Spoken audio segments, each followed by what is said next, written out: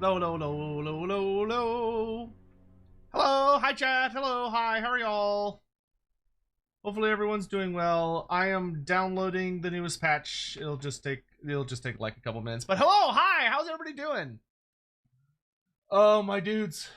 Today is Saturday, which means first of all, that means that tomorrow we've got Lore Beards. We're on tomorrow. I probably should put out an announcement about that before I go to bed. But we do have Lore Beards tomorrow, which I'm of course very excited about.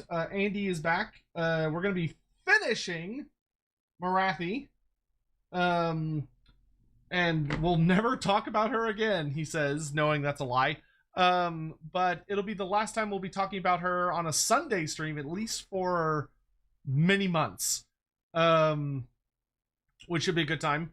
But especially because I actually got the first edition Daughters of Cain book back into my clutches because I don't know what I did with my original copy.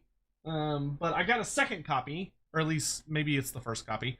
But I got one, and there are a couple little things we got wrong that I want to make sure I correct at the start of the stream, which should be a really good time. And then from there, we have the Tuesday stream where we'll be finishing our What If Marathi Took Over the Colleges of Magic, which will be a really good time because we have guaranteed vampire count, or we have guaranteed Marathi Neferata Yuri, which will be wonderful. That'll be excellent. So should be a good time, but hopefully you're all having an excellent weekend. It is weirdly cold here today.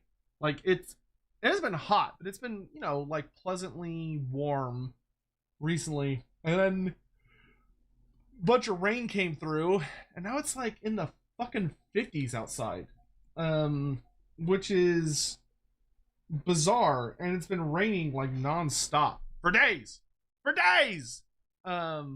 anyway, I'm intending on playing quite a bit of Final Fantasy tonight. At the very least, I'm going to finish Summoner and Scholar tonight and start on Ninja.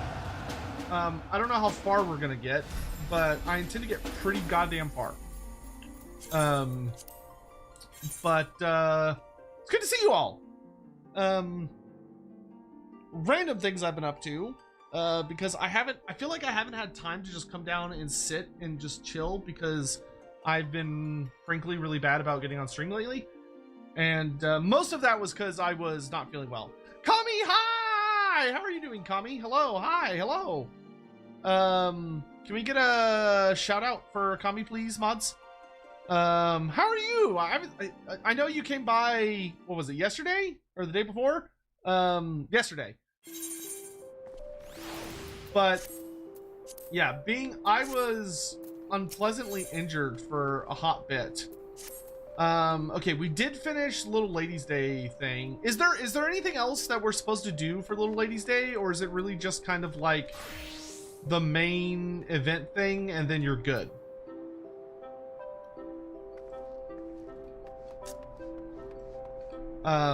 But yes, for anyone that doesn't know, I can actually talk about this now because I'm not like distracted. Oh, if you want more items from the vendor, you do the fate. Okay, I don't care. Wait, where's the vendor? Maybe I should see if there's anything they have that I want. Are any of you the vendors?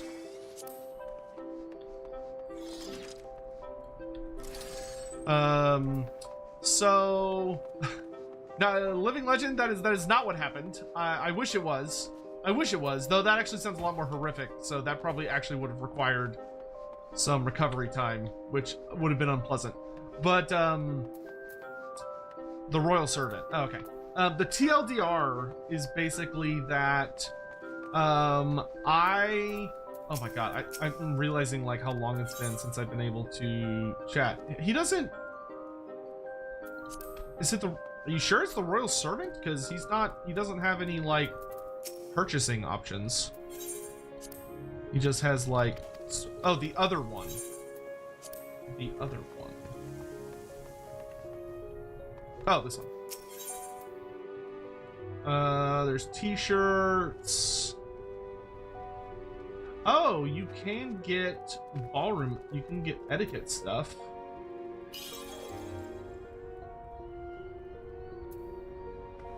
I kind of want the 2 etiquette things, so I'll get those. I'll get the 2 etiquette things. Do you just do the repeat quest, or do you just do the fate?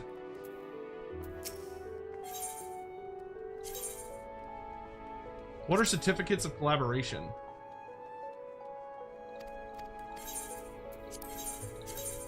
Oh, you sent me a... Oh, yeah, no, I found them. I found them. I have 4 tickets already. Ah, 6 Marathi streams is fucking crazy. It wasn't intentional. Oh, you're right. I do have enough already. Haha. Yoink. And... Yoink. I don't really have anything I want from the other ones. I guess I could get a t-shirt. Let me get sexy cat girl t-shirt. Thank you. Why do I have so many of these? 6 Marathi streams out Pancreas. We couldn't let him in. Like, listen, I didn't want to pay the fees for having to clean up the floor from where he would have been standing, because God knows it would have been sticky, and we don't have a janitorial staff here at Lord Beards, and I don't intend on getting one just to deal with his bullshit. So there you go. But the TLDR for that whole thing was that I was... Oh, that's right. I was doing Beast Tribe stuff, and then I got hit by that stupid fucking... Oh my god, there's so much stuff we can do. Cool. Ehrenwald's Adventure. Okay, don't want to do that yet. New Contender. What is this quest for? Oh, that's to unlock a new Beast Tribe. That's what that is. That's to unlock a new Beast Tribe. Okay, so I think the only thing we would need to do today that isn't directly related to leveling this career is Big Fish, which I'm not gonna worry about right now. We'll do that in a little bit.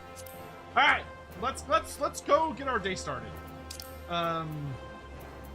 So I've got some quests I can do for my career here.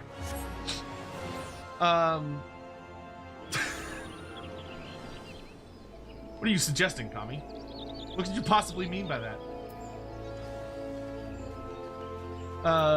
If I start having a bunch of sexy ladies on staff, people are gonna whisper things, which is exactly what I want in life. How do I want to do today's order? So we've got Book with a Bite, which is new summoner quest. Sure, let's start with that. That's fine.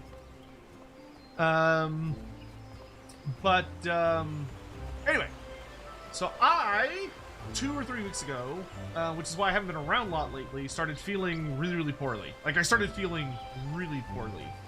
In fact, I want to focus on storytelling right now, so I'm going to ask if anyone wants to do dailies and weeklies.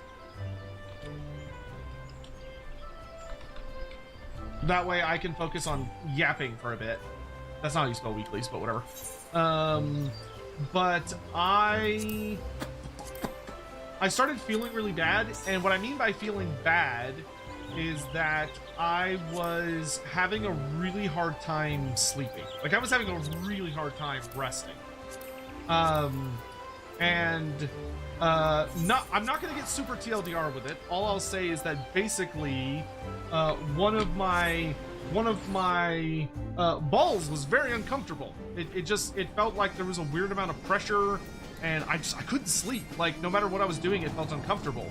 And it was weird because it wasn't painful per se. It was like right on the cusp of being painful. But I wouldn't describe it as painful. But it was uncomfortable enough that it made sleeping really difficult. So, like, tried kind of waiting it out. Wasn't going away. If anything, it was getting worse and worse and worse and worse. And, like, it was just turning into a whole thing.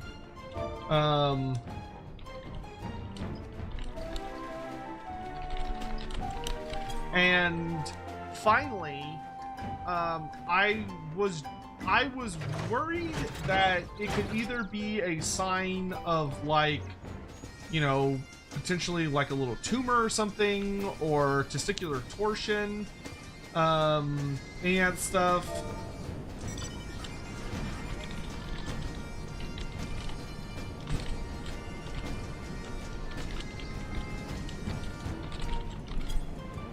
And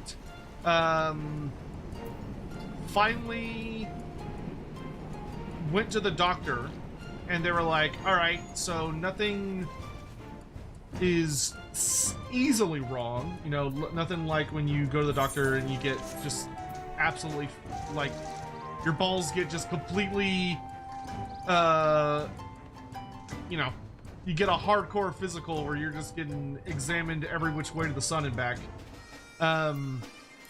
But they were like, okay, nothing's like super obviously wrong from an easy view. So what we're gonna do is we're gonna get you a, what's it called? What's it called? What's the thing they do to pregnant women? That thing. I'm drawing a blank on what it's called. I can't do Alexander on this career, that's annoying. Ultrasound! There we go, an ultrasound. So I had to get an ultrasound. And, it was fine.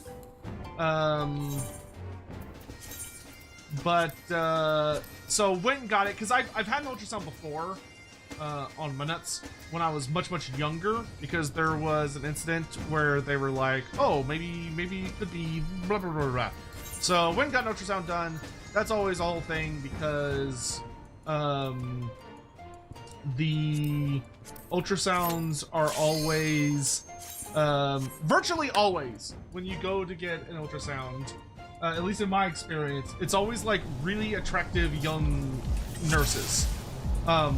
Like, I mean, they're my age, but, you know, they're like, they tend to be like really attractive women. And it's just like, great, I'm gonna go get a bunch of like weird, hot, liquid smeared all over my nuts by attractive women. What could go wrong? But after getting everything checked out, got that done, and what it basically boiled down to was I had what's it called? Where am I going? I think we're going this way? Or is this where we came from? Oh no, this is the right way.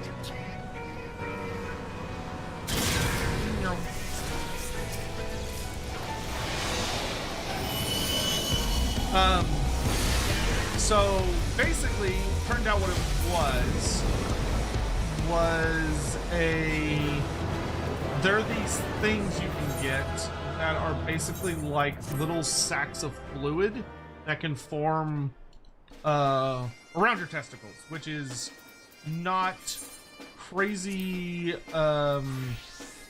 unusual, but they can become super uncomfortable. And it basically boiled down to either it will go away on its own as you just kind of move around and you do stuff and yada yada yada, or it'll get worse, and if it gets worse, you gotta go see a surgeon that like specializes second coil of Bahamut. Okay. Can't remember if that one's not too horrible. Okay. Wait, which stage is it? Turn 2.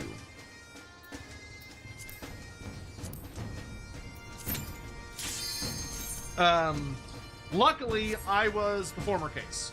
So it ended up being one of those things where it was profoundly comfortable and it got worse and worse and worse and worse. And then it finally got better. And wait, have I never done this before? Oh, it's because it's the Savage version. That's why.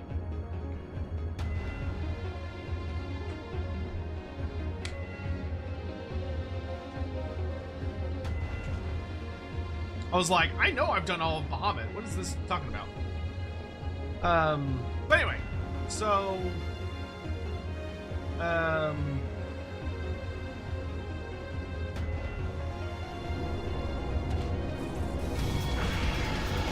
luckily I was in the former case, so instead of it being an issue where I would have had to go see a surgeon, it ended up being one of those things that just kind of resolved itself.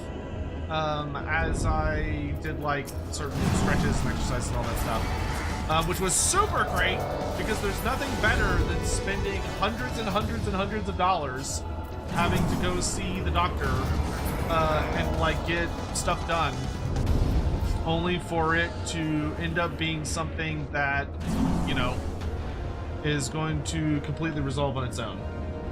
Just the best feeling in the universe. Because American healthcare makes me want to, like, shoot myself.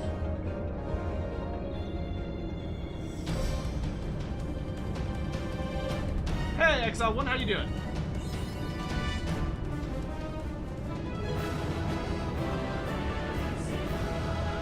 Bro, I was not paying attention that entire time.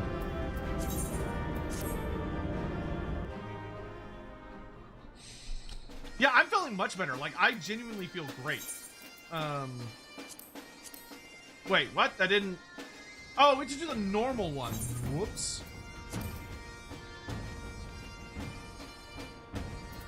My bad. Yeah, free money, that's fine. So, that was a whole super annoying, terrible thing. And I am... like, I'm glad it wasn't anything more serious. If I had to go back in time and do it again, you know, knowing what I know now, I'd be like, oh, well, I'm fine. I don't need to go to the doctor. But I don't like to play games with medical stuff. Like, I'd rather go get it checked and it turned out to be fine and it's not a big deal than not get it checked and just hope upon hope that it's gonna go away, and it doesn't, and then, you know, suddenly you're like way worse. Like, I have a cousin. Well, my cousin's husband is dealing with something similar to that right now. Where, like, he had kind of been feeling poorly for a while, but hadn't really prioritized getting it checked out. And turns out he has cancer, and he has, like, really, really bad cancer. Which fucking sucks. It's just rough. Like, I'm not gonna get into a whole thing, because otherwise I'll start rambling and I won't stop. But it is very frustrating to me that, like, the only thing that stopped me from going to the doctor immediately was, like, a slight concern of, oh, can I afford to go to the doctor right now? Like, do I have enough money in my bank account to go get medical procedures taken care of? Because I'm worried, like, because then I'm not going to have money to pay for other things. And it's like, it pisses me off, dude. Like, I have good health insurance. I have good health insurance that I pay, like, $600 a month for. And it did absolutely nothing to help, which is the crazy part.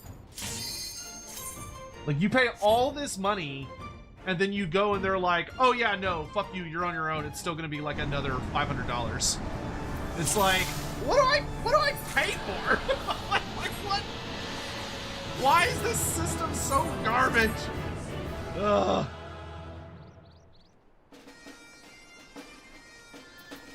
But anyway, that aside, getting back to more wholesome, interesting things. So that's where I've been for a lot of it. That was very stressful, and of course, when I get really stressed, I tend to get depressed, and when I get depressed, I just kind of exist instead of like doing the things I should be doing, like actively streaming, or any of the other million things I could be doing.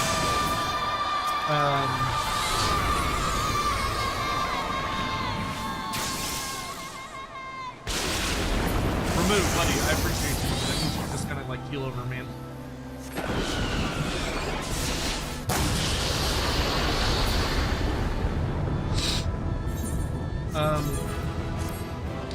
Good news is, I did finish cleaning up my painting desk, so that whole area is now cleared out and ready for me to start streaming again. So like we could start doing things like painting streams, and I'd also like to, I have a bud that comes over that I play cards with on a regular basis. We play a card game called Union Arena that I'm actually really enjoying, and trying to kind of take a bit more, like I'm taking it relatively seriously because I can do stuff like, because I'm like a certified judge for it, and it's becoming much more popular over here in the States. So I'm like, oh, like this hobby makes me really happy and I'm really enjoying it. So I kind of like to introduce it to y'all if people would be comfortable being introduced to that. I don't know if that'd be something where I'm like, how dare you? But I'd probably only do it on Twitch. I don't think I'd record it for YouTube, at least anytime soon. But I'd like to start introducing y'all to some buds of mine. And being able to let y'all kind of see behind the curtain a bit. And meet some pals of mine and all this stuff. Okay, do I have to reroll now? 3 and 7. No, I can reroll after the next one. Okay, so Containment Bay, P1T6. Anyway, we haven't had that one as an option in a while. P1T6.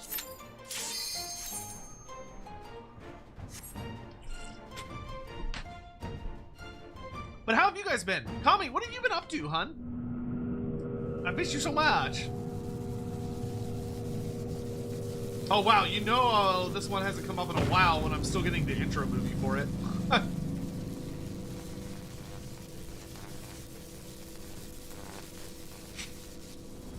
My dad's heart and kidneys are close to failing. He sucks to go to the doctor to take his medicine despite that all his bills get like 97% covered by Medicare. Yeah, I mean, I know a lot of people that are just really adverse to dealing with medicine stuff. Because they either... But a lot of people are like, oh yeah, this is the super fucking hot guys. God damn, dude, she's got the underboob and everything. Hot damn. Kami, yeah, I was asking what you've been up to. I know a lot of people that are, not a lot of people, but I've met a fair number of individuals that just like really don't like going to the doctor because they almost live by the mentality of like, if they don't go, then it's not real.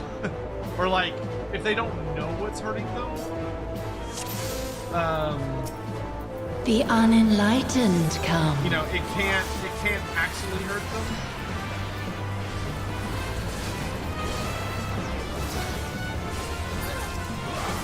Hey, look at that. Yeah, that is definitely like top tier icon I would absolutely destroy. Working on the Kami Cube, busy working on hampers. What is the Kami Cube? Any interesting loot? The Sophic Edge. Is that a good looking sword?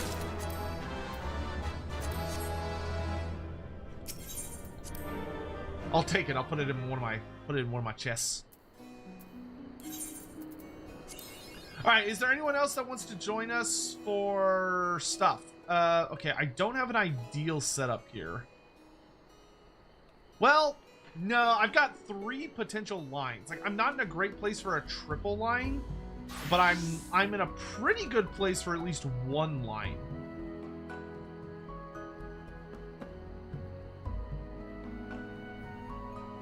Oh, you're working on a mini PC. Oh, okay. That sounds fun.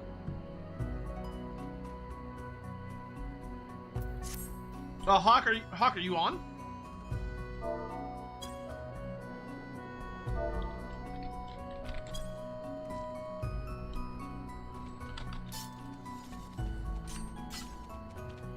I can switch to my, I can switch to Summoner for this part. There he is. Sent me a DM, the comic cube. Ah, it's so cute. It's just a cute little box. That's really fun. Oh, that's fun. Have you finished it, or are you still, is it in progress?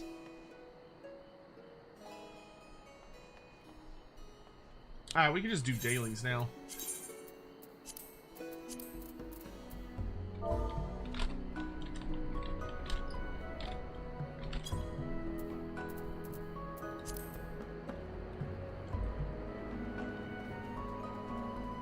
Man, I know so many people playing the new WoW expansion.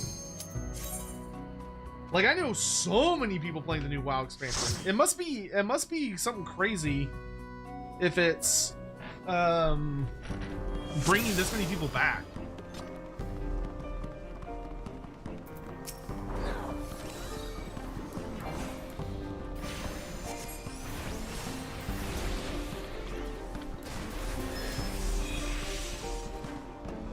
Oh, I was like, why am I not? It's like, oh, I just carbon.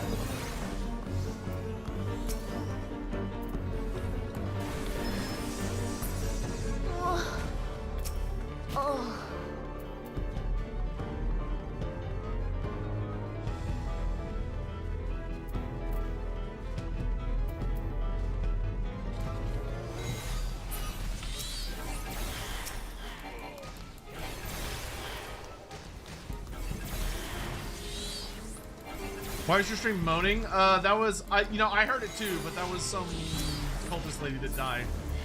She just wanted to die really sexily, which I can appreciate. Hey, Biofoot, how you doing? You dwarf Horton? We're not dwarf Horton. We're summoner spanking is what we're doing. I'm throwing hands tonight.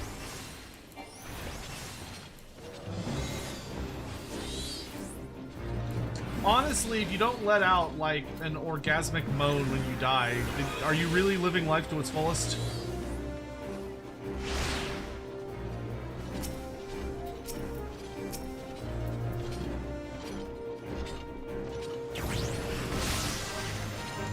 Why die normally when you can die sexually?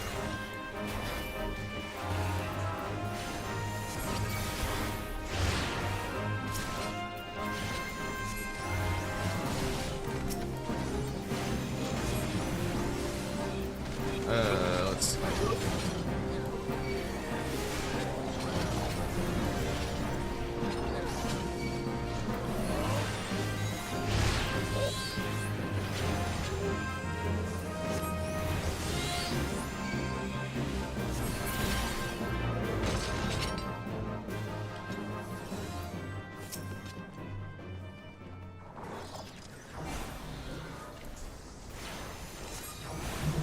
Hey, Bormesia, what's up? Oh, the other thing I was going to say is, and this actually, this relates to your super chat. Thank you, by the way. It's Saturday, which means we are 7 days away. 7 days away from the very exciting release of the new Grand Cathay book. And like, holy shit, I'm so excited. Why is this guy so far away, Jesus? I am so fucking excited for the new Grand Cathay book, dude. The lore tidbits that, I wouldn't say they've been leaking per se, but the lore tidbits that have been coming out from the new Cathay book are fucking wild. Like, we got art of the Moon Empress, So we got like an official look at what she just looks like. We've got what else is in there? Obviously we're getting like a bunch of just new lore about the Dragon Empire in general, of Grand Cathay. One of the things I saw that's really interesting is there's a fascinating continuance of the lore of the Monkey King. So like I saw a story beat about how there's a scene where the Monkey King apparently came down from the mountains of heaven at the head of his army and attacks Grand Cathay, especially the lands of Li Dao, the fire dragon of the south. And as he's fighting Li Dao starts getting pissed and begins investing very heavily in efforts to kill him and to fight him. And it boils to a point of as Li Dao's getting ready to confront the Monkey King for like the big time showdown, instead of allowing it to happen, the Celestial Dragon Emperor, like with all haste, makes his way down to where they're gonna fight, and he goes, hey, like, stop fighting, like, we're not gonna fight today. And to placate the Monkey King, he gives him a gift, which what he gives the Monkey King is he gives him a crown, to like a beautiful crown to wear upon his head. And if you know anything about the Journey to the West, or like Inuyasha, or any of the stories that are completely ripped from Journey to the West, then you know what that crown is. Which, for those who don't, it's a crown of control, basically. It allows someone... so in the original myth, the Monkey King is this absolute leader who is... oh, I should have resurrected our tank. God, I'm so bad at remembering I can do that.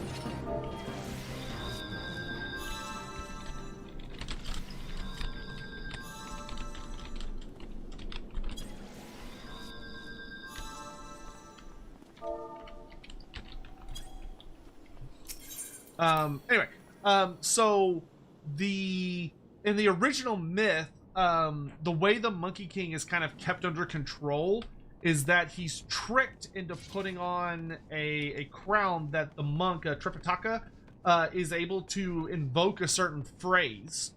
And when he says the phrase, it basically causes the crown to like shrink on the Monkey King's head, like causing him a lot of pain. And it's enchanted so that he can't take it off. So that's what we're seeing here from the Celestial Dragon Emperor, is that the Celestial Dragon Emperor tricks the Monkey King by giving him a kingly gift that he puts on his head. And what I'm betting is going to be revealed is that the Monkey King cannot take it off, and that Cathay is able to use it to try and control him. Which explains why he helps Grand Cathay as often as he does.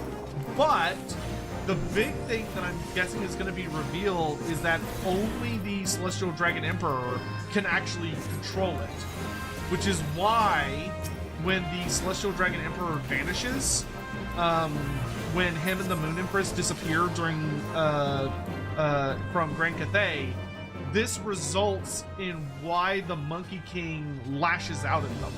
Like, the Monkey King teams up with the Skaven, and he attacks Grand Cathay at the head of like a giant combined legion, and he takes the Celestial City, Wei Jin.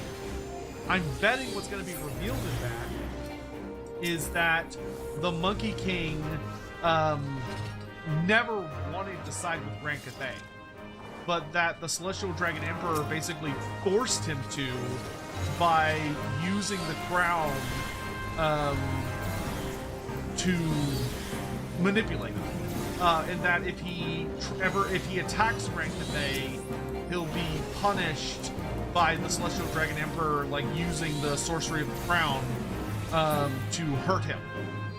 But with the Celestial Dragon Emperor gone, that results in the Monkey King basically being freed, and he's able to attack. He's basically able to attack Grand Cathay with impunity. Either that, or maybe the Skaven invent some method. The Clan Eshin Skaven managed to invent some system or method that allows him to circumvent the crown, which is what leads to like the big climax of the Time of Darkness and Disharmony, which is all super fucking fascinating to me, because there's such an interesting story implied in that of maybe the reason the Monkey Warriors side with Grand Cathay isn't about choice, which would be a really sinister, that would be a very, very sinister thing for Grand Cathay to do that I would actually really enjoy, because I think it helps add to their complexity of that. If Grand Cathay basically has this like noble view of like, oh no, we work with the Monkey King, we we talk with him, we bargain with him, but that's a lie, and what they actually did is they enslaved him, which I think would be really, really interesting. Man like Pegasus, how you doing, dude? Just watched you guys Rumble Lordbeer stream for the first time. Oh, I'm so glad, dude. Man, I need to, if there's one thing I need to figure out how to do, and I don't know how to do it, is I need to find a way to advertise past Lorebeard episodes around better. Because I feel like whenever someone that has even a remote interest in Warhammer ends up watching them, they tend to like really, really enjoy them.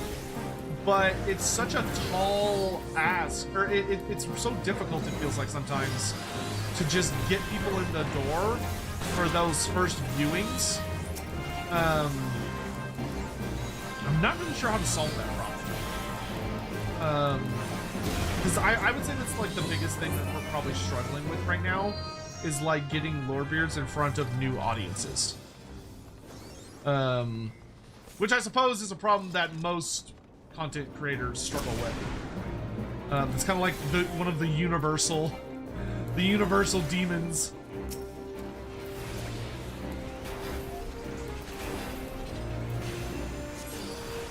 Oh, I'm so sorry. Prometheus, to answer your actual super chat, Adepticon is coming. What is your prediction for the Old World Showcase? What do you think is going to be coming? So, the biggest thing that I'm expecting at the Old World Showcase, personally, is I'm expecting a Grand Kislev reveal. The biggest thing that I'm expecting is for them to maybe reveal the first Kislev book, if they're going to do something big. Alternatively, I could also see them announcing the Dark Elves and or Vampire Counts coming back to the setting. There's been some really, really strong rumors lately that the Vampire Counts and the Dark Elves are going to come back. And this is actually supported, in my opinion, by the newest Cathay book. Because the newest Cathay book actually has lore notes about the Dark Elves. And if you've been keeping up with the old world, GW's been doing this thing that's kind of obnoxious, and I hate that they do it. I understand why they do it, I just hate it. But GW does this thing with their books where if there is a faction that's not currently playable, then Games Workshop acts like it doesn't exist. So like if you're reading the old world lore from any of the new Arcane journals, it'll basically pretend like Lizardmen, Dark Elves, Skaven, and Vampire Counts, like none of them exist. Will be the way that it treats the setting, which is obviously very dumb, and I hate it.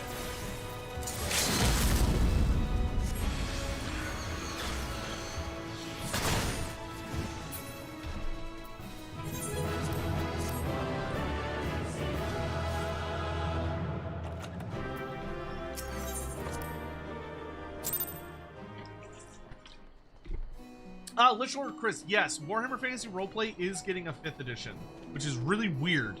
But they are giving us a 5th edition. To my understanding, it's not really a 5th edition. It's more like a, it's more akin to a, it's more akin to a 4.5 edition, but they're calling it 5th edition. Man like Pegasus, I wanted to ask, did you enjoy the stream? Oh, there's a little baby. They've never done this dungeon before. Hey, oh. If I can spell, that'd be great.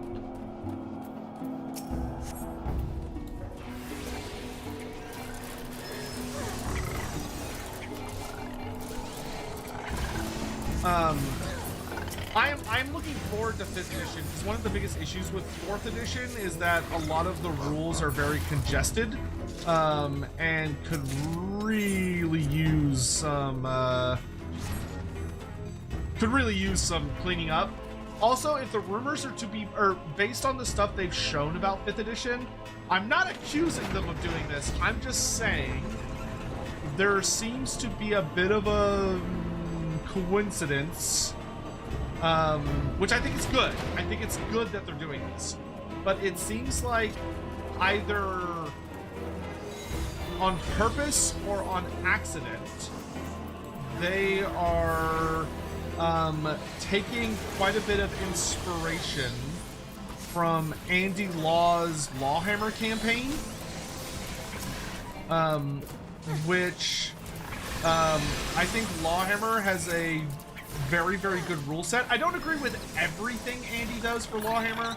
Like, there's a couple rules that I'm a little more like on, but it does seem like they are genuinely taking several of his rule sets, and I don't want to say that they're like deliberately doing that. I'm not going to accuse anyone of stealing, but I can't help but notice there are some striking similarities. But once again, I think that's a good thing, not a bad thing. What are my thoughts on the recent AOS Grumbrindle book? I haven't read it yet. I have it sitting literally next to my bed, but I've only recently. This is so. Remember, I don't know if you were here for the start of the stream, but at the start of the stream, I was actually talking a bit about how I was having a fairly hard time recently because I was feeling very unwell. And part of me feeling very unwell was that I was not able to lay down or sit for long periods of time. It was very difficult for me. So I kind of was always like trying to like stand and go places because otherwise I was in pretty profound physical discomfort. And so because of that, my ability to read kind of collapsed to basically zero. So I wasn't really able to sit down and enjoy any books or video games or anything because I didn't like, it was very uncomfortable to sit still for long periods of time. So now that I'm feeling a lot better, I've actually been getting back into reading and such. So for instance, I just finished reading the short story that is the prequel to Starseer's Ruin, because I actually got Starseer's Ruin! I finally got a hard copy. It actually showed up quite recently. So I'm about to read Starseer's Ruin, and after Starseer's Ruin, I'm going to read the Grumbrindle book. It's my current reading order. I also read a manga for the first time in like years. I read a fairly new series, the first arc of a new series called Kagurabachi. Really enjoyed it. I actually really enjoyed that. I thought it was a fun series. I wouldn't say it was like amazing. Like if I had to give it a rating based on how I currently feel about it, I would say it was like, I would give it like a really nice, like a strong 7 or 7.5 out of 10. Like, it's got a lot of really awesome fight moments, and the world building is pretty interesting. I think the story suffers a little bit at times, because it sort of feels like it rushes through some stuff. And I also feel like a lot of the characters, and granted, the universe explains why this is the case, but I feel like it has a little bit of a bad habit of like the heroes developing god tier superpowers in the middle of a fight. Like without like there's explanation for it later in the series, but like a lot of the heroes will just like pull some bullshit out of their pocket like the last second, like I can do this now, and you're like, oh my god, all right. But I really enjoyed it. You should read Freerun. I think the next thing I'm gonna read is probably gonna be Chainsaw Man. Because I have greatly enjoyed the animations, or the anime, but I've heard there's a lot of additional context and a lot of extra scenes in the anime, or sorry, in the manga. Freerun, I would like to read Freerun as well. But I'm trying to read more often. I'm also almost done with the Divine and the Infinite. I think I've got 6 hours left. No, I think it's less than that. It might be like 4 hours. But that one's an audio drama. But I'm almost done with the Infinite and the Divine, which has been really fun. The Infinite and Divine is a very well written book. The voice acting of the audio drama is also absolutely, well, it's not an audio drama, sorry, it's an audio book. But the audio book is also absolutely spectacular. Like 10 out of 10. 10 out of 10.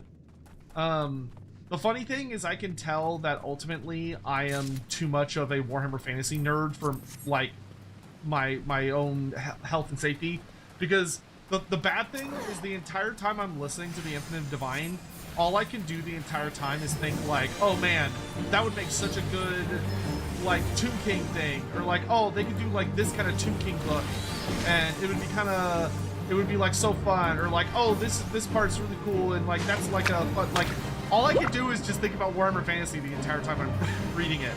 But Infinite Divine is super fun. I think it is probably it's definitely up there. Like I would put it in probably like my top 10 Warhammer books ever. It's so good.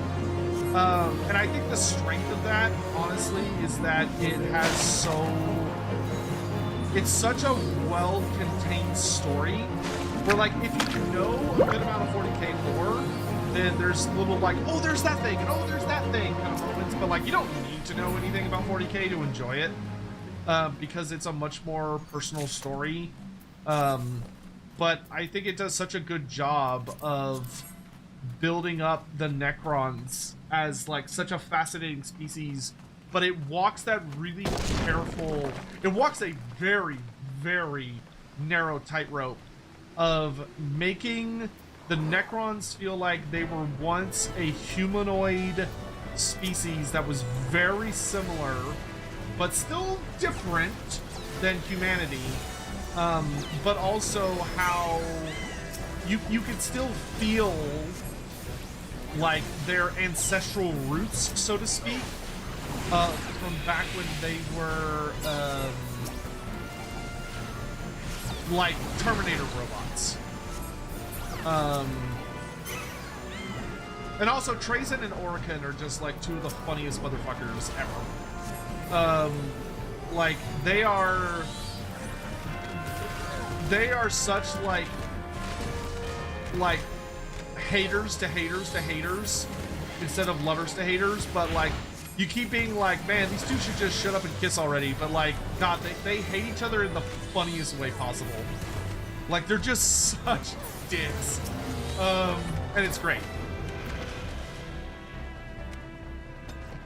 I've greatly enjoyed it. I also think that they did a spectacular job of how to tell the story, of instead of doing the classic Warhammer thing where they're like, oh, we're gonna tell the story of how this character became this character, in that like they were something completely different, or oh, we're gonna tell the story of like what this character is doing now, but because of that, it's going to be difficult for there to be much in the way of stakes because you already know they're going to survive it.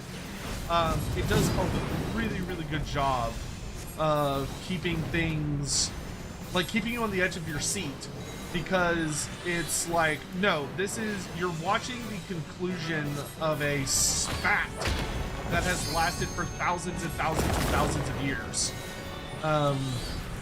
And you're so excited to see which of these two assholes is going to come out on top in their absolutely ridiculous duel that, yeah, it could have greater ramifications for the galaxy, but it probably won't. It could, but it's more about watching this dramatic interaction between them, which is just so fun. Ooh, I got a higher tier ruin spell.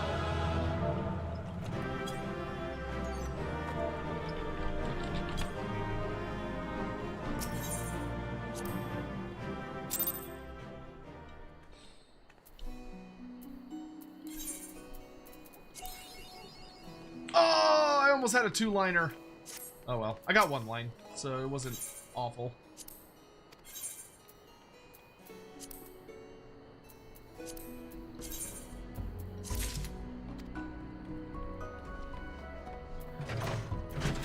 Alright, I'm gonna real quick do my Dark Knight stuff.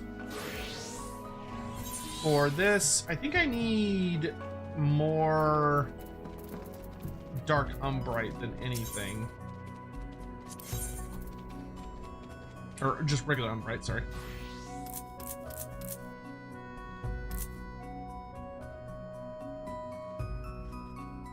Let's get 10. And I'll spend the rest on some of these. So we'll get, how much ink do I have? I have 1 ink and 1 mist. So let's get 4 ink. Let's get 9 ink. And we can get 9 mist. And then we'll do another 5 of each. And then we'll get another 8 Umbrite. That's a pretty good mix. That's a pretty good mix. After Gromberdoll book, you'll begin Horus Rising, right? After I finish Infinite and the Divine, I'll start Horus Rising. Because I think I'm gonna listen to Horus Rising. I think the 40k books I'll probably mostly do as audio dramas or audiobooks. So whenever I finish one, I'll just move on to the next one. So I'll start listening to Horus Rising as soon as I finish Infinite and the Divine.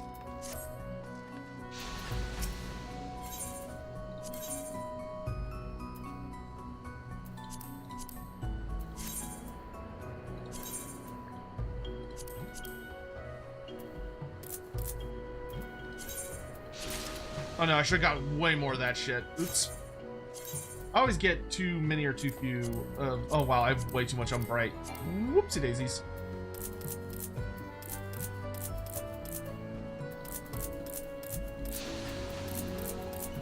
Oh, are we gonna hit it?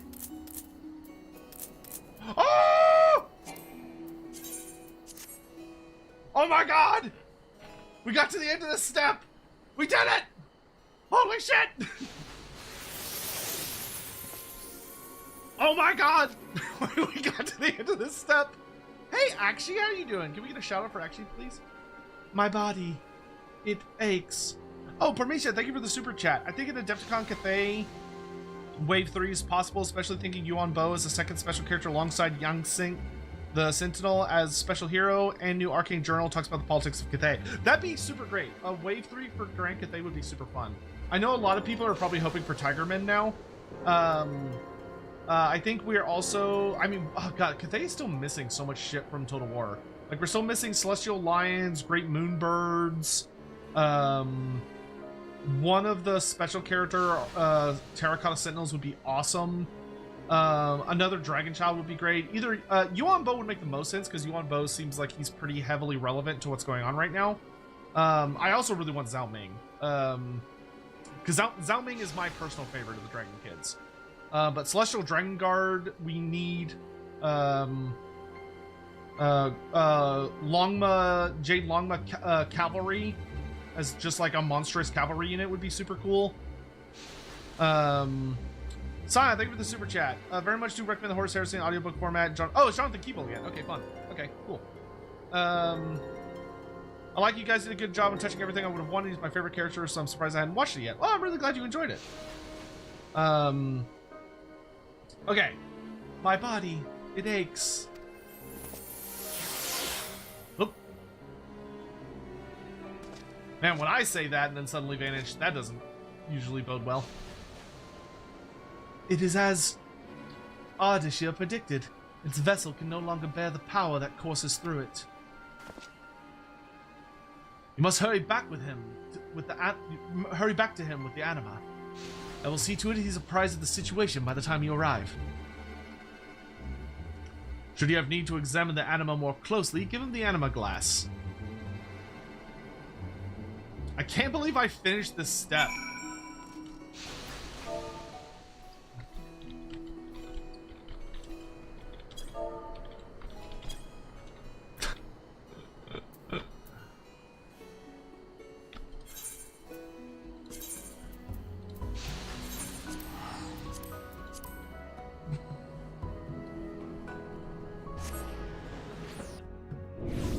Oh my god, this step was so long, dude.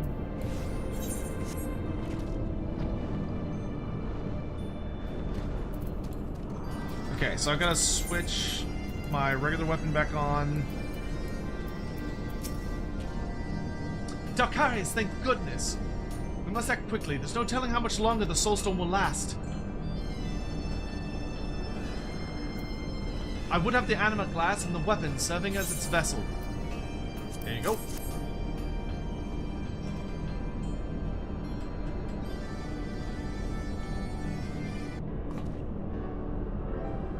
As I feared, the anima's vessel has reached its limit. We must remove the soulstone at once.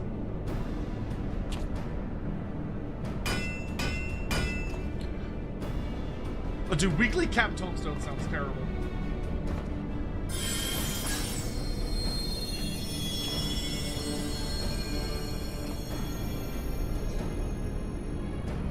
Any books we're looking forward to coming out this year? Not that I recall off the top of my head. The Soul Stone appears to still be intact. Ready the new weapon, Geralt. The Soul Stone must be set before it begins to degrade.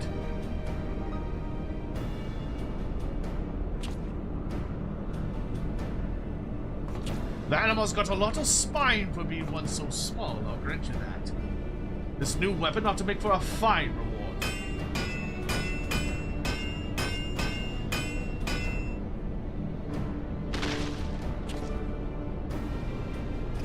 My dude collapsed.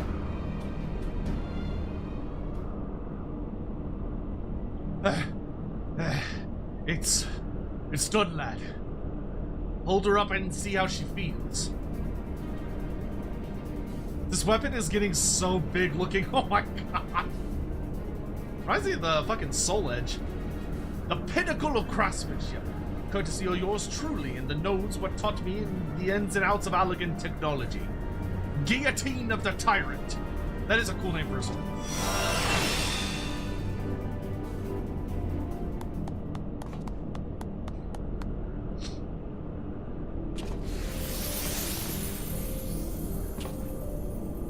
My body, it feels so light. What manner of arcane magic caused this?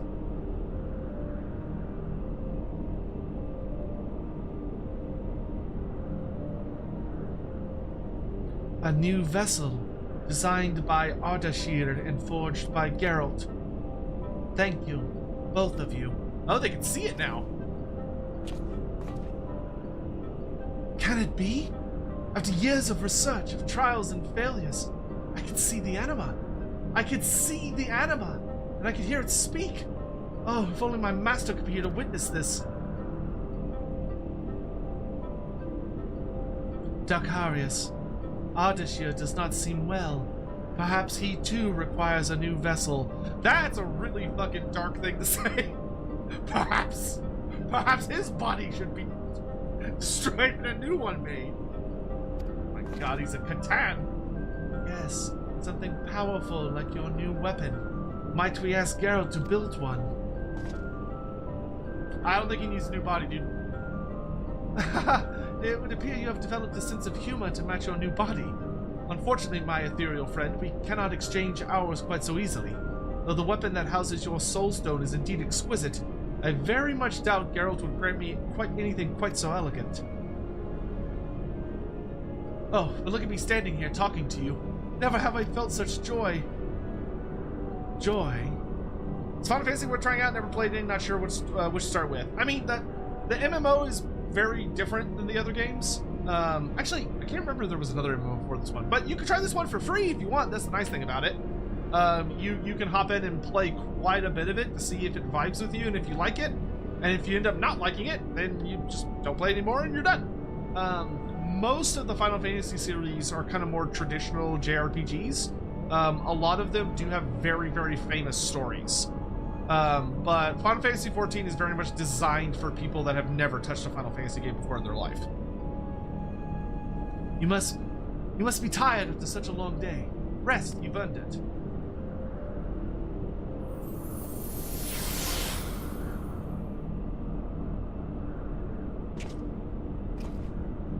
This marks a monumental breakthrough in our work. Though it still appears to want for knowledge, our goals are all but realized. I can think of none better suited to teaching our young charge of the world and its wonders. Aye, you can see to it your anima doesn't turn into a sniveling little shite like his lordship here. One is plenty.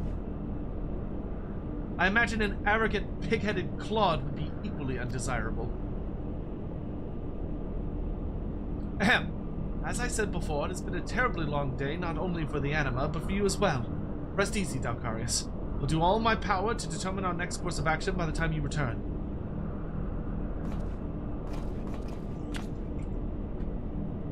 We've gone and done it now, lad.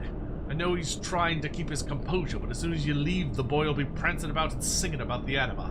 I wouldn't count on him being ready to work again anytime soon. At least you've got nothing to worry about so long as the anima is with you. Take good care of that weapon, you hear? Guillotine of the Tyrant! The anima has reached beyond its limits, the weapon housing and soulstone forged anew. And now I get to start a brand new step. Is it future-proof? Is that the next step?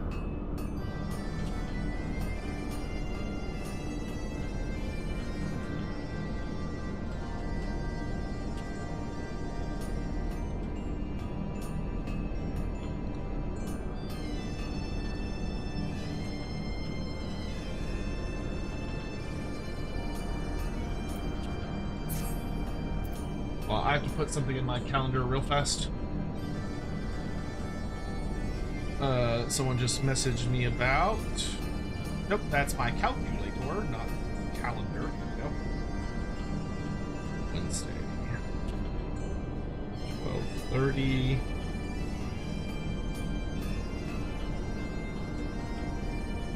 Set alerts and title save. What with the quest icon?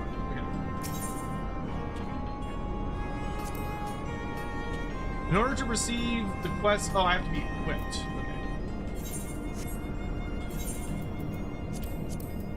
Okay. That sword is fucking huge, Jesus. Undertake this quest as Darkmane. This will give me the sharpened guillotine. Wait up to session 1 of our Soulbound game. Oh, give me all the deets. Now that the anima can maintain a form seen even by those without your abilities, it is fair to say my research is all but complete. Our last task being to refine any abilities it has gained thus far. Once that is finished, I shall return to Raz-Atan and make it ready to present my findings. I dare say our work here shall forever change the study of arcane summoning as we know it. Which character is the most likely to do a 6-7 joke? So you're asking me which character is the most cringe? God, honestly, it would probably be like Scoblin Tail. I don't know why he's who jumps to mind, but he really jumps to mind. The hell's you going on about, boy? I understand being excited what with us finally seeing the anima and all, but I think you're losing sight of what our work is all about.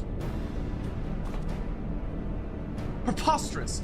The goal of my work was to create a sentient being capable of independent thought, which could then serve to help others. That right. And you really think you've accomplished that? Bollocks. Ain't no way something what's grown that much, that fast, can be in any kind of stable condition. We've poked and prodded the damn thing more times than I'd care to count, and by the grace of Rauger, we've somehow managed not to mess things up. But tell me this, what happens when we're not around when a new weapon is smitten? I'll tell you what, it'll grow too big for its ethereal britches and keel over. What the anima needs now is a body what'll handle it no matter how strong it gets. Until we figure that, your work amounts to naught but piss in a kettle, if you ask me. Oh, but what do I know? I'm just a know-nothing sot with a hammer. No doubt a refined, scholarly lad such as yourself has already considered such complications. The only thing more insufferable than a drunkard is when he is right. I was so blinded by its radiance I did not stop to consider the future, putting my own desires before the needs of the anima. Right, well, there'll be plenty of time for moping after we've finished, and I'm free from that witch Rowena. For now, we need to think of a way to give the anima a new permanent home.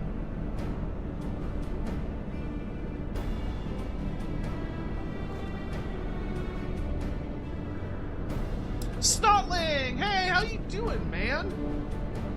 How's life treating you? The weapon holding it now should be fine for the time being. Just keep an eye on the anima while we figured out the rest. Actually, I may already have a solution. I'll bet an interim one, thanks in part to Ulan and her studies. We were working on a potion of sorts to fortify the anima weapon, that it might abide further growth. The difficult proved in our need for ceruleum. It would need to be distilled to serve our purposes, and we simply had not the means to do so. As fortune would have it, though, we caught word of a renowned distiller recently come to Idleshire and immediately sought him out. After making our case, he was all too happy to assist. Blamprest is his name. You pay him a visit and see how things are coming along. There are other preparations to be made, of course, but Geralt and I will see to them. Everything should be in order upon your return. Oh, and is Slade Spire 2's already out? Blamprest, eh? That gives me an idea.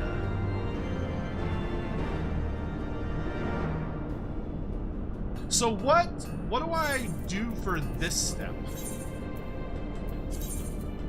Like, what's the like grind thing I gotta do for this step?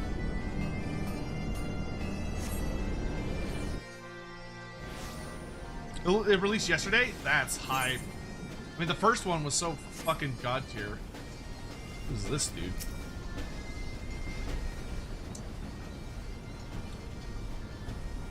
Welcome, friend. What can I do for you?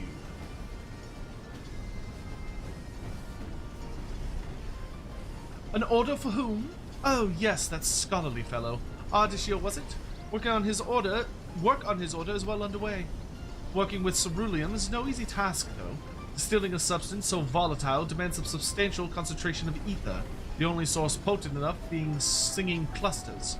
Quite the rarity, you know. And for an order like this, why, I would require 50 at least. Procuring such oddities is beyond my abilities, but I have enlisted the aid of 2 fine young mages to see the job done. But only the price of their services were not so steep. Oh god, they're twins! There you are. You've brought what you asked for. I trust you're prepared to hold up your end of the deal. My, what fortuitous timing! This gentleman here was just telling me how he would love nothing more than to offer you his services in my stead. You bitch. Ahem. These are the 2 lovely ladies I was telling you about, remember? The ones collecting the singing clusters you require. Pleased to make your acquaintance. My name is Amphalise, and this is my sister Angelette. I will keep matters brief. Blamprest agreed to undertake certain tasks in exchange for our help. If you would serve in his place, we will compensate you with the clusters you seek. Agreed? Is Final Fantasy lore / setting comparable in quality to Warhammer? Yeah, well, okay. I would say in many ways you're probably going to find Final Fantasy as a setting in some ways will be better and in some ways will be worse. In some ways it'll be much better in that it has had a much more carefully curated set of design focus on it. So it's had better, more careful, planned guidance throughout much of its various lives. However, I will say that because it probably has a lot less material than you would expect, because there is a substantial amount of self-referential material and a lot of repetitive aspects as the various games reference back to the games that come before them. And many of the early games were very, very simple. Warhammer Fantasy, I think, or Warhammer in general, is probably going to be a much bigger world. It's probably going to feel like a much fuller, evolved place that has a lot more going on and a lot more examination of many more different things. Whereas Final Fantasy is, of course, going to focus more on a more traditional, RPG focus. So, like, if you're following the story of a particular character, I think often will probably find a more complete experience in Final Fantasy. But if you're looking at the world overall, you'll probably find things more exciting and developed with 40K or Final Fantasy. So, would I say they're comparable? Kinda, but they're very different beasts. What's the chance of Tomb King storyline to continue? Oh, yeah, that's a good point for Misia. That would actually probably be my prediction. My biggest prediction for Adepticon would actually probably be that we're going to get the upcoming storyline for the Tomb Kings, which is going to be the Tomb Kings versus the Wood Elves.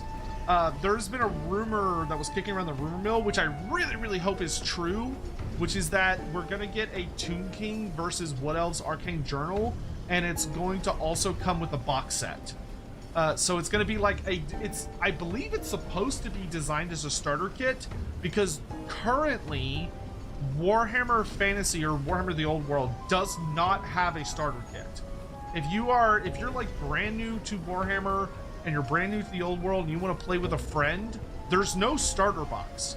And for those that don't know, starter boxes are all about that. They usually will have two armies in them. They basically are designed to fight each other. So like for 40K, you had the Ultramarines versus Tyranids box set. For the upcoming 11th edition for 40K, it's pretty much guaranteed that it's going to be Orcs versus Space Marines box set. For Age of Sigmar, the current Age of Sigmar edition, which is 4th edition, has Skaven versus Stormcast Eternals as the box set. Is that right? Yeah, it's Vermin Doom, so it's Skaven. Yeah, Skaven. So we don't have that yet for the Old World. The Old World needs a appropriate starter set to support people that are new to the game, especially. And Tomb Kings versus Wood Elves would be pretty hot. That would be pretty hot, especially as long as they were all new kits. If I would be upset if there were any like repeating kits, but if they were like brand new sculpts, so if we had like brand new Tomb King chariots, brand new Tomb King skeleton warriors and archers, maybe some brand new Tomb King cavalry, maybe a new Tomb Scorpion, and then for Wood Elves you got like new Treekin, new Glade Guard, new Eternal Guard, new War Dancers. Like that would be so good. All of that would be amazing. Maybe a new like Spell Weaver on Unicorn, maybe new Warhawk Riders. Any of those would be super great. Has Return of Reckoning gotten any updates? Yes. Yeah, they actually just put out a really, really big patch update, like very recently. They've been busy. They mostly finished restoring the base game. They've been adding new content, so they've been like creating their own dungeons and doing a bunch of other stuff. Splendid. Now that that's settled, I'll leave you to it. When you have what we need, come back and I shall see about distilling that elixir. Ah, that reminds me. A merchant in Rowena's employ deals in singing clusters. I believe it was Heshmina. The names all sound alike. At any rate, if you find their task to be too much trouble, you can always try striking a deal with her. Singing clusters obtainable. You can now get a repeating quest. By completing either of these repeating quests, you will obtain singing clusters. Singing clusters may also be purchased from Heshmina for cultural promotion. Okay, my people in chat who are smarter than me, is it better to do... Oh, no, there we go. So one quest is weekly, the other is daily. You can buy more with Poetics. Oh, joy. Okay, so I'll go ahead and grab both of these. Have you come to help me? I'll gladly pay you a singing cluster. If you do, I promise. Yeah, what do you want? You will? Yay! Blamprest is so mean, forcing his work on others, but brave adventurers should have no trouble. My work requires the use of very special fabric. I weave it myself, but before I can use it, I need someone else to arouse the magic sleeping inside. That's where you come in. I want to use the memories of your toughest battles to waken up. But you can't do it just any old place. You have to take my fabric to the place the fighting happens, so the memories are fresh. Oh, okay, you just do these with roulettes. You're prepared to work then? Good, very good. Now, if you are an adventurer of any merit or distinction, I would ask of you is simple: recounting of your travels and your most spine-tingling, exhilarating battles. Only then. Okay, so this is a single tale with scarcely. That's why I insist you must write me 3 gripping tales, daring do, and these are yours. Oh, okay. Yeah, that's fine. That's shit I'm gonna do anyway. Do I have to do them with the weapon equipped? Or just on any character slash weapon?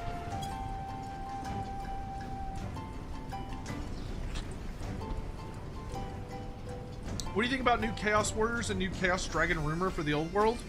A new Chaos Dragon would be fucking sick. A new Galroch model would make me... I would piss myself out of excitement. Thankfully, no. Okay, great. So I can focus on leveling Summoner. While also doing these. Great. Excellent.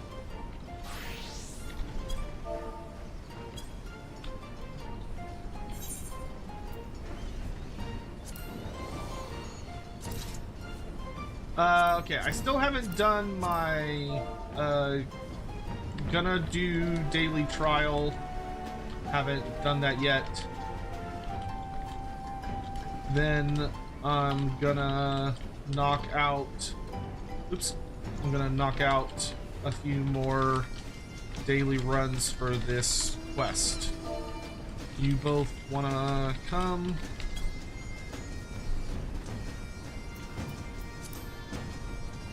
Hawk, you wanna come?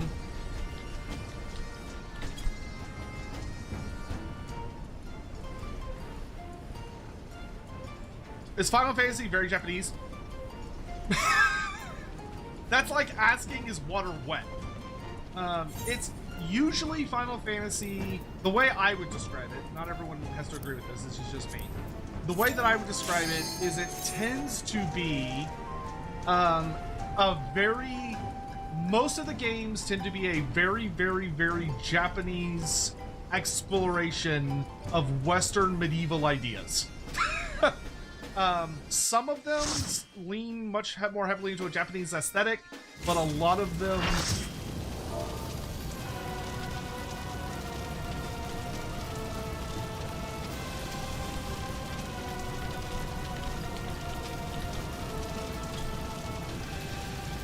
Oh, fucking Ifrit.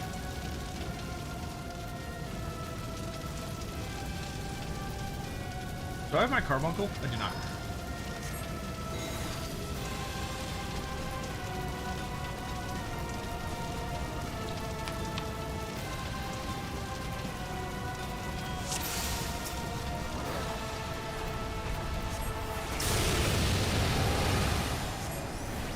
Free was such a fun starting big bad.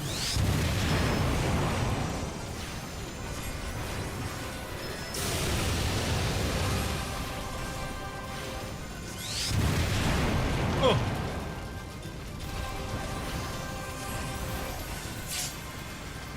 I'm gonna use a freak to kill a freak.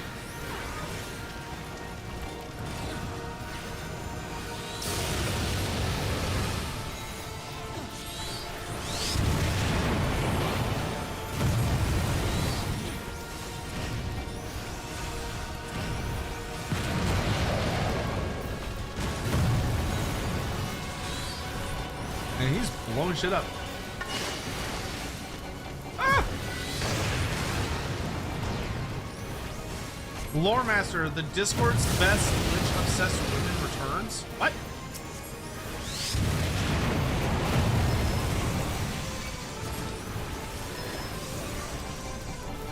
Who?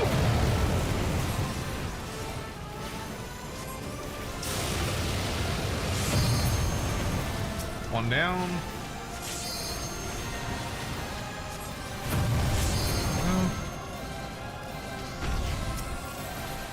He's upset.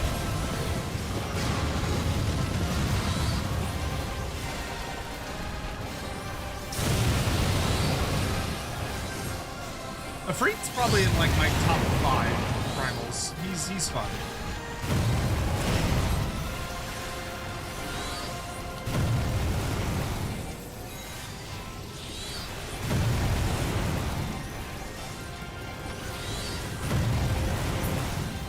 Is someone gonna lemon break him?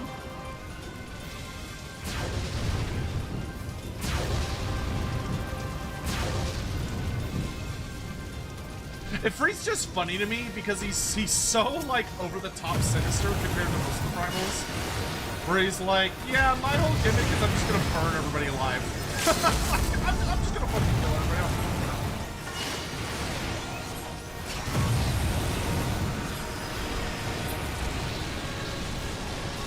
So someone cast... Did he cast Meteor on himself, or was that somebody else did that?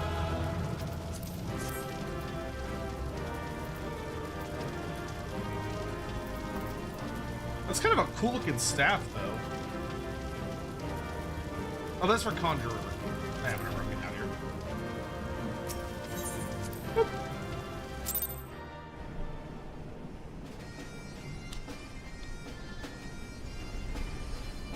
Italian, what's up? How you doing?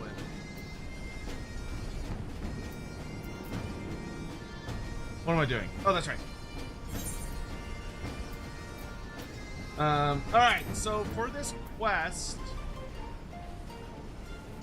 I have to do...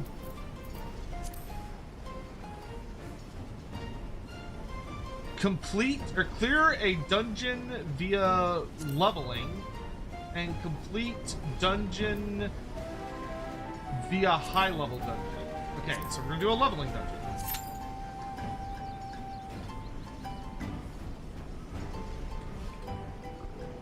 What? How is it not an instant pop?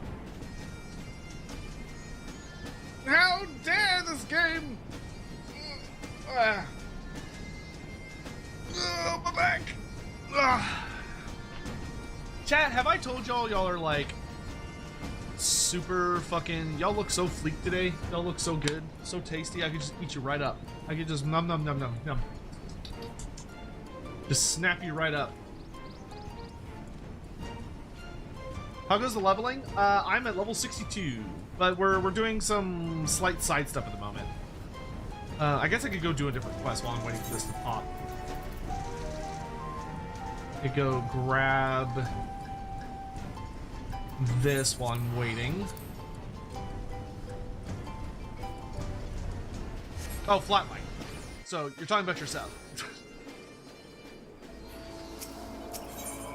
Dude, liches can get it, dude.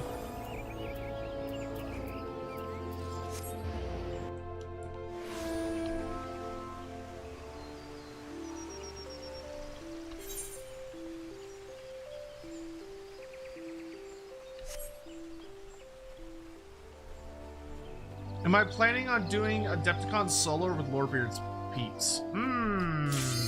That's a good question, Hawk. That would probably be a good Lorebeard stream, wouldn't it? Yeah, we'll probably do that with Lorebeard's gang. Hawk, would you send me a DM to remind me that? Because I will want to put that on the schedule for when I talk to... Dang, girl! Hot damn!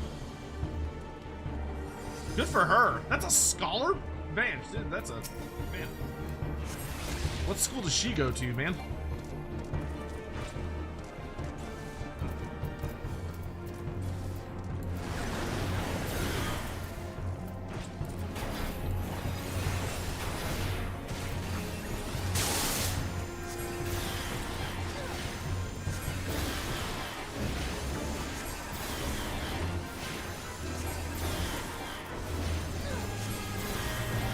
Honestly, I should probably be on healing duty when we do these as a group, but...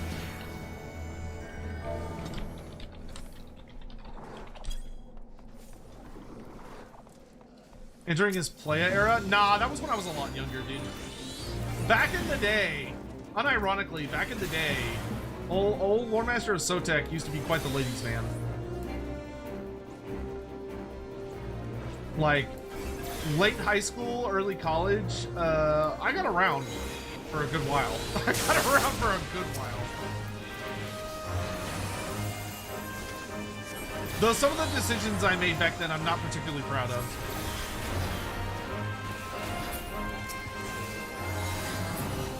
I reached a point in my life where I was like, you know what? I would much rather be like single but happy and just treat people well than the alternatives.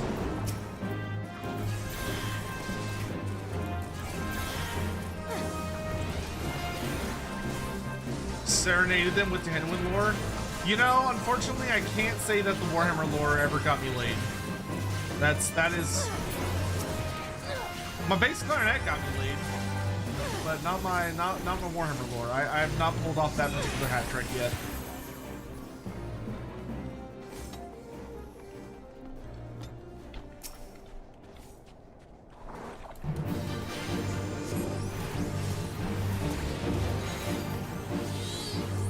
Honestly, the biggest thing that Adepticon could do to make me, like, lose my mind with joy is if we got a new Cetra mini. Like, if they did Adepticon and they revealed a brand new Cetra the Imperishable, I would be... Oh my god, I don't even know what I would do with myself.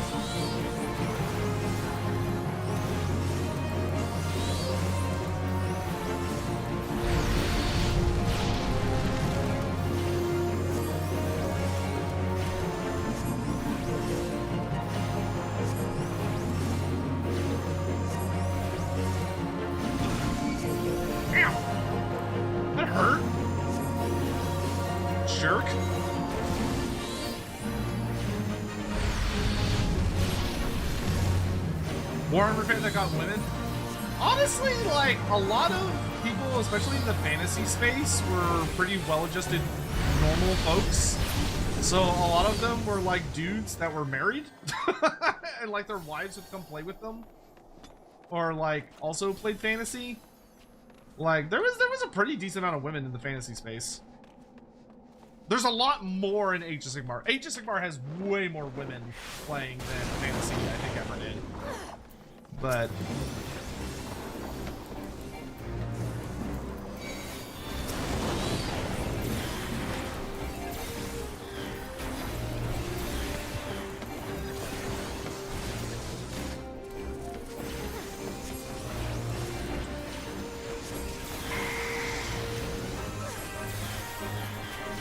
personal growth is realizing that a relationship is addictive.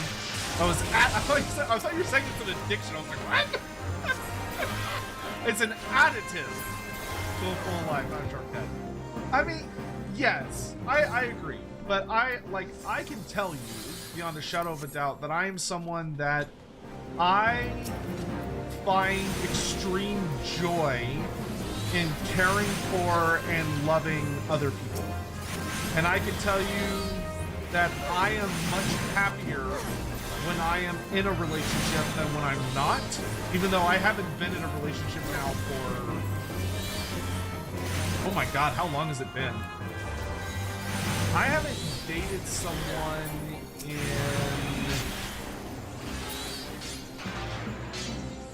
14 years? Yeah, I haven't dated someone in 14 years. Which is almost half my life at this point. But I also, like, that's, like, when that's also, like, right around when I went insane for a while. And dating wasn't really in the cards when I was, like, losing my fucking mind for, it took me, like, 6 or 7 years to get to the end of my brain is literally shattering and I'm losing my fucking mind arc. That was not a good time. would not recommend. But like I'm a caretaker personally. Like I much prefer being able to take care of people, and I like living as part of a unit as opposed to living on my own. But I spent so long having to put my life back together because I had to like relearn how to eat and I had to relearn how to like live, which once again, not a good time, wouldn't recommend. But after all of that, that was only when I started like even considering dating again. But because I do internet stuff for a living, like there's really not that many opportunities to meet women anymore.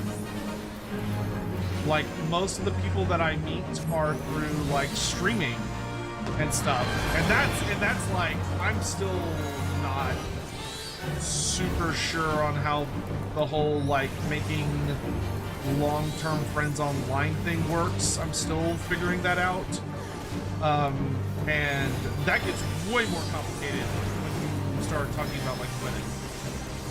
Not like women themselves, but like if you're interested in dating women. I should have worded that better. Of like, I can tell you now, there are several women in my life who I would be extremely open to the idea of being in a relationship with them. But I also don't feel confident in like approaching that particular discussion right now, because I don't feel like my life is in a good place for that necessarily, and also I don't want to like, I would say it's a combo of I don't necessarily feel it's the right time at this given moment, but I also worry about like someone, like a woman that I'm friends with, if I express that I'm interested in them, of them feeling like I was only friends with them because I was interested in them, which is not how I work. For me, it's the opposite, which is that I generally don't have an interest in dating a woman until I've known them for a while and like gotten to know them. And once I'm like, oh, this person's actually really cool and I would like to spend significantly more time with them, or I'd like to develop like a physical relationship with them or whatever. Like to me, those are natural evolutions, but I know not everyone sees it that way. And unfortunately, a lot of women have had really bad experiences with men that are like super shitty. So if they find out you're interested in them, they like slam the panic button. And it's like, yeah, I don't want to risk that. I don't want to be involved in that. You know, I don't want to scare or hurt someone that I care about.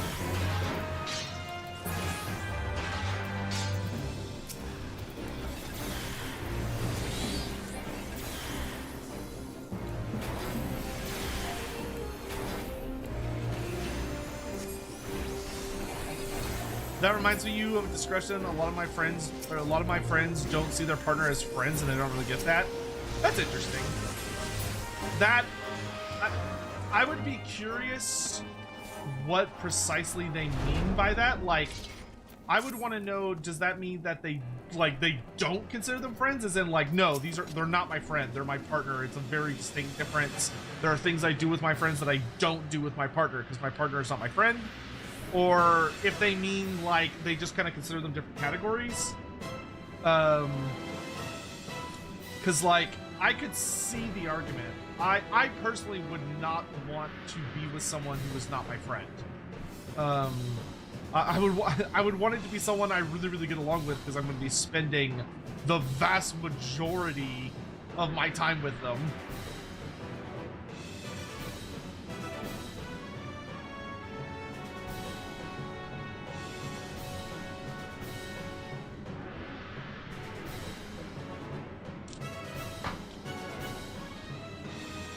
Metal Pegasus.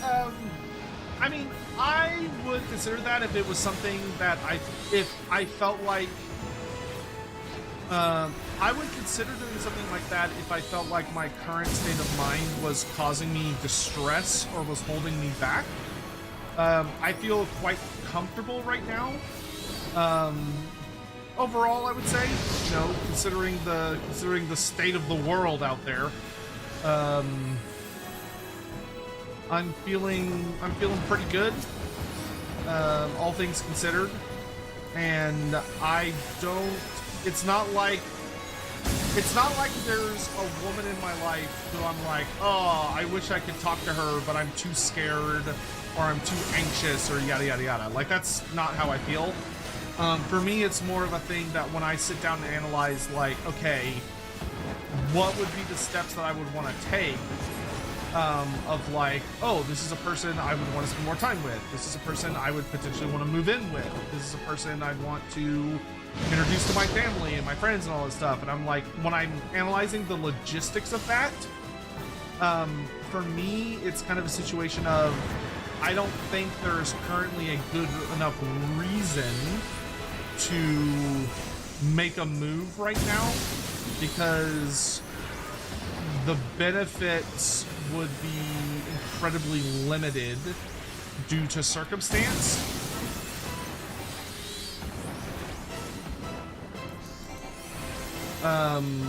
So I don't see the point in, like, being like, I'm gonna confess my feelings to so-and-so when I don't have a plan that I feel like is currently actionable. I would need an actionable plan before I would want to, or I'd want to be there with them in person. Like, if I'm talking to someone in person, I am much more likely to be like, all right, I'm gonna be spending a lot of time with this person this week, so I'm gonna be able to feel much more confident about, like, not only getting to spend time with them, but getting to know, like, okay, this is definitely someone I want to spend more time with. So I'm going to talk to them and say, hey, like, I really enjoy spending time with you. I'd like if we could try and do this more often. You know, whether that's me traveling to where you live or you traveling to where I live.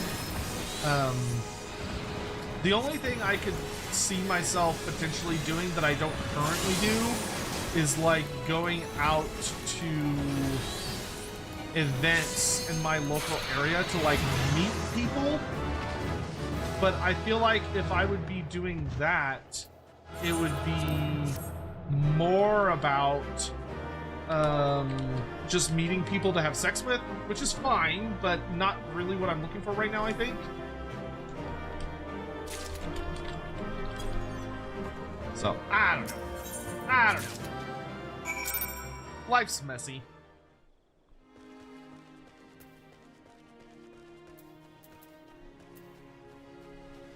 Wait, did I not get my cloth?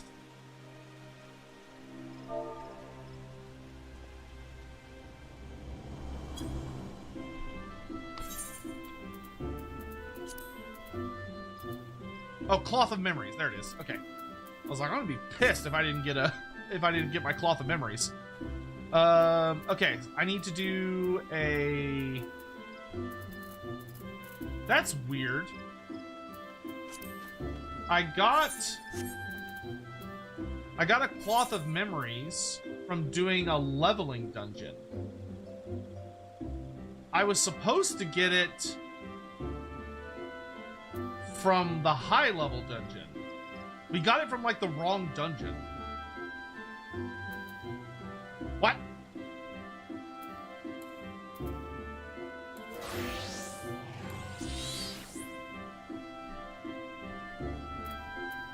Cut from a different cloth says, obtain the cloth of distributing memory, of disturbing memories. Oh, I have to do multiple. Do I have to do it multiple times? Ah, okay. I have to do it multiple times. All right, okay. I'll stay DPS for this. You can do it once? Well then what the fuck is this thing? Oh, volume 1 of an adventurer's life, Cloth of Memories.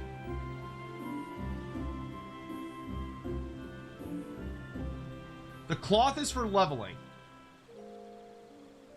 I have volume 1 of an adventurer's life. I'm supposed to have volume 2 for this quest. Oh, so I have to do it again to get the right book?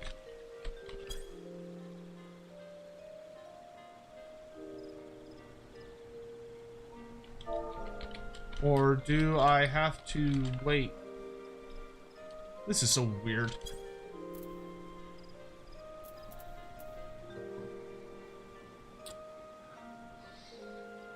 I don't want to get hurt again after trying to date a girl in high school and getting shoved aside. In general, I feel like I don't have the time to commit to their expectations. I mean, I feel like... You bring oh, it says on the quest. Trinket to give to Throt. Yes.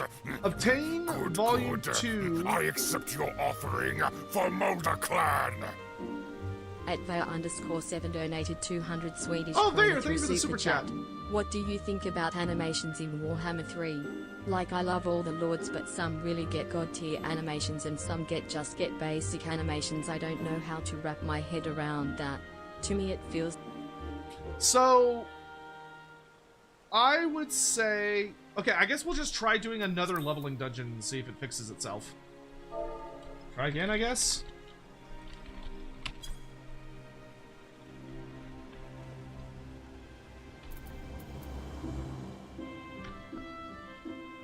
Yeah, like, I got a reward, I just got the wrong reward. I mean, I still leveled up, so, like, it wasn't a total waste of time. Anyway, so there, what I would say, in answer to your question, is that there is, a...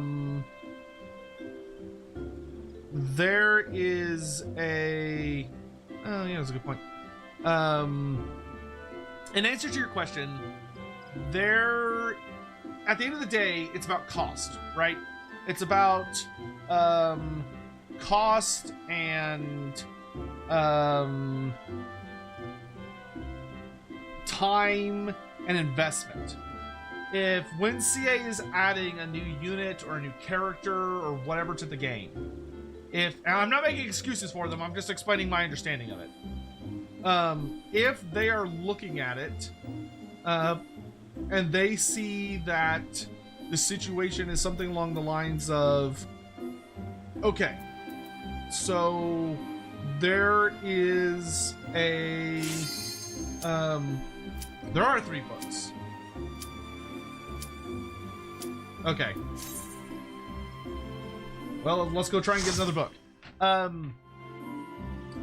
So when they're designing stuff, they only have a limited amount of effort that can be put towards, like, all the different characters, right? And if you have a character that's wielding a weapon that is used by something that already exists in the game, like you can use similar, you can basically recycle materials that you have already used, then the best thing is to recycle said materials. That way you can spend more time on the things that are genuinely new. Now, this is going to result in sometimes you're going to have things or characters that are a little samey, like stuff that we've kind of seen before. And sometimes you're going to have a monster or a character or whatever that is going to be significantly newer looking. It just kind of depends. Um, you know, like when I think about like the Lord Magistrate, who just uses like the basic bitch, I'm wielding a sword animations, versus like the Shukingen, which has the completely unique like kung fu using magic animations. So like I would love for everything in the game to have new animations and stuff, but I think the biggest thing that would be nice from CA would honestly be taking the time to go back to older soldier types. So like going back to the likes of one-handed sword wielders, or guys that have one hand in one hand and then their other hand is empty, and having those guys do things where they're like fighting uniquely versus characters that have like a shield in one hand and a sword in the other hand, and giving them more complex animations. Taking the guys that have a shield in one hand and a weapon in one hand, that are kind of more custom or basic, and giving them more unique custom animations. Like I think there's some legacy animations that are mostly from like Warhammer 1, that are pretty rough. Would be my answer to that. Hopefully that is even somewhat helpful. I doubt it, but I tried.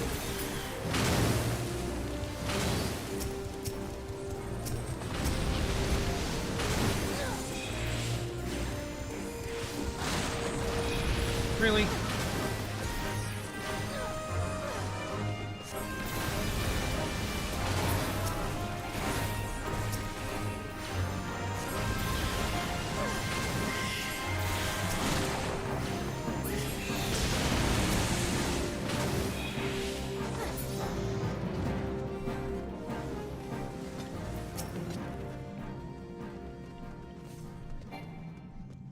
And Parth, I'm sorry to hear you had a rough experience with someone. You know, not saying that everyone by any stretch of the imagination would have a partner. A lot of people are perfectly happy just like enjoying life on their own and just experiencing the journey solo. But I hope that you can have some comfort in knowing that like you know, it's not always like that. That there are good people out there, and I hope you don't let one unideal experience convince you that like if you want to be with someone, that being with someone is a bad idea. It's like you know, people are complicated and the world is a big place.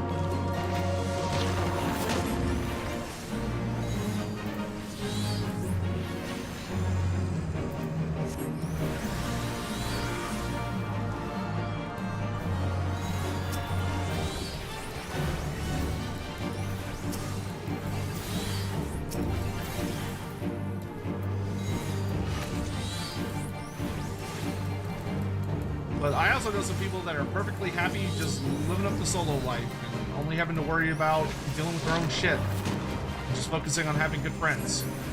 And that is totally cool too.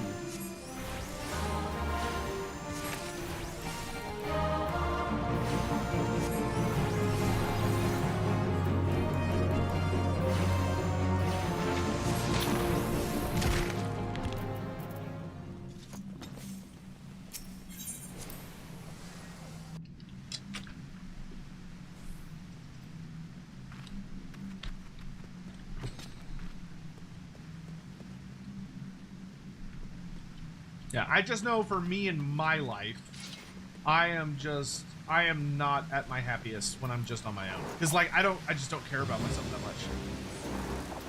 much. Like if it didn't cause me pain to do so, there is a part of me that would be perfectly happy to lay down and go sleep and never wake up. Like not in the sense of dying per se, but just like not having to do anything and just like existing for the sake of existing. Like that I would be completely comfortable doing that, which is not good, because that's not a healthy way to live life.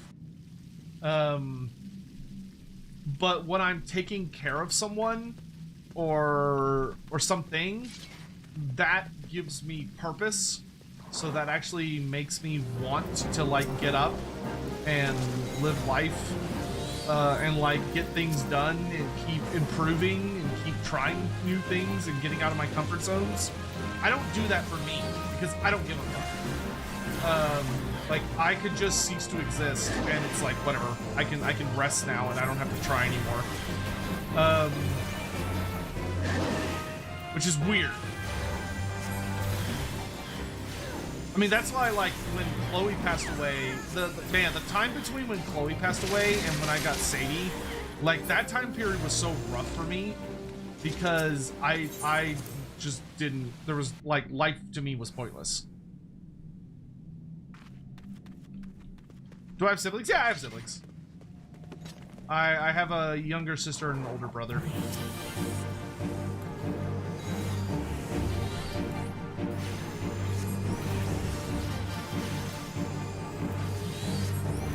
How am I enjoying Cathay so far? I like it a lot. Cathay's really great. I'm really, really excited for the Tigermen.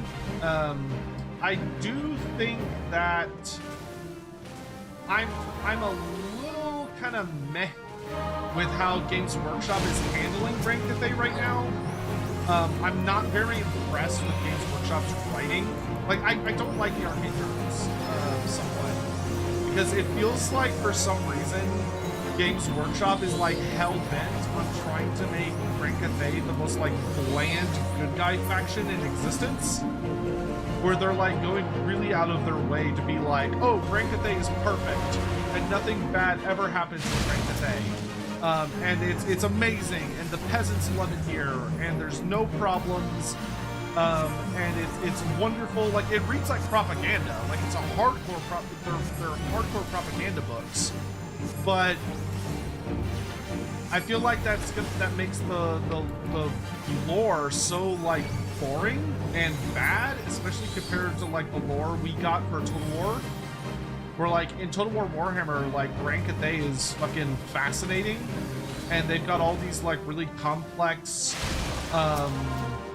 obvious issues, and like there's like these kind of like sinister undertones where there's like the re-education camps and like the whole thing about how they're like suppressing people's natural religions or people's observances of spirits, and like ancestral entities,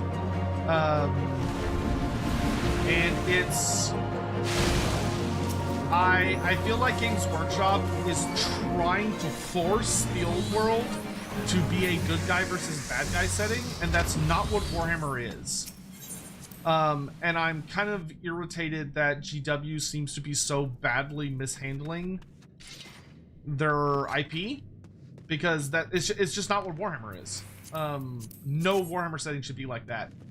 And it feels like the guys writing the Arcane Journals are on a completely different page than everyone else. So that part I'm finding a bit frustrating. But I can also very easily ignore it because the writing is so bad that I can just poke holes in it. And I can say that this is just not lore accurate, and I can prove it because the books have such internally bad consistency that I can just show that it's bad writing instead of being what the intent was.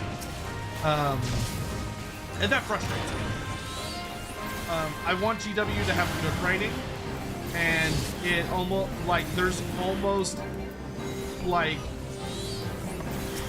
I wouldn't accuse them of using AI in their Arcane Journals, but it almost feels like AI levels of writing competency.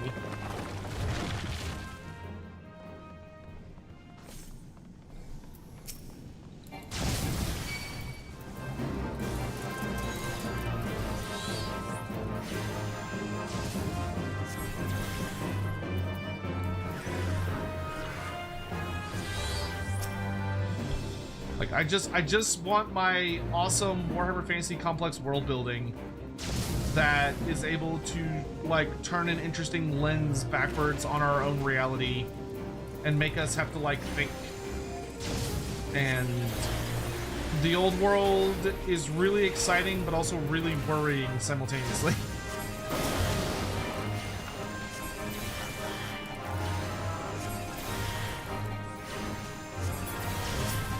Am I close to my siblings? I'm close to my sister. I wouldn't say I'm super close to... I like my brother. I love my brother. I love my brother.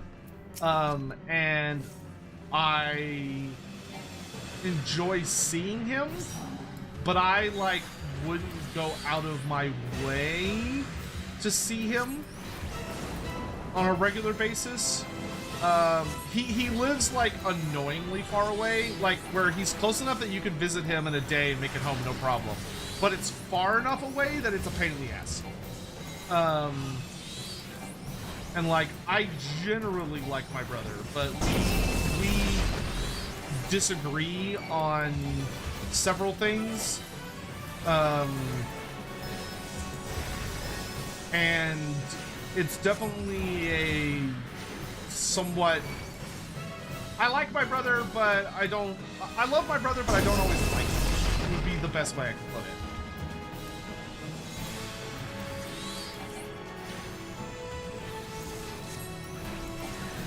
But my brother is also, like, a fair bit older than me. He's, like, 4.5 years older than me, which is enough that me and him grew up in fairly different eras, so to speak.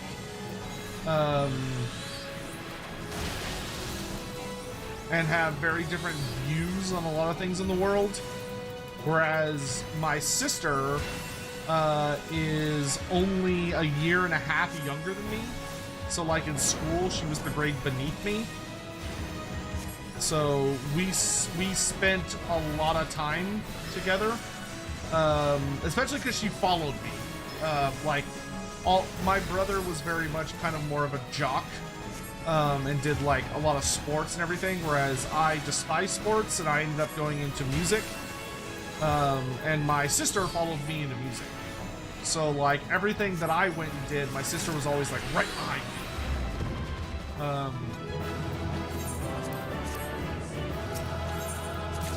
But me and my sister also see much more eye to eye on things. Okay, I have volume 1, I have volume 2, then I need to get a volume 3. Yes, but it also wants me to get a volume 3. Now, I have to get all 3. Other one, I think, is... So we gotta do one more of those.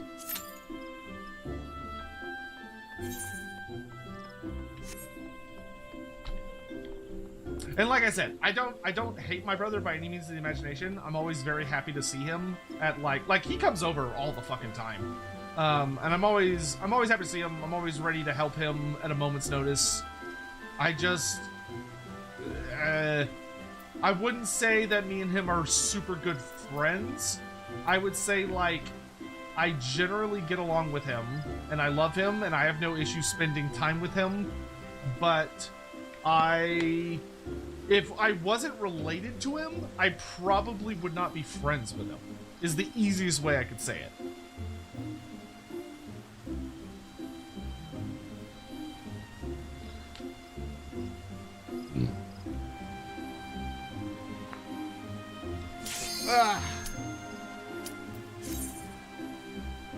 Oh, okay, the three books is weekly, the other one is daily. Ah, that makes sense. I mean, I'm getting pretty decent experience with this. It's not horrible.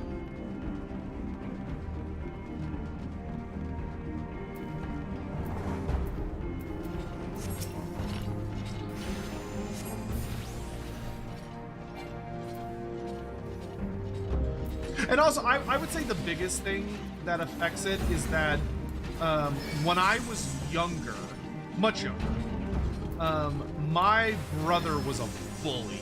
Like, I fucking hated my brother when I was little. Because my brother was a dick. Like, absolutely fucking hated him. Because he was just an asshole. Like, he was mean. He was a jerk, and he was a lot bigger than me. And my brother had really severely undiagnosed ADHD, which isn't an excuse, but it was a part of that he had a brain that was going 1,000,000 miles a minute, and never stopped and never slowed down because he was undiagnosed for a really, really, really long time. And he was bigger than us, and he knew it. And he amused himself when he had nothing better to do by being just annoying and cruel. And oh man, and it was complicated. Like, he wasn't always bad. It was more of that. If he was bored, he would come bother me. And if he was just determined, if there was something that he wanted to do or he needed to do, and you couldn't, and you weren't gonna do it, that would result in that would result in a fight. It's like, ugh. You're very big, Lissotech. Are you like 10 feet tall? Nah, dude. God, I would not want to be 10 feet tall. That's way too big. I mean, I'm a fairly big guy. I'm not huge. Like, I'm 6'1" and like around like what, 230. A lot of that's bad, but my brother's bigger than me though. My brother's like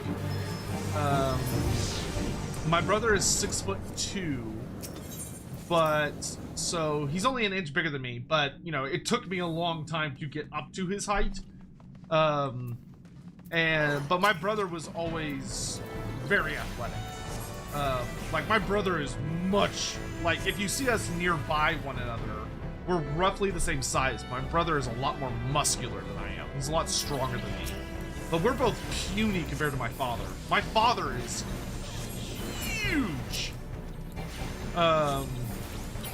Like, Jesus Christ, my father is massive. My dad at his height, like at his prime, my father was like 6'5", or my father is 6'5", but at his prime, when he had like no fat, like he had no fucking fat on his body, he still weighed like 240 or 250 pounds. Like, the dude's huge, and his hands are fucking gigantic. Like, back when my dad worked as a beer truck driver, he was so goddamn huge that he could carry a completely full beer keg in each hand. Like, he could just pick them up. Because his hands were big enough, which, for those that don't know, not only are beer kegs monstrously heavy things, but they're also really hard to carry because of just how big they are. Most people can't one-hand a keg. But he could, because he's fucking gigantic.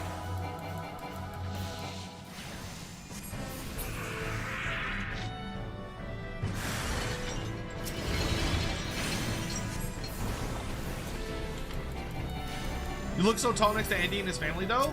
Well, Andy's practically the same height as me. Like, I think Andy might slouch a teeny tiny bit.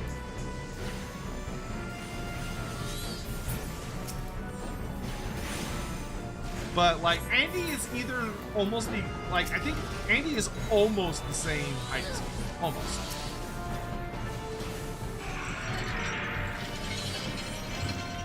Like, when I was staying with him and his wife, Lindsay, lovely people, love them both to death. They're basically like extended family to me.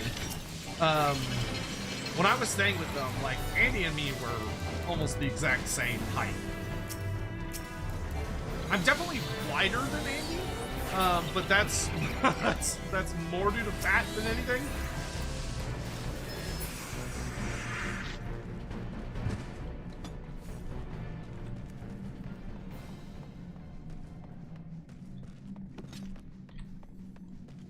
But anyway, that was a long ramble. I don't even remember why I got on that.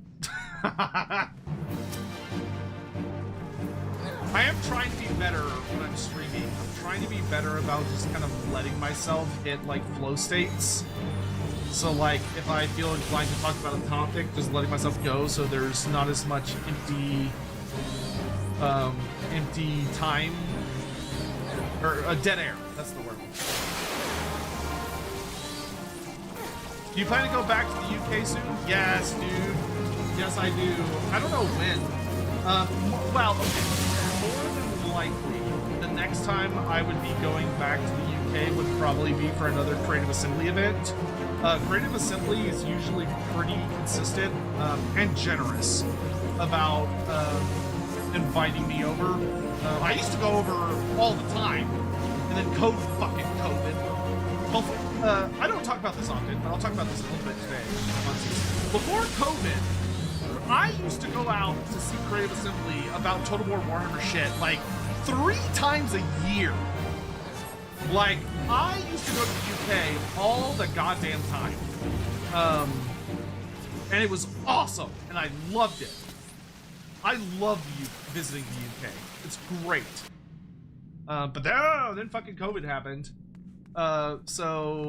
But now that we've got like Total War Warhammer 40k rolling up, which I intend to be pretty involved in, because it seems like a lot of people are really excited for the game, and there are aspects of the game that I think are going to be absolutely fantastic and are going to be, I think there are many elements that y'all have not got to see yet that are going to make Total, I'm trying to think of the best way to express it, because there are things I'm not allowed to say.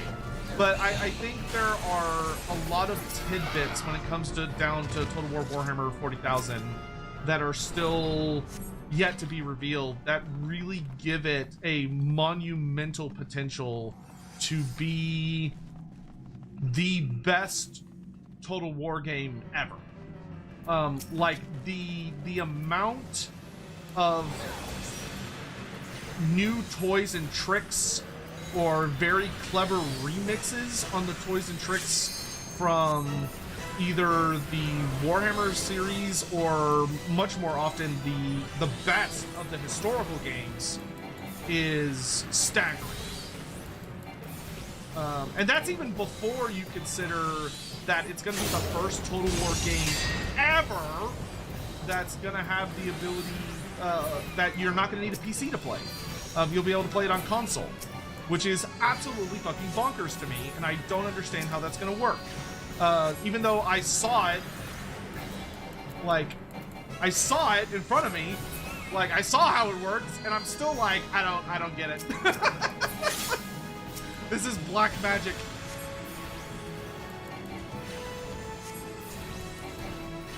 I hope they stick the landing on that game, dude.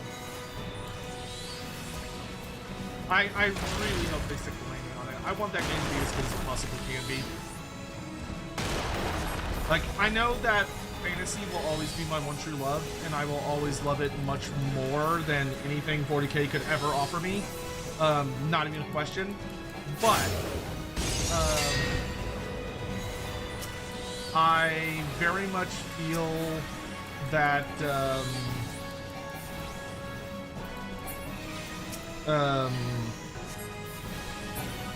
it's gonna be big. It's gonna be big. Can I say what percentage of the game would be considered classic Total War and how much percentage is a new franchise? No. Because that would be new information. I'm not allowed to give y'all new information. Nice try, though. I don't know. That's tough. That's genuinely a very hard question to answer, though. It's very different. As long as it has ass letters, we'll be fine. Oh yeah, dude. Bro, I want to bro, I can't wait to see like John Warhammer Ultramarine running up in a big fight to clamber up a ladder, like running up to like a Blackstone fortress and like pulling a ladder out of his ass made out of wood, and he's like pulls out like a man-sized ladder and starts running up it. That would be the best thing ever. Can I tell us if Fishmen will be in Total War Warhammer 40k? I can, yeah. Fishmen, Warhammer Fantasy Fishmen are actually going to be the secret pre-order race for Total War Warhammer. True fact. Total War Warhammer 40k, excuse me. Gotta get my names right here. I can't be spreading misinformation.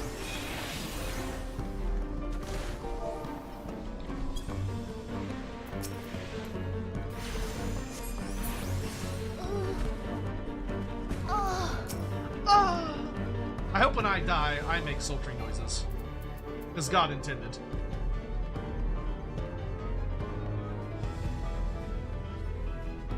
Pocket ladder's the newest relic of it. Oh my god, it's the pocket ladder STC!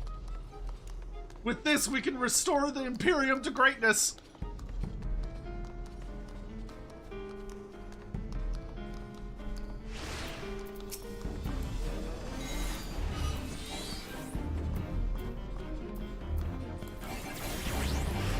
I'm gonna have to take a food break after this because I'm getting hungry. Part of me kind of wants to order pizza though, so I can get dessert because there's no dessert at the house, and I really kind of want something sweet. I've got the rumblies in my tummies.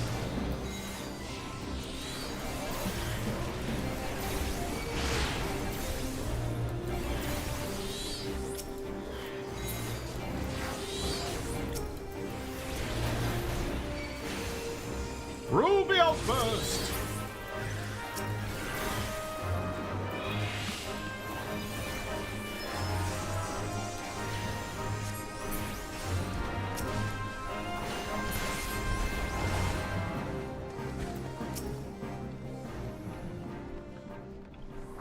What am I thinking for type of pizza and dessert?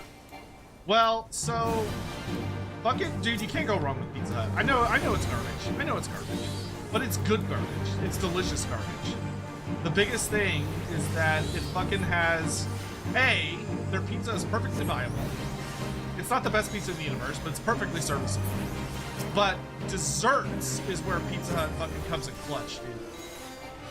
Because when you're dealing with Pizza Hut desserts, you've got like their cinnamon sticks, which are fucking amazing. Though it depends a lot on like which franchise you're pulling from. Because like some of them won't try that hard on their cinnamon sticks, but then there are some people that are like, I'm gonna do all the fucking cinnamon in that shit. And it's like, oh, it's orgasmic. But they also just have like giant chocolate chip cookies. Like a Pizookie, but there's no ice cream. God, I'm making myself suffer by saying that. I should text my sister and see if she wants anything. Oh god, it's daylight savings tonight, isn't it? Tonight as well. Here, yeah, it is. Here in the States, it's daylight savings, which might fuck up Lorebeard's time now that I think about it. I need to message Andy before I go to bed, because that means that Lorebeard's is gonna, from his perspective, I need to figure out whether we're gonna start 1 hour earlier from his perspective, or if we're gonna start 1 hour later from my perspective. Because daylight savings is the stupidest shit on the planet, and it shouldn't be a thing anymore. Especially when some countries do it and some countries don't. And even when the countries all do it, they do it at different times.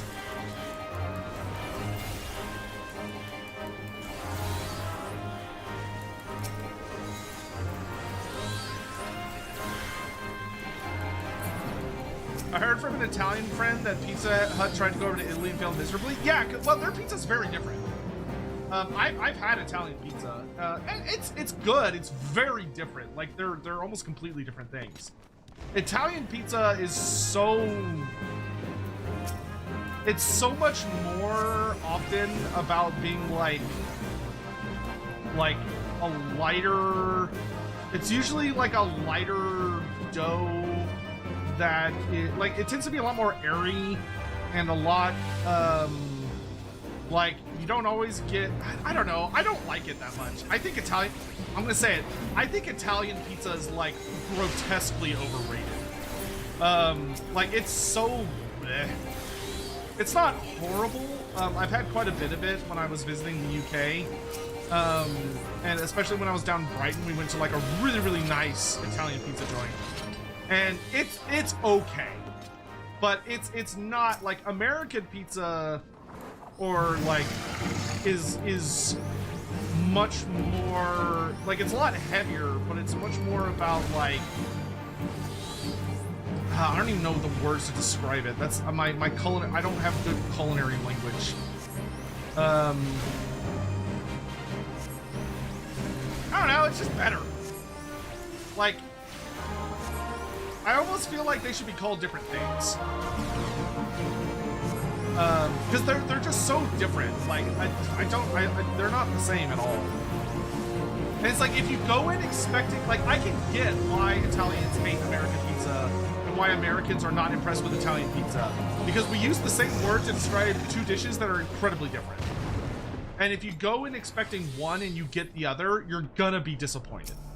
It'd be like, it literally feels like when you're hanging out with a British person and a British person is like, oh hey, do you want, like, okay, here, I got a story for you. So there was a time I went to the UK. The very, very first time I ever went to the UK, I visited Grave Assembly headquarters, and when I was there on my very first trip ever over there, I was like, oh hey, I've got a bunch of extra money left over because I brought too much money because it was the first time I ever traveled internationally. So I was like, I've got a bunch of extra money here. Can I give it to one of you guys?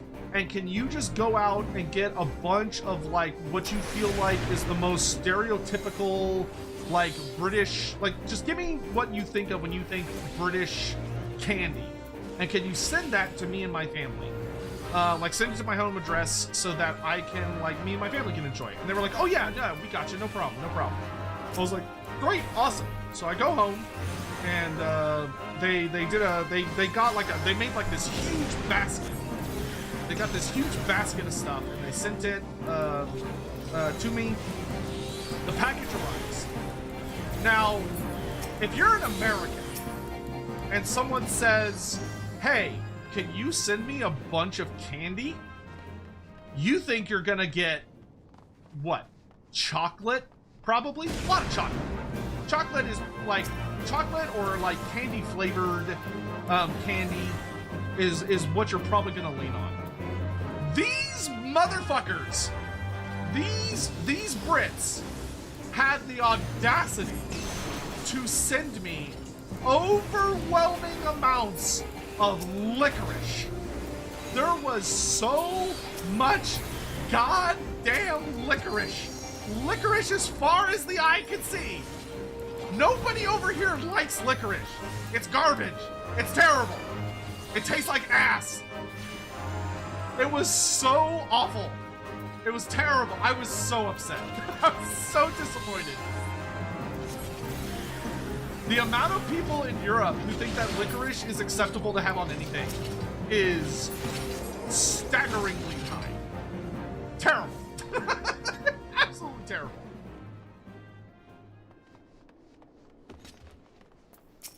Licorice, more like lick ass? Yeah, there you go. It was horrible, dude. We barely ate any of it. Like, we picked out a couple of good bits and we're like, oh yeah, these are okay.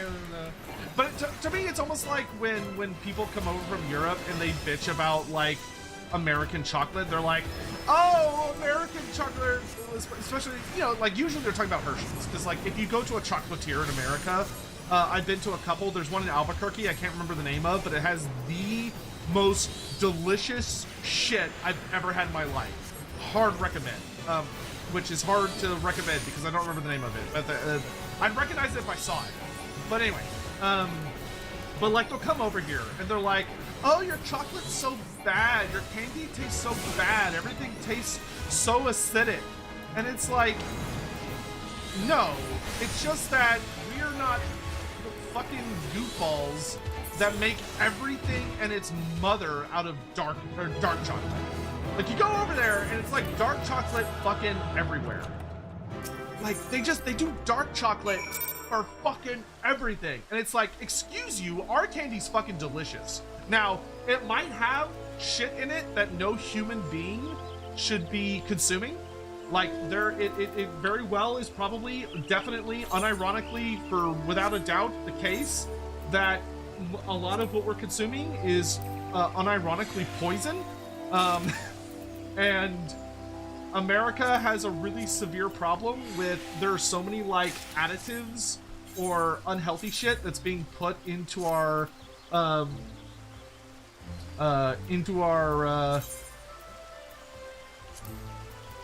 what's it call it? Oh, I forgot to equip my gear. I've been trying around with an ugly outfit all day.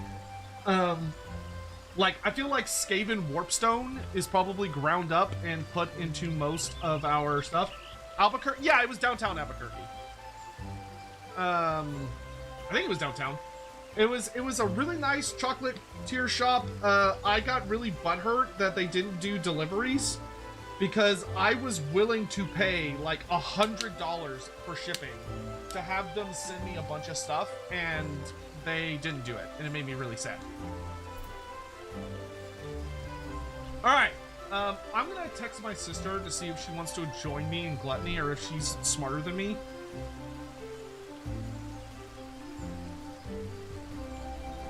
Because if she is also dumb like me, we might get pizza, and if she's smart and asleep, then I will control myself and get something else. Cursed Sotek spawn!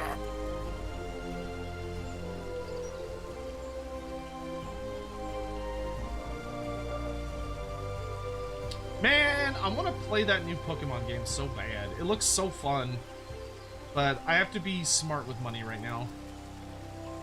My funds are tight, and I cannot spend a frivolous $70 on a game, even though it looks super fucking fun. Dorothy's band server, thank you so much for the 33 minutes. I really appreciate months. Thank you so much.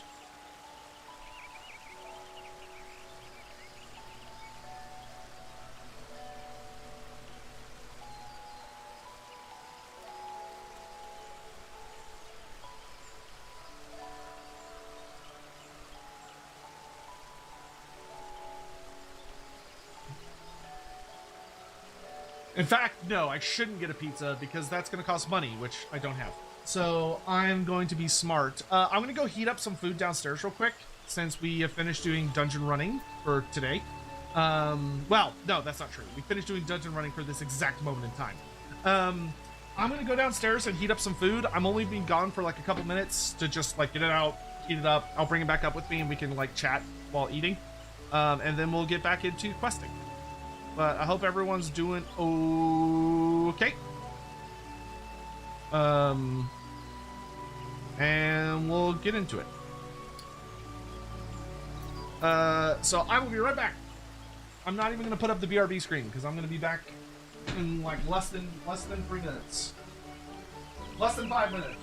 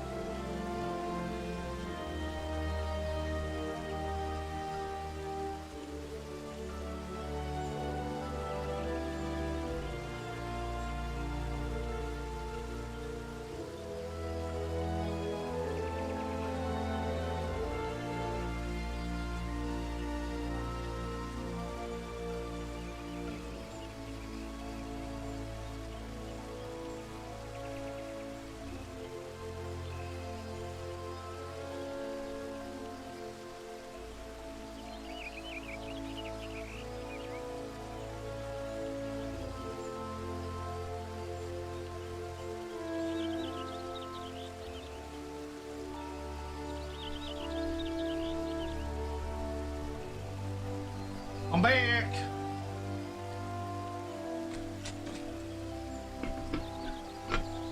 Who would win, Lewin, Langer versus the Green Knight? At full power, Lewin now could probably defeat the Green Knight. He's got enough advantages between his healing and or his regeneration and the fact that he does indeed have magical weapons. Because if you don't have a magic weapon, you're fucked, son. But if they fought in dense enough terrain, like the depths of a heavy forest, the Green Knight would probably win. All right. I'm gonna eat my food real fast before it gets cold. But we can turn this into a bit of an impromptu Q&A type thing. Can Mazdamundi take Nagash in a magical duel? Yes. Every form of Nagash Mazdamundi could handle.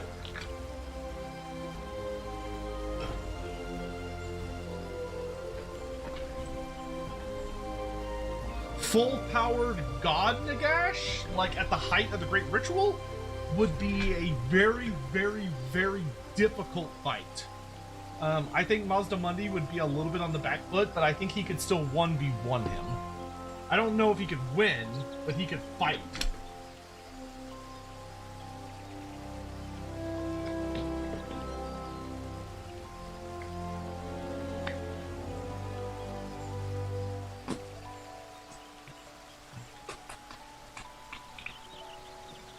We need a Lorebeard's Warhammer Power Bracket stream? What the fuck is a Power Bracket?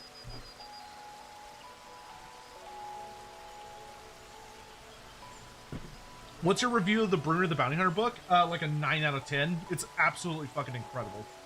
I hard recommend Bruner the Bounty Hunter to anyone. It's amazing. It's a little on the older side, but I think it's absolutely spectacular and it holds up really well. Got me some chicken vermicelli I made earlier in the week.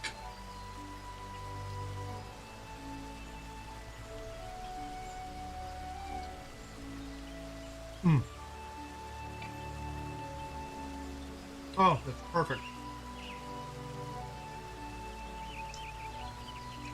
Turned out to be a perfect batch.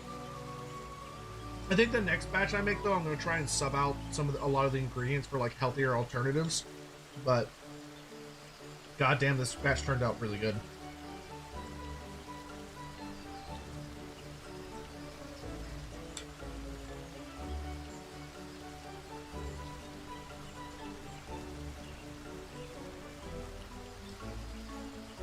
It's a versus game.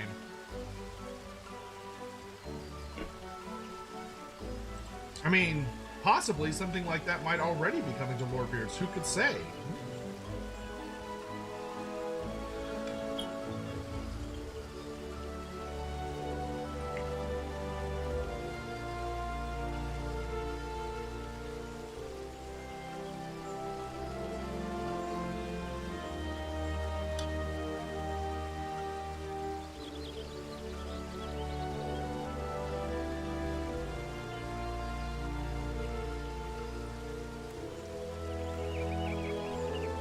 How will they do Nagash's return in that time Morgiana and Volkmar are supposed to be dead? Yeah, so? Azek's supposed to be dead. Grom the Paunch is supposed to be dead. Rapunzel de Leoness is supposed to be dead. Who cares?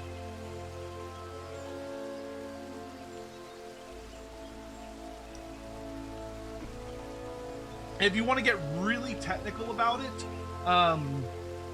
technically the end times fucked up the lore, which me and Andy have discussed about the end times. Nagash was already back before the end times.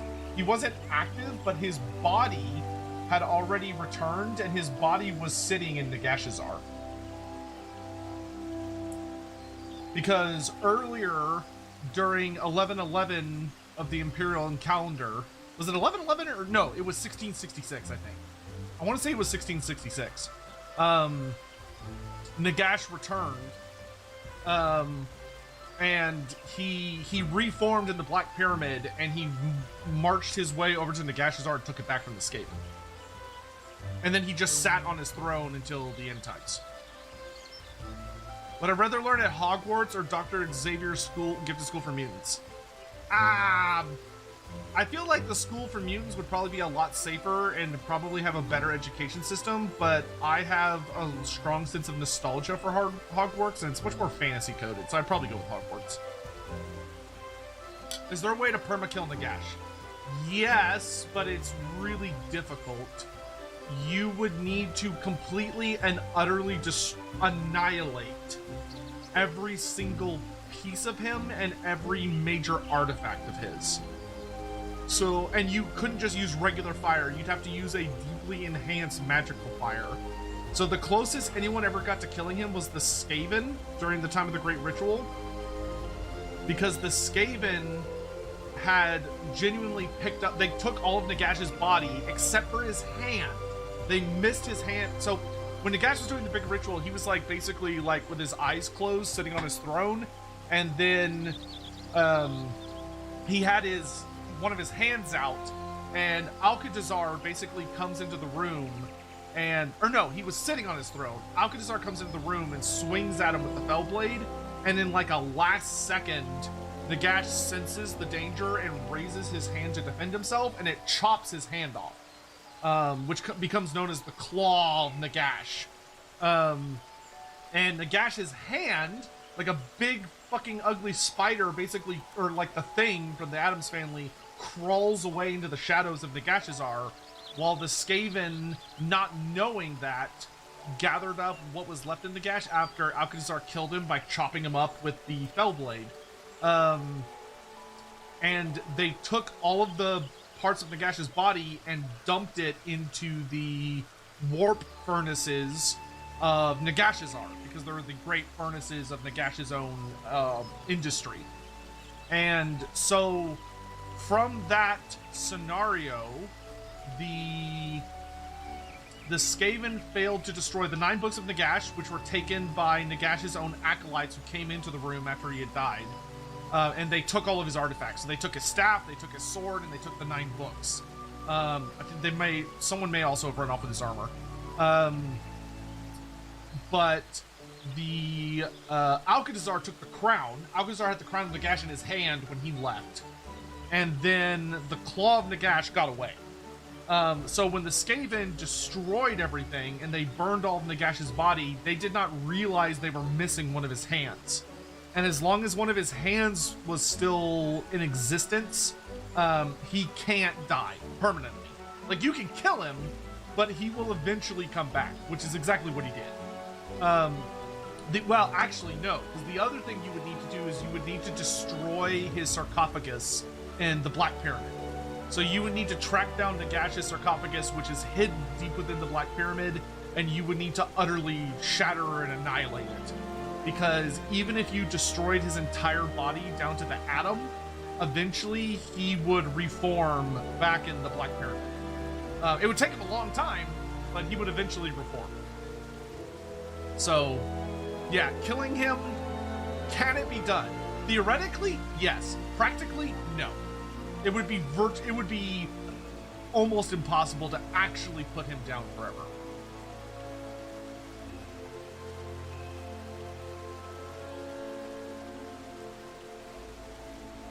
How do you not realize there's a hand missing? First of all, they're Skaven. They're kind of idiots. Second of all, you have to remember that when they got to Nagash, he had already been chopped up into a ton of different pieces. Like, my dude was more of a pile of desiccated, undead flesh that could have once been a man. He wasn't just like a pristine body sitting there without a hand.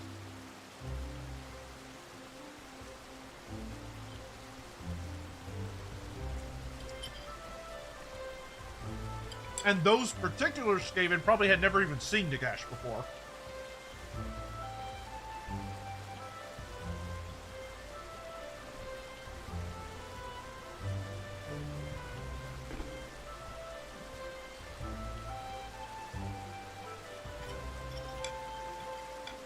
actually, the easiest way to have perma-killed Nagash, according to the lore, was that someone needed to hit Nagash with the Destroyer of Eternities, which was specifically a soul-destroying weapon designed to utterly annihilate the eternal soul of a Tomb King or their enemies. But it was like a hidden weapon that very few people knew about. And by the time it was discovered and wielded against Nagash, it was already too late. Because he had grown beyond its power by that point.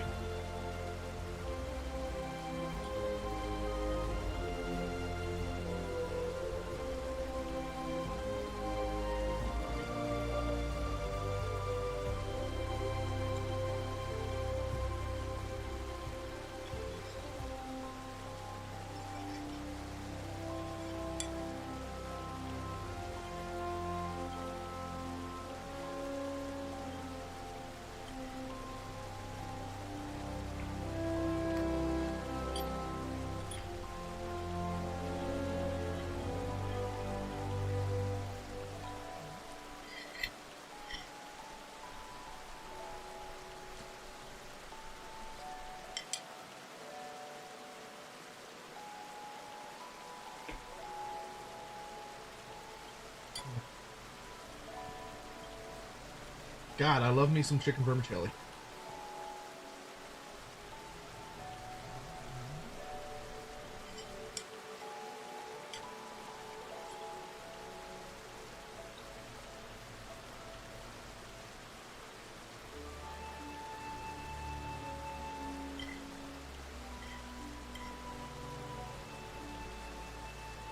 When, does anyone here know when Adepticon is?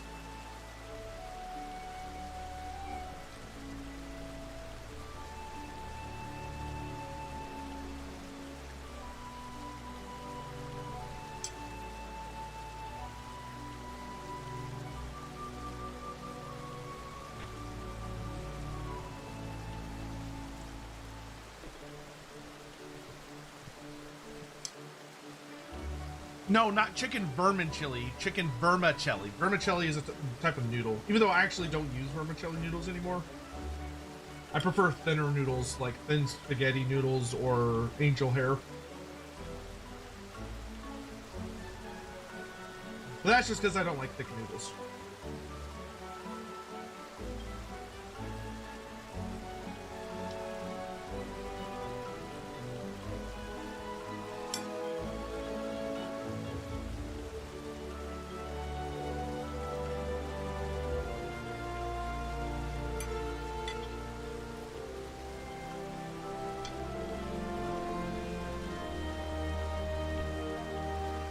The 25th or the 29th?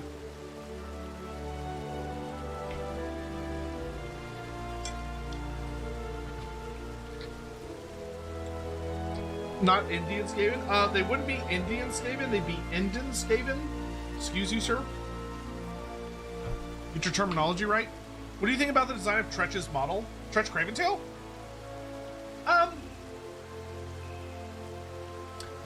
They had to make some kind of compromises with his Total War Warhammer design. He doesn't look as good as his tabletop model.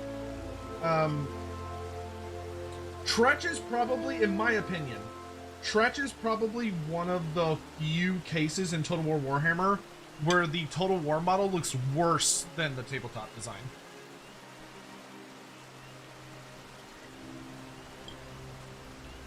Like, I don't think he looks as good as he should.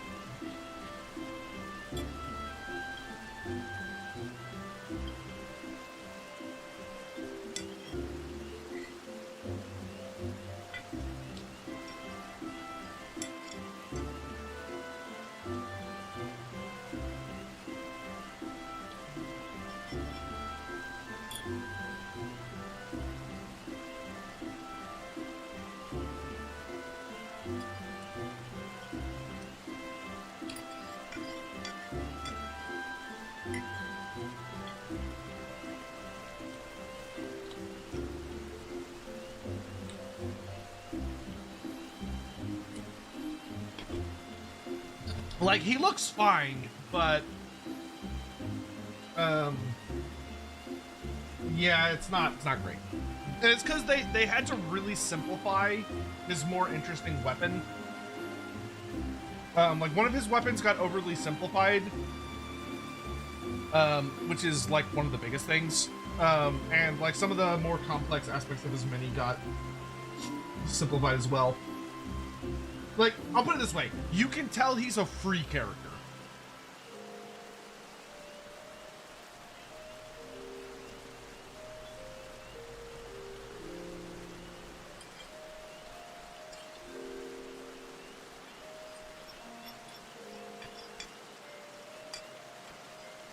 It's still crazy to me that he's a legendary lord. He really probably should have been a legendary hero, but it's whatever.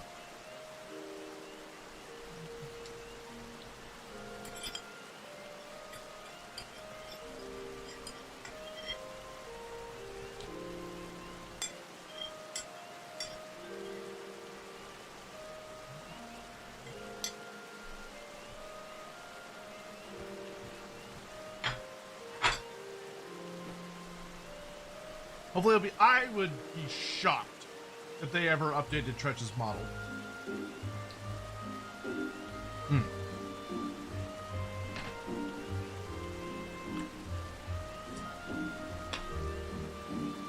Alright. I have finished consuming material. It is time to do some questing.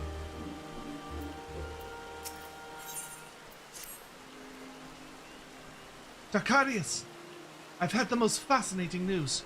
It would seem that the ruins of ancient Alag have yielded to us a tome containing unknown secrets of the Summoner's Art. The tome in question is currently being kept under Rembro's watchful gaze at our dig site in Mordona. I'll be heading there shortly myself, but I would not begrudge you an earlier peek. Book with a fight. Before I do that, I'm gonna go turn these in.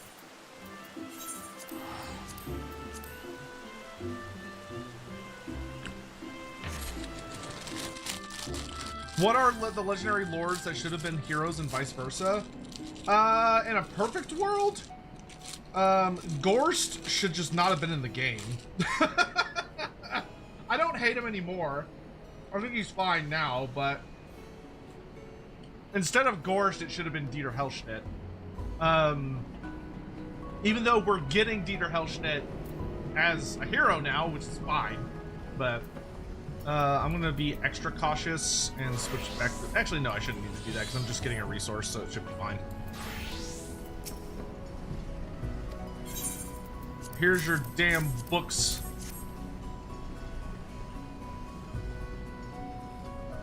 Oh my, such carnage, such havoc, and practically hear the screams of agony and despair from your enemies, cursing your name with their last breaths. The ashes of this shall do quite nicely to set my creative juices to percolating. I'm an artist, you see, a writer with a passion for poetry of the unexpected sort. While most prefer rhymes of light and love, I live for the dark and desolate, as do my readers. Whether they're frightening themselves or their friends, it matters not. I feel there's no greater joy than to see a man turn pale with horror upon reading my words. My first collection of poems was a smashing success, and so I immediately set to work on the next volume, and I found my writing lacked a certain spark. A barbarity that could only come from one who's experienced the butchery of true combat. Thanks to you, however, my mind's now racing with thoughts of slaughter and mayhem. As promised, the singing clusters are yours. If you should need more, I'll gladly accept another trilogy of terrifying tales. 18. I think I need 50. Here's your cloth. Oh, it's perfect. I knew you could do it. Thank you. Would you look at this? The texture is smooth with agony. The color's rich with hopelessness. It practically drips with the resentment of all the people you've slain. You see, I make puppets for a living. My materials must be cursed before I can work. A curse on its own is only wishful thinking, but with a little death, misery, and a touch of magic, my dolls can be so much more. They will look so pretty dressed with beshrewd fabric. Such tricks they will play. I must say the people you killed must have been really, really sad with it. What the fuck? Why are these two so fucked up? I must say, the people you killed must have been really, really sad when they died. Good God. These ladies are kinda fucked up. A little bit. Apparently I could buy clusters as well for elegant tomestones.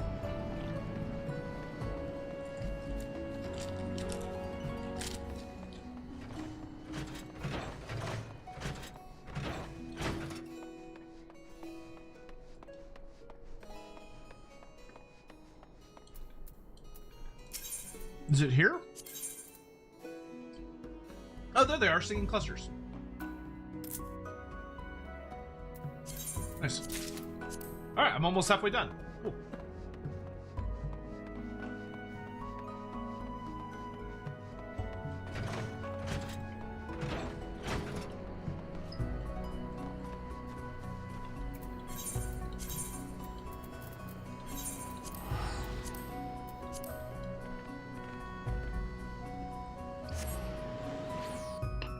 Spartan Lead, have a good night. Thanks for coming by. Good to see y'all as always, boss.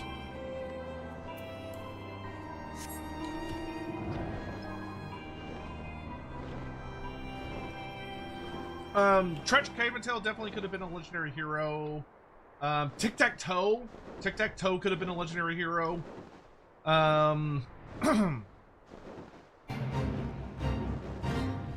see.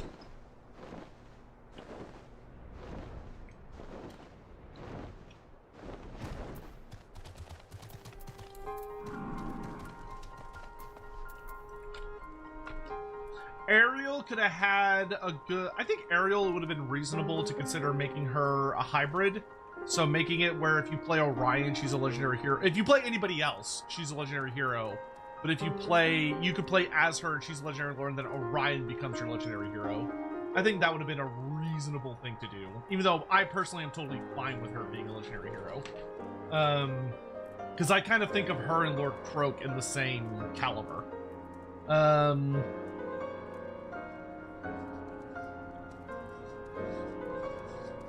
Grom? What? No. No. No. Grom is absolutely legendary lord material. How dare you? No. No, that's a terrible take. That's a terrible take.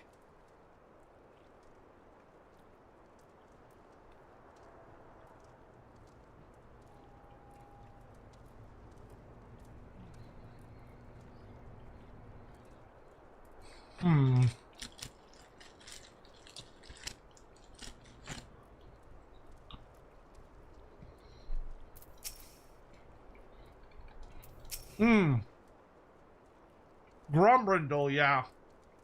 Grombrindle probably should have been a legendary hero. Grombrindle's a very weird lord.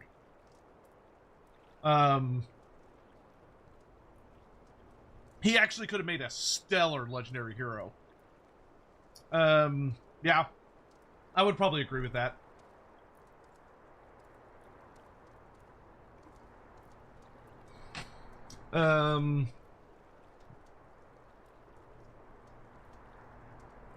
Like, he's fine as a lord, but he would have made a kick-ass hero. Anyway.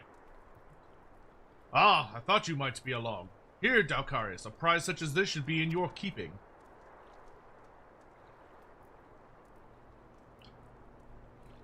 We uncovered it not terribly far from where we excavated the evoker's attire. I've judged the tome to be some manner of manual for summoning magic, but alas, I was unable to decipher the writings. It's fortunate, then, that such a task falls directly within Ymetra's field of experience. Expertise, probably. Speaking of which, would you mind taking the book to her yourself? She sent word that she had been held up by some dreary business in Revenant's Toll. Pray do be careful. You got it.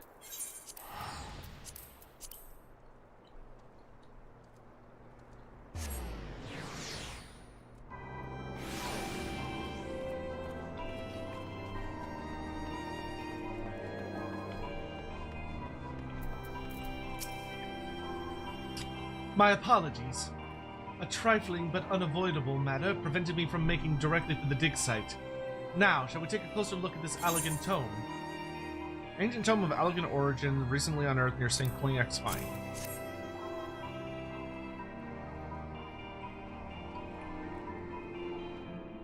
Ooh, it's a cutscene. Oh my! 'Tis rather more shabby than what I've come to expect from the great works of Alleg, but let's not be discouraged. The content is what truly matters. A fine observation. The fuck? Ah, it's alive! Principia at your service. I am a humbly familiar with the doctrine of summoning. Have we awoken a sentient tome from some ancient library? Darkaris, we must keep it contained. Have I somehow given offense? Strange, for I am not equipped with offensive capabilities. Imparted the art of summoning is my function, and instructional manual is my form. A manual, you say? Correct!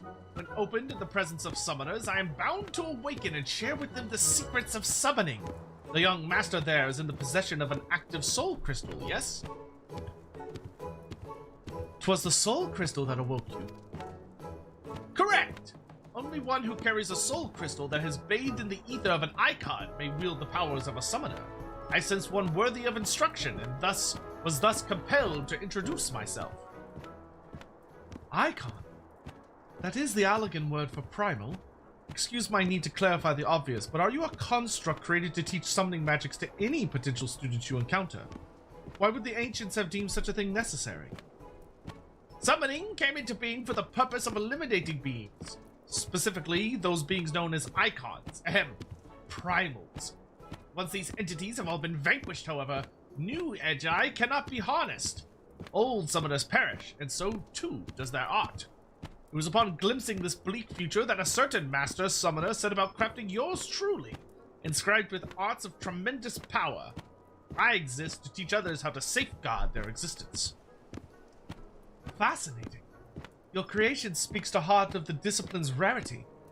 Summoning harnesses the power of primals for the sole purpose of destroying them, and new summoners arise only in an age when primals are rife. With the absence of living mentors, a true succession of the art is never achieved. Principia, are you then to instruct Darkaris in the lost secrets of Allag? I am eager to oblige, but there are certain obligations. Ere the seal upon my higher knowledge can be unlocked, a student must first overcome the 3 challenges I am ensorcelled to present. Well, considering how it refers to primals as icons, I'm inclined to believe that we have an authentic Allegan relic on our hands. What say you, Darkaris? Will you undertake these challenges? Yeah. The first challenge is a test of power. This challenge is designed to evaluate the raw magnitude of your arcane talent by putting you against a predetermined opponent of carefully measured fortitude. Also known as, I manifest a monster and you fight it. Classic. Perhaps not terribly wise to attempt that in the middle of town. Why don't we find ourselves a less populated area out near the Singing Shards? She's not even gonna pick up the book, she's gonna make it walk?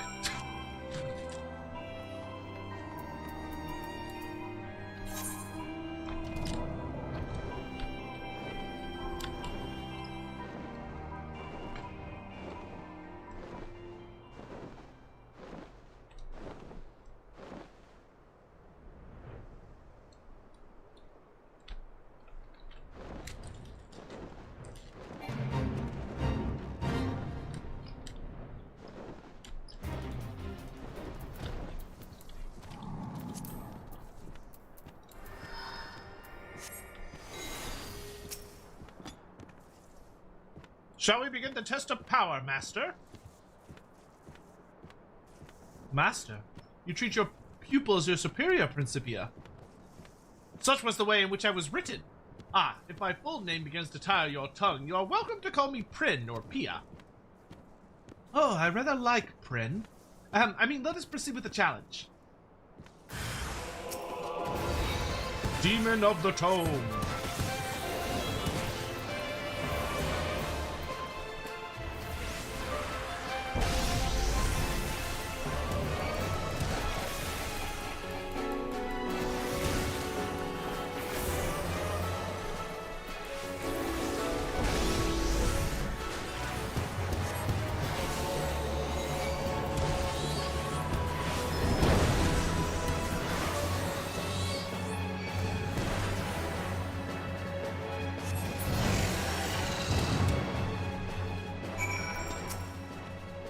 Crushing victory, Darkaris. Who could argue the potential of modern summoning after that display? You have bested the first challenge, Master. There are a few summoners in Allag's long history who boasted this degree of native might. Furthermore, that you have achieved such potency through naught but the study of ancient wisdom is simply astonishing. With a little polish to your technique, guiding you to loftier heights of power should be astonishingly simple. I thought Dalkarius' technique more than sufficiently polished, but you say there's room for improvement. I see we shall have to adjust our yalmstick for perfection if we are to rival the practitioners of the past. Indeed. If you would know more past practices, then you need only ask. Actually, I do have a question for you. If you would indulge me, Dalkarius. Prin, in which age were you created? You appear to lack the technological advancements that were predominant in constructs in the latter days of Alec civilization. Another excellent observation. I was penned by Master Sari, a preeminent summoner of his time.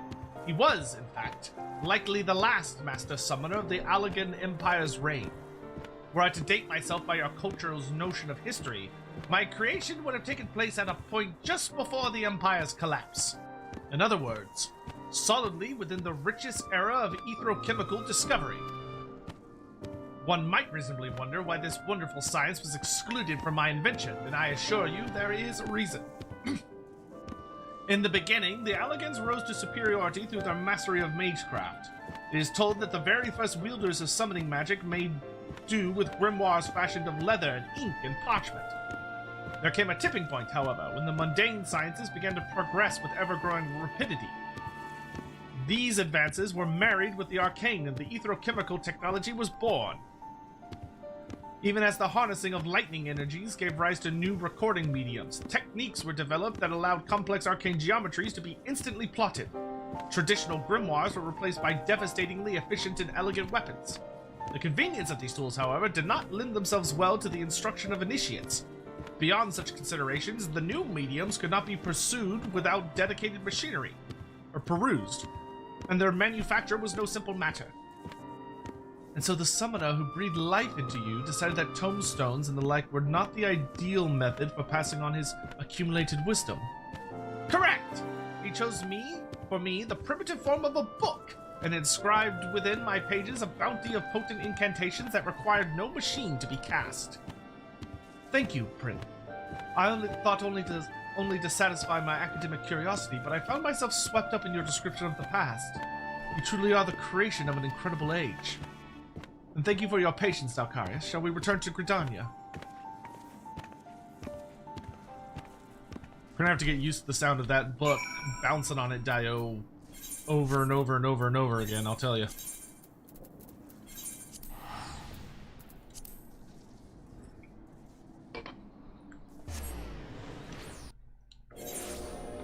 Alright, gonna run over here. So we can get over to here. Soltor, hey, what's up? How you doing? Cursed Sotek spawn. Another month passes. Thanks for all the Warhammer knowledge and getting me so deep into the hobby my pocketbook hurts. Me too, fam. Me too. Actually, I've, Union Arena, which is a TCG, has been killing my pocketbook lately. But, thank you so much for the 56 months! That's so long! Thank you so much, I really appreciate it. Oh, Dancing Wolf is here, too. Well done, Dalkarius. We are one step closer to revealing a new secret of Ancient Allen. Prin will issue the next challenge after you've had the chance to review your studies and hone your abilities to a new level of perfection. I've decided to keep the familiar here at my side for the moment. Even with as many wonders as Eorzea holds, folk tend to panic at the sight of a fanged tome that jumps around of its own accord. Oh, and pay no mind to Captain Wolf. He obviously wishes to secure my services for some task or another, but we have more important matters to attend to.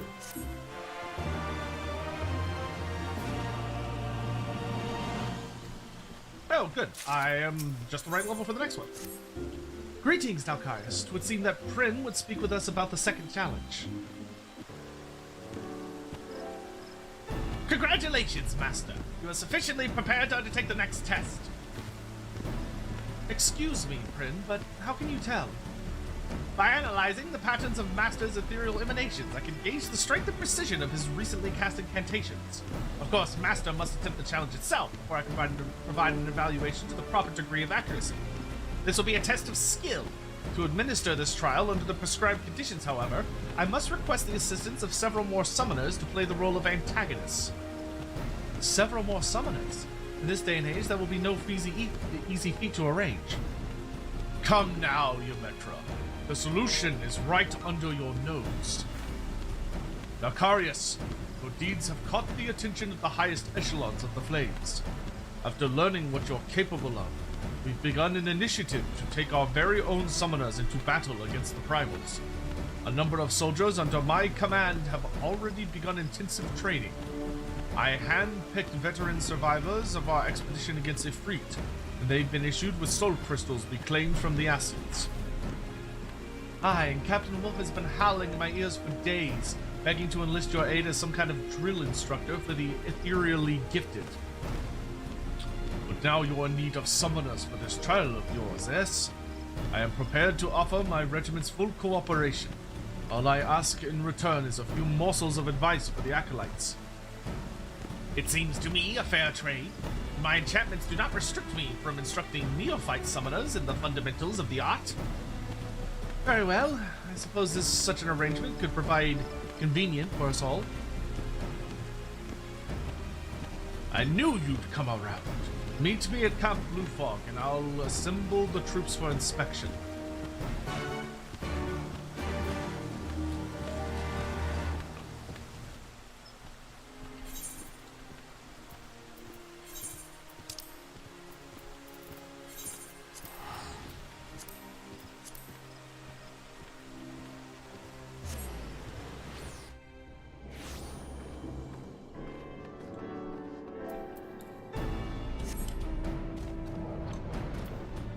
Oh, look at all the little baby summoners. What am I stacking on? Trefoil cookies from the Girl Scouts. Good stuff. They're like little shortbread cookies.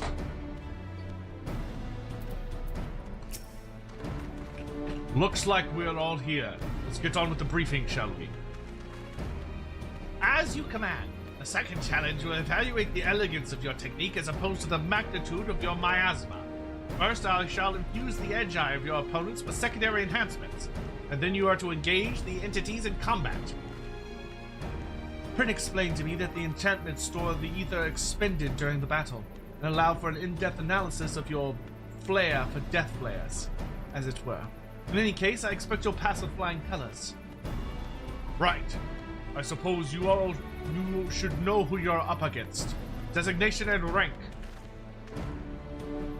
Summoner Crispin, Private First Class. We're grateful for what you can teach us, sir. Summoner Denise, Sergeant. I'm new to spellcasting, but I've seen my share of combat.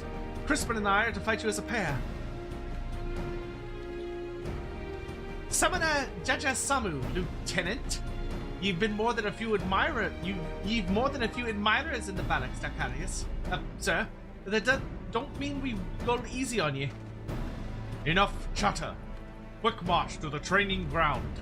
Give the word to Crispin and Denise when you're ready to battle their Agi, Nakarius. After that, you'll be facing off against the Lieutenant's beast. You won't be attacking my troops directly. Give it all you've got.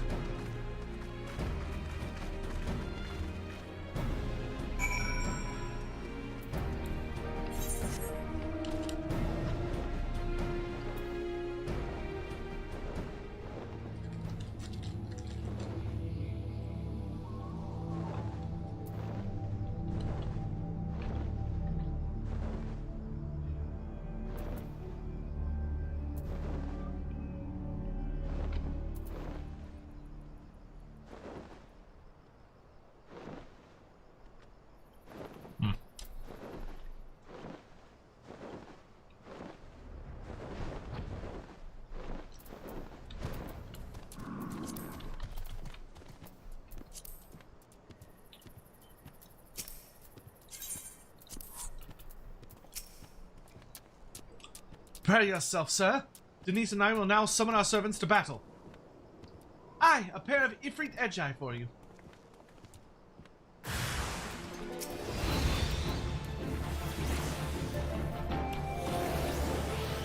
Death Flare!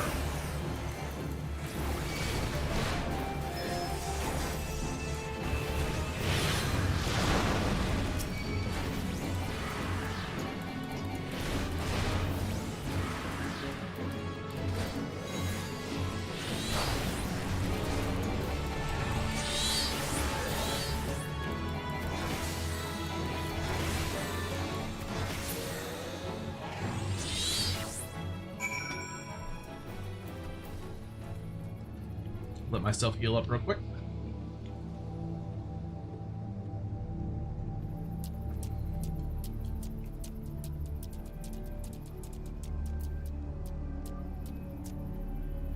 My cooldowns go off cooldown. Okay. He finished warming up on the members then. Cause even together, me mates Edge, I don't hold a candle to the inferno I can summon. Right, let's bring the flames. Why is there so much bigger than mine? This is bullshit.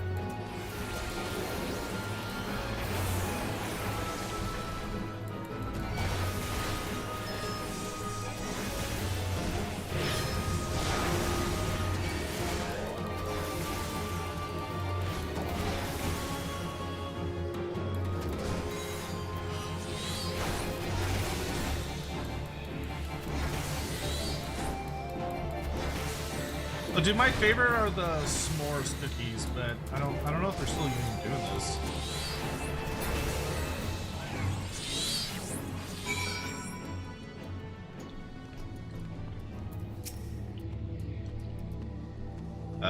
Oh, there we go.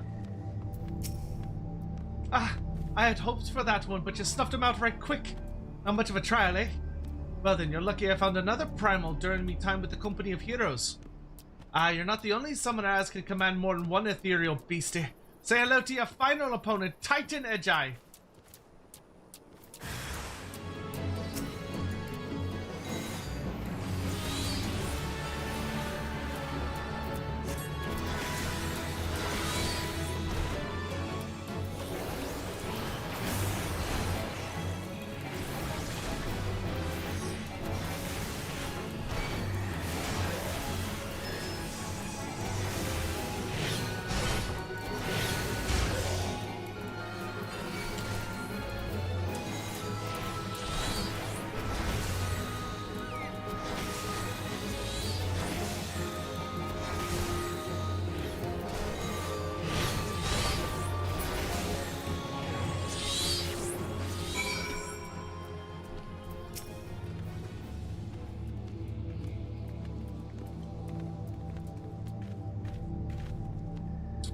I hope my summoners put up enough of a fight for you. Anyway, shall we hear what the book has to say? I have ruminated upon the swirls and echoes of your battle. The picture is clear. Your technique is, without a doubt, a thing of exquisite beauty. Consider the second challenge conquered. Well, that's good news, if hardly surprising. After all, you did sweep through those Edgeye like a storm through a field of dandelions. Methinks! You've opened me eyes. I see I've still some work to do before I've truly mastered this discipline. I'm glad to know that we've been of service. Now we really must be returning to Gridania.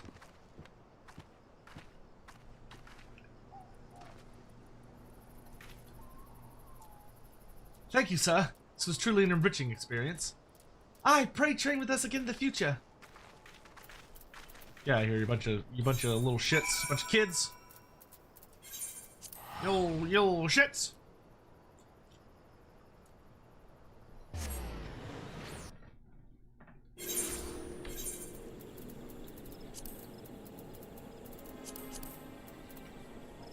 Egg.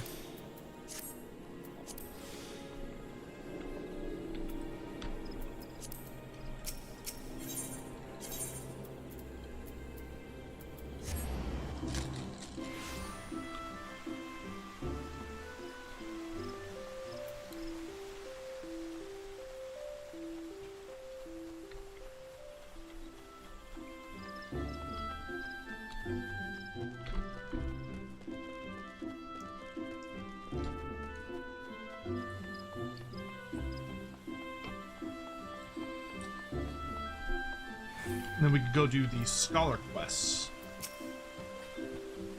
Congratulations, Dalkarius. With your impressive demonstrations of power and skill, you've already conquered 2 of Prince's 3 challenges. Ere we come to the final trial, however, Prim would further our education on elegant summoning. First, I would ask what you know of the rise and fall of summoning in the Allegan Empire. I was made to cover rather a lot of history, you understand. From our research, we have learned that summoners were initially lauded as heroes for their success against the primals. When certain of these mages began to abuse the art's powers for personal gain, however, the adoration of the populace shifted towards an oppressive hatred. Correct! We speak now of the latter half of the Third Astral Era. My creator, Master Sari, was one of those who expended his energies on the destruction of primals, even as he fled from relentless persecution. Alongside his disciples, he triumphed over Belius and many other lesser entities. Belius? That was the name of the elder primal from whom Tristan once drew power. Master Sari must have been mighty indeed to defeat such a foe. Have a good night, castrated. Yet he still knew fear. The thought that the grand discipline of summoning would fade to oblivion was more than Master Sari could bear, and so he sought to prevent its legacy and provide for his successors. My creator was well versed in etherochemistry, and had a particular interest in the technology of information. Broadly speaking, he researched methods for producing arcane geometries without grimoires, and experimented with machine-enhanced Edgei. He eventually abandoned both of these technologies, deeming them unsuitable for the instruction of future generations. Hoping to provide guidance to those summoners yet unborn, he instead began writing and enchanting a work that would survive down the ages. He made me. Such an accomplished personages. Why then have I seen but scant mention of his name in Alex's histories? As you have said yourself, it was an age when the adulation of summoners experienced an extreme reversal. It's likely that Master Sari's achievements were struck for the records, even as his loyal pupils were struck down in the streets. I was shut in a storeroom, abandoned to my slumber like some common treatise on trade agreements of the southern provinces, and thus I can tell you naught of what befell my creator in his later years. I expected a dry recital on the history of summoning, but you've shared with us your personal narrative. It is clear you hold a great deal of respect for Master Sari. I am a familiar. I simply relay information as I was expelled. The lecture is now over. As you wish, Prin. Well, Darkarius, 'twould seem class is dismissed for the moment. I suggest you recuperate from this day's trial and look forward to preparing yourself for the final challenge. Woohoo!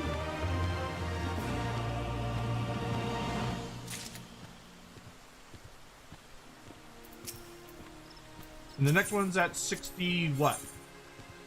65. Okay. Okay, now we can switch to Scholar.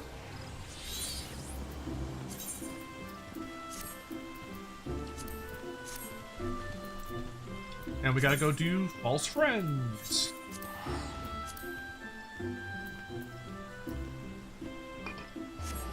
As I try to remember how the fuck to even play Scholar.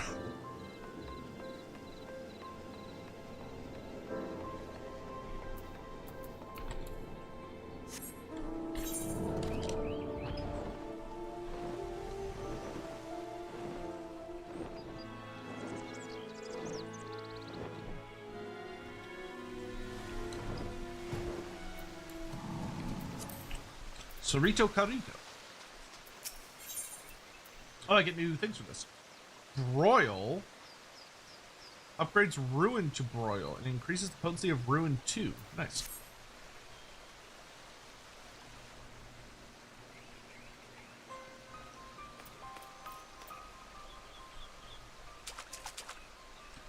I have worked day and night on the cure, yet I have little to show for it. My research is at a standstill for lack of information. I feared as much. If ever men had knowledge of the sickness, it was lost long before this age. Even after a careful study of Nemean tablets, I still know little more than what you have told me, that it came from the sea. From traders who returned from the South Seas, yes. They had lost their mainmast in a fearsome tempest and drifted, victims of the current, until at last they ran aground on a desert isle. Half dead, they stumbled ashore, and would have perished but for the Lalafelin tribe that lived there. These natives nursed the traders back to health and helped mend their ship. They even sent our men home with an amphora etched with ornate designs, a gift of friendship. In Nim, we had given them the rights due to those lost at sea. When they sailed into port a year after they had left, you can imagine how joyful the mood was. Yet our joy soon turned to horror. The traders began to grow ill, for the sickness was upon them. They transformed, and the rest you know. Stories suggest the traders contracted the disease on the isle. The voyage home must have been... Hold on. The traders were hale and healthy when they returned to Nim, yes? The sickness became known only after they reached port. You mean to suggest it was not the men who bore the disease? Then who? Or what? Something they carried, perhaps. Something like the islander's gift. That does seem the more likely culprit. But without the amphora, this is all conjecture. And I would be astounded if even a shard remains after 1,500 years. As would I. It was placed on a display in the royal halls for all to see. If only I had considered it a possible source. The royal halls? I know exactly where those used to be. Precious little remains of them, but I will scour the area. Now, if Dalcaris joins me, perhaps we will be lucky.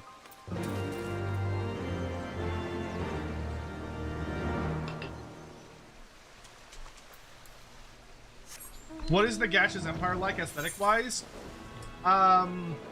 Spiky? I would say a lot of dark metal, a lot of teal, so much teal. Teal fire, teal glows, a lot of skull motifs of different kinds, a lot of various statuary of Nagash himself. I would also say, what other stuff would I? Lots of like really, like terrifying black iron, type structures, very oppressive atmospheres. Like, look at the Black Pyramid, right? Look at the Black Pyramid of Nagash, especially in, like, the Total War Quest battle where you can see it. And, like, extrapolate that to an entire empire. Hello?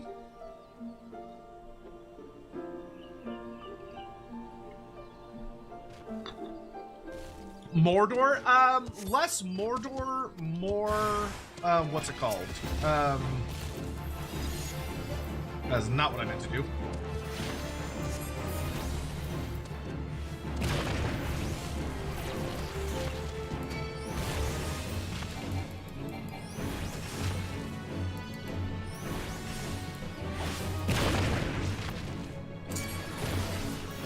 This is a very awkward place.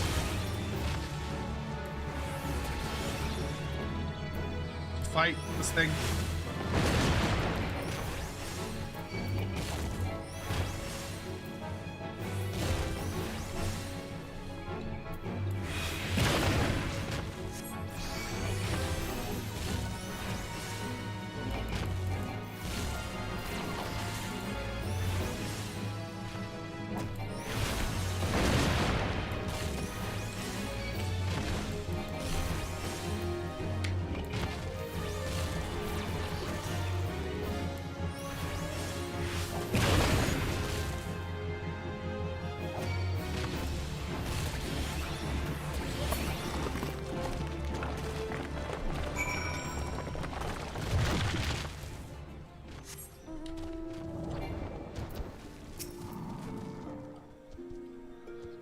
So it's less like Mordor and it's more like the Witch King's fortress, the Witch King of Angmar. I forget what Dol Guldur. Very that movie. If you, which I assume you've seen Lord of the Rings movies, but if you've seen the movies. Oh, I'm sitting here without my fairy like an idiot. Hey, let's get the fuck out of here! Oh, I got interrupted.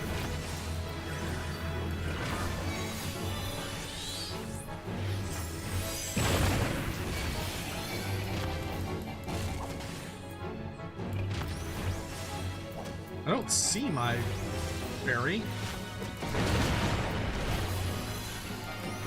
Oh no, there they are. No, they're around.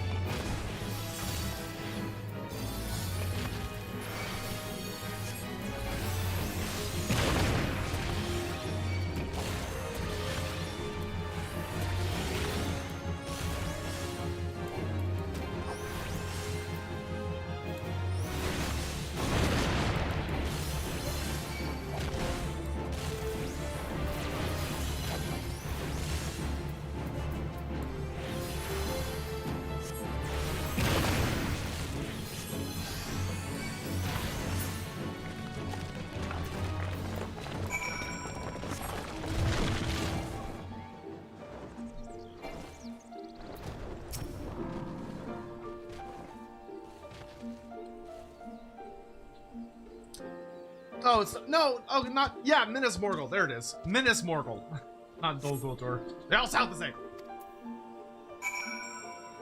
Yes, Minas Morgul is extremely close to what Nagash's stuff is probably gonna look like. Oh, geez, hello.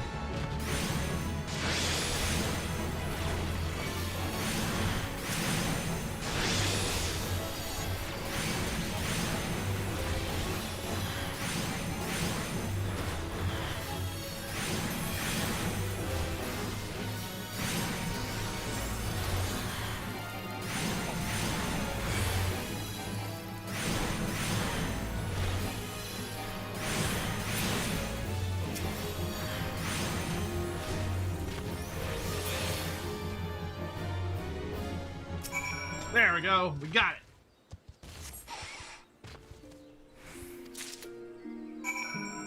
Oh, it's empty though. That's not good.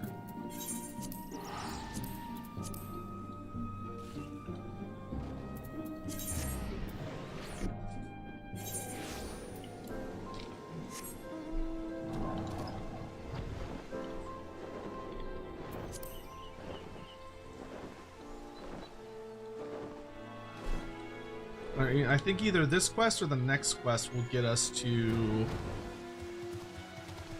64. I beg your pardon? You found it intact?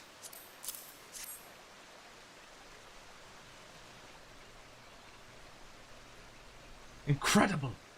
I remember this as though it were yesterday. This is the self-same amphora. Then it truly is an honest-to-God's miracle. Though it occurs to me now that we should handle it with a bit more care, assuming it can, turn us into tonberries.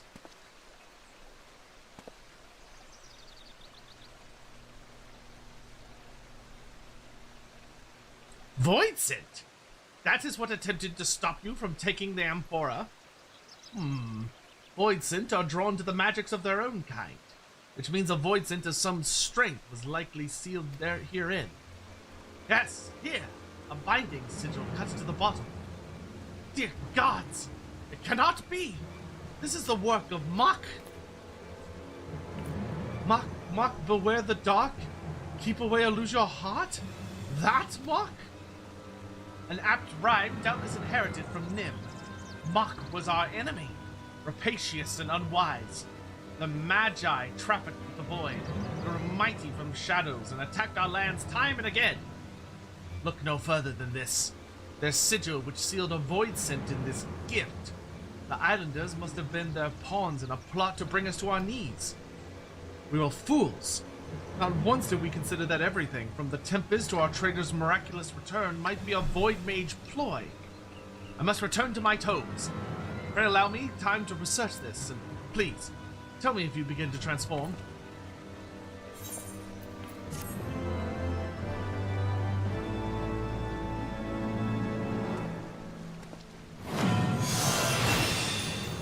Broil!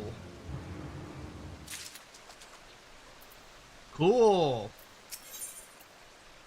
Oh geez, I'm not even the 60 quest. I've been slacking on Scholar.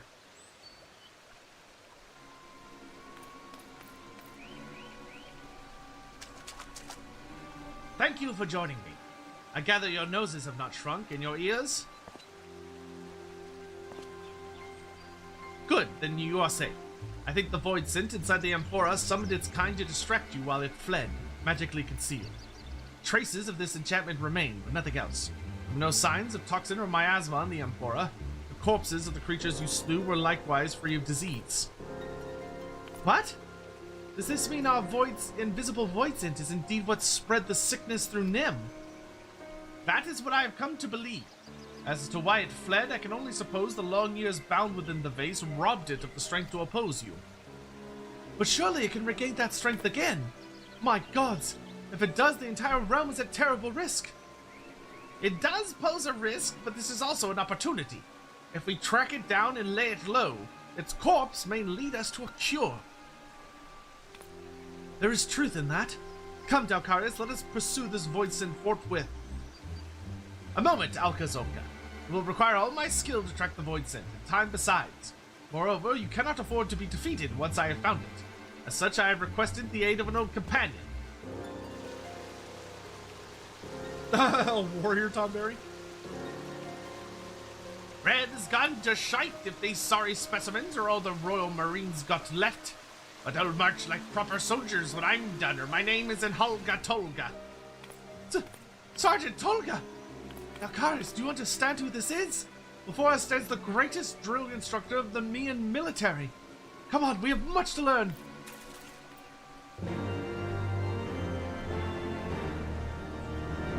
I would be sad if there was a horrible curse that turned me and my entire civilization into marketable green plushies with a stabbing disposition.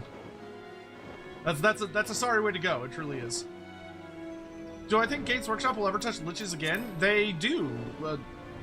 Archon the Black is a lich. Nagash is also a lich. Like they are full-on liches. And the Tomb Kings have lich priests. Like they're called lich priests because they're a form of lich. So like, I don't. Yes. Think you've got what it takes to be a Royal Marine? Ha! You make me laugh. Ever worn glasses into battle, boy?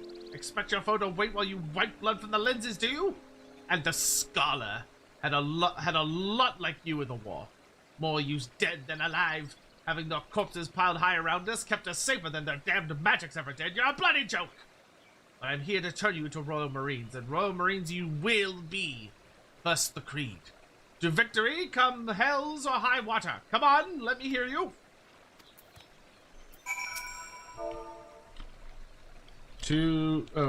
Come hells or high water. To victory, come hells or high water. How do you expect to strike fears into your enemies whispering like that? Open your gobs and say it like you mean it.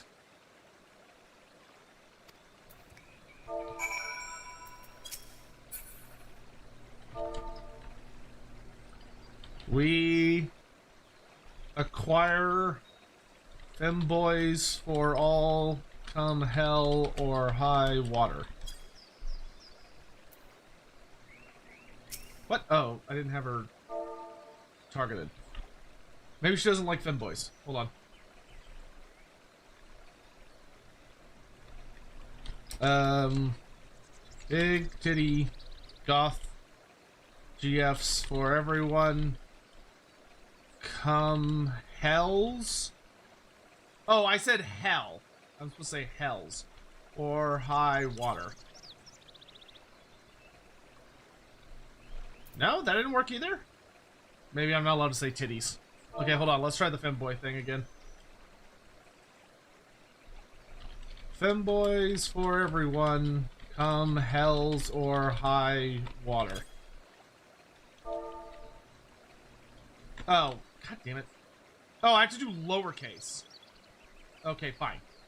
Femboys for everyone. Come hells or high water. Jesus. To victory! Come hells or high... Oh, wait, no, that was her. To victory! Come hells or high water, sir! Well, you show some spirit, I'll give you that. Now to your tasks. First, the Scholar. There's a band of Mamunja sellswords that have been eyeing our palace. Walk up to them with a great stupid grin and laugh in the leader's face. The Horror Sons will hold everything they've got at you for that. Acquit yourself well and you pass. Now go!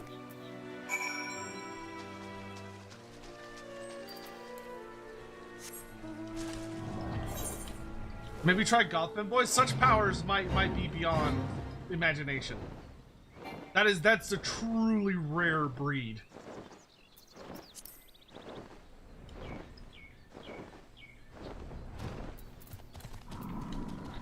Walk up to his face. Slash laugh.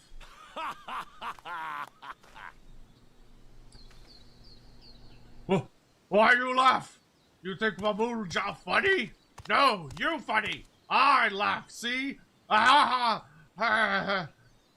You die now. Honestly, understandable.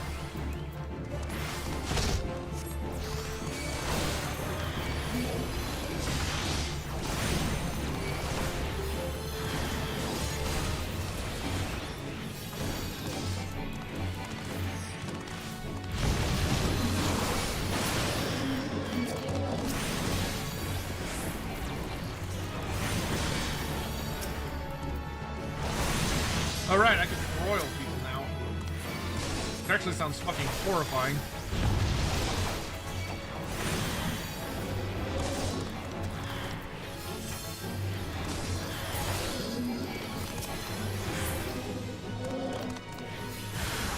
Oh, there's more of them.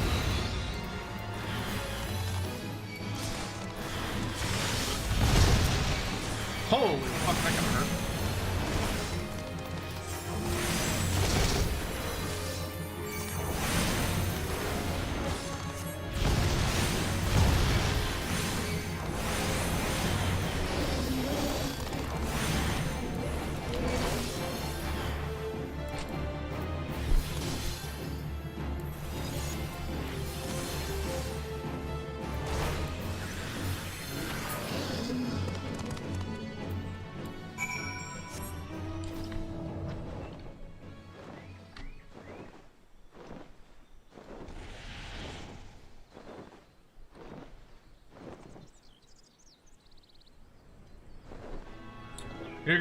You're gonna be waiting a hot minute, Hawk. I've got actually like 4 more quests to do after this one.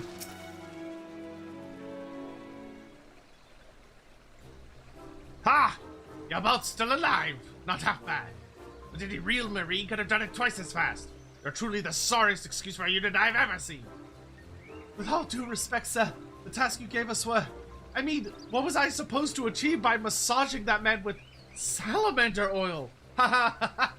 She had to do that quest. That's so fucking funny that they brought that back. You bloody fool! If you've got to ask, then clearly you've learned nothing. And you, scholar, are you going to tell me you don't know why I had you fight without a protector? Chaos reigns on the battlefield.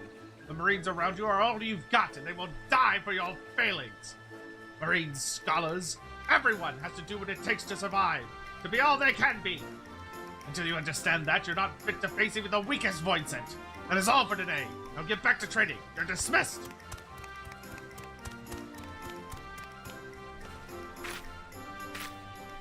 Yeah, sir. Yes, sir. I have been a fool, Dalcarius. I will do as he says. To victory, come hells or high water. Again, deployment tactics. Extends galvanize effect cast on self or target party member to other party members. Oh, that's fun.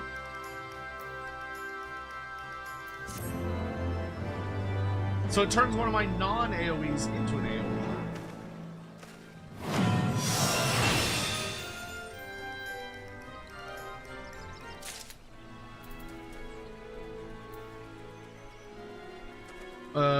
What's galvanize again?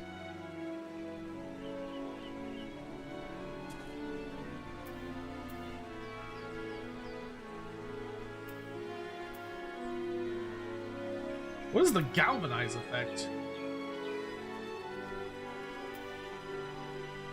Oh, there it is. Grants galvanize, nullifying damage equal to 125% of the HP store. Oh, okay, that's really nice.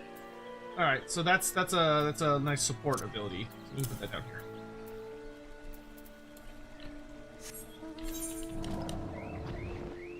That's pretty good. This is the 58 quest, and then we've got to do the 60 quest, and then we've got to do the 63 quest.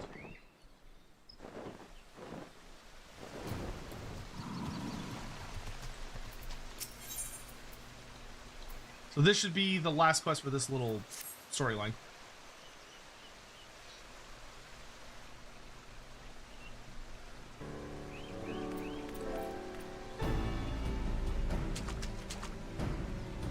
How goes the training, friends? As Dalcarius' comrade in arms, it is clear that his prowess with the scholarly art has increased immeasurably thanks to Sergeant Tolka's advice. Alas, the same cannot be said for me. I had already thought myself a master of Nemean techniques.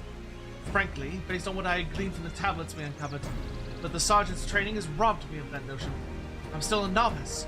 Until Sergeant Tolga says I am worthy, I wish to continue training. Your ambition does you well, Alka Zolka.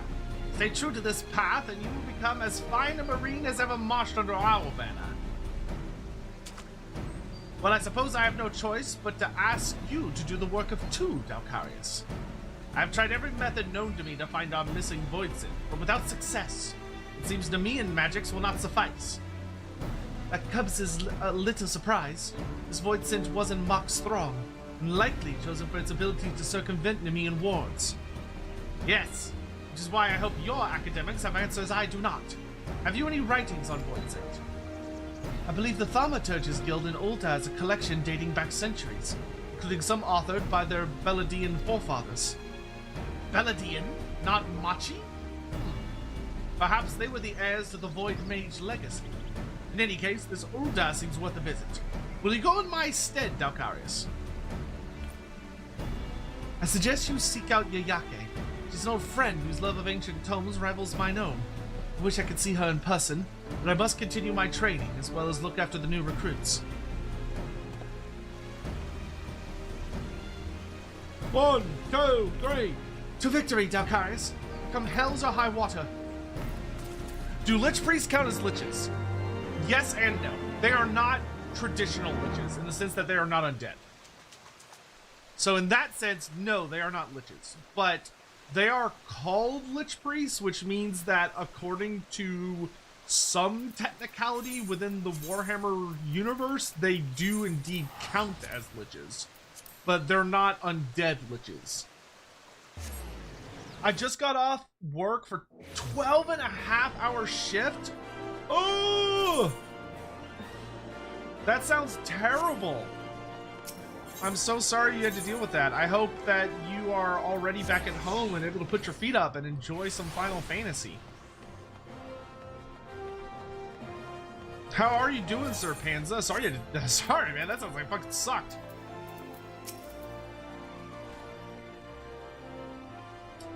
Ah, Dalkarius. Is today the day you delve into the 108 volumes of fundamental thaumaturgical principle? No. Alka Zolka. Alka Zolka? That is not a name I expected to hear, but I am glad my fellow book lover is well. I have indeed read of Voidsent able to perfectly conceal their form. There was a tome on the subject. Unseen was the title, penned in the 5th Astral Era. Unfortunately, is no longer part of our collection.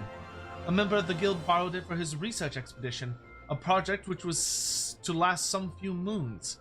However, that was 5 years ago, and he has not been heard from since. A pity. He proposed the most fascinating theories on Voidsents, and traveled to the western highlands of Corthus to put them to the proof. Alas, that area was rendered inhospitable by the calamity. There is a chance, of course, that the man is alive and the book unharmed. We traced his journey as far as Falcon's Nest. Perhaps someone there could point you towards where he ventured next.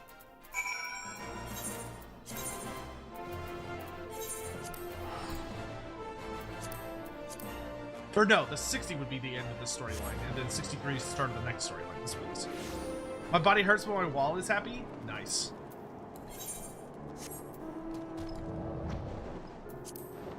Good, I'm glad you're out there making some bank. How now, adventurer? On the trail of a researcher who visited 5 years ago. There's not much to go on. The garrison was still stationed here in those days. Soupenier is in charge of organizing the records. If any here know of your researcher, it will be her.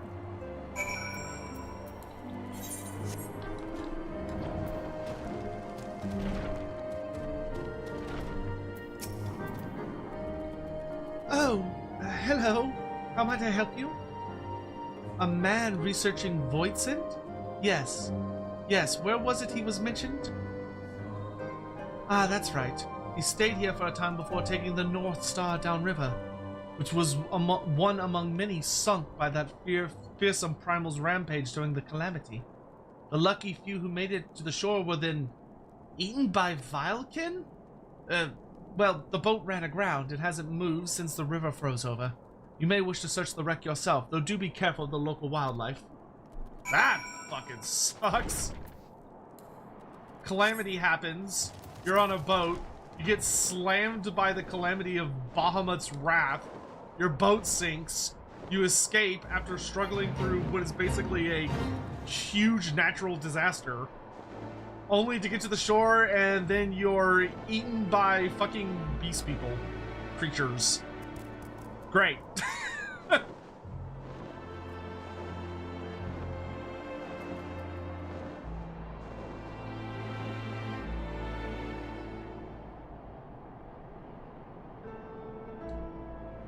I'm very pleased to see you, Sir Pants. I'm glad you could make it to hang out with us.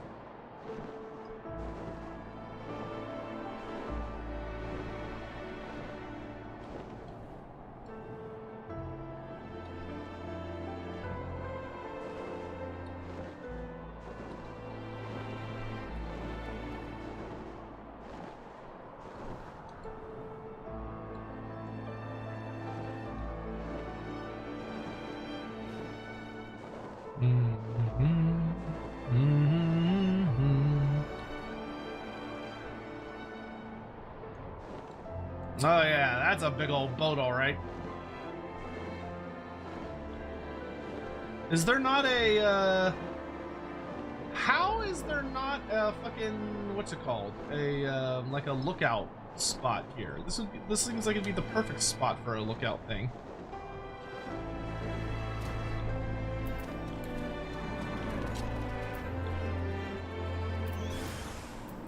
Oh, hello.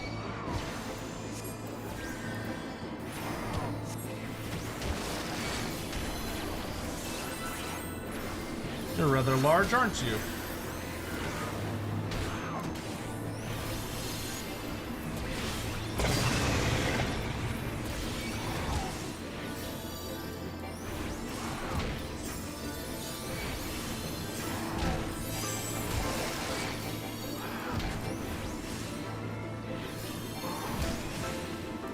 Why do they give you so much health when I have so few damage abilities?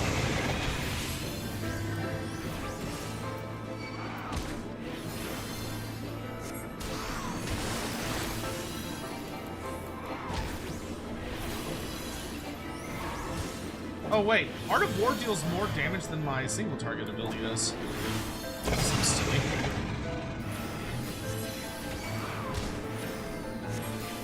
At least Broil does more damage.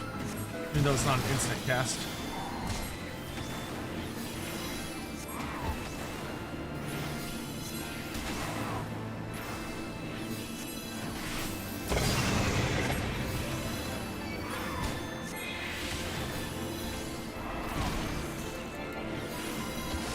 Let's see the new Darko book's already out.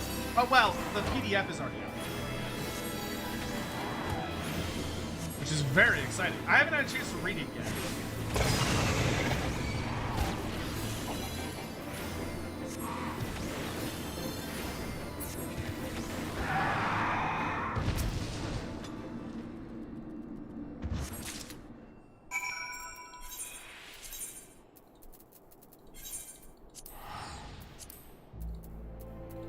We got it. Well, I'll get the next quest should give me the level 60 gear, so I'll only be shitty for one more quest after this.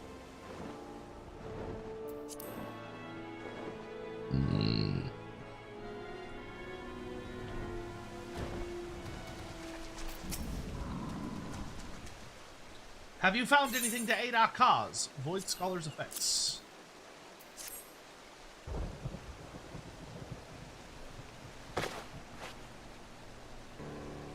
These things have all seen better days. Ah, but here is the book, and the writing is still legible. It will take time and patience, but I am hopeful its secrets will allow us to snare our invisible Voidsent. Do mine eyes deceive me, or did you track down a book? Splendid, Dalcarius. As for me, I would like to think I've improved by leaps and bounds, thanks to Sergeant Tolga. Recruits are coming along nicely as well. With a bit more training, every individual in our unit will be able and ready to face our Voidsent foe in battle. Very good! Then let us all attend to our tasks. The day of reckoning will be upon us soon enough.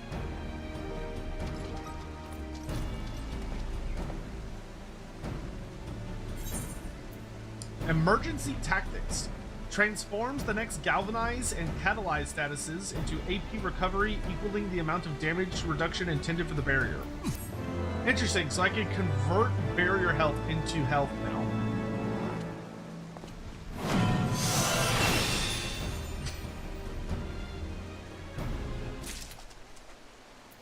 That's a very interesting gimmick there. Let's put that down here for the moment. I might change, you know what? Let's do this. Let's move both of these over to here and leave that there for now.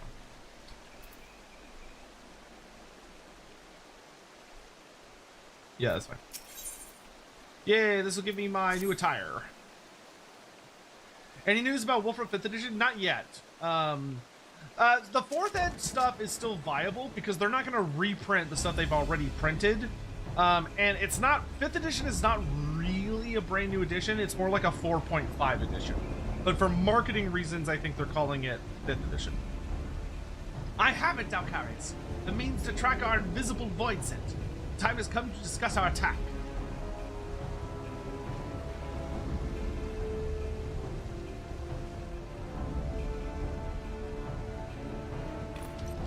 Ahaha!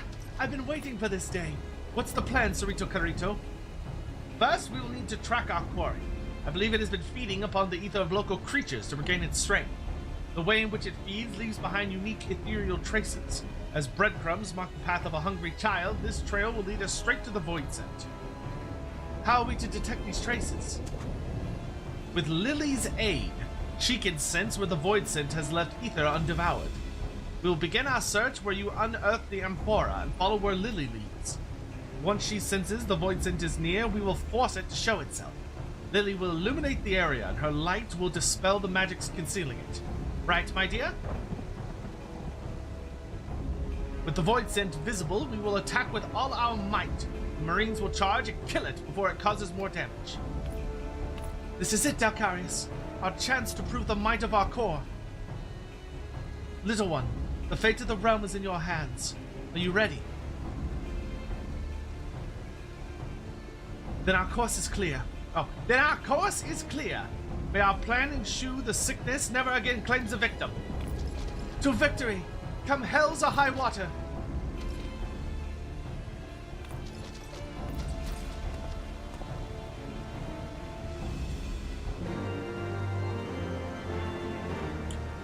Do other people have the lore of undeath or no Warhammer Fantasy? So it's going to be interesting to see how they do it, because technically, any wizard in the game could use the lore of undeath during the end times, because Nagash basically corrupted the winds of magic so much, like he corrupted like reality and destabilized so much that everyone was able to wield the lore of undeath.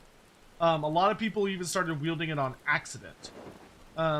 But the in game, I suspect that will not be the case. It'll either, I would guess it'll probably be for undead factions, because it would be very weird to make it for like everyone. But I could see it being either just the undead legions, or I could see it being just all undead. So like Vampire Counts, Vampire Coast, Tomb Kings, etc. But we'll have to see.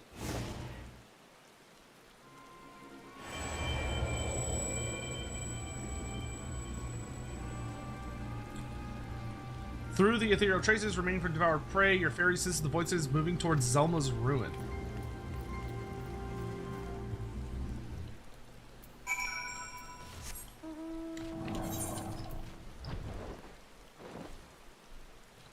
Oh, it's like in a totally new area.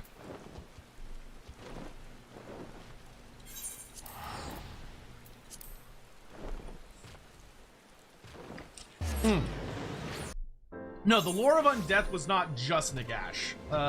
Nagash, like, created it, but he also created the lore of vampires, so. I think it'll be a lore available to several factions. I don't think it's going to be just Nagash. At the very least, it'll be Nagash's faction.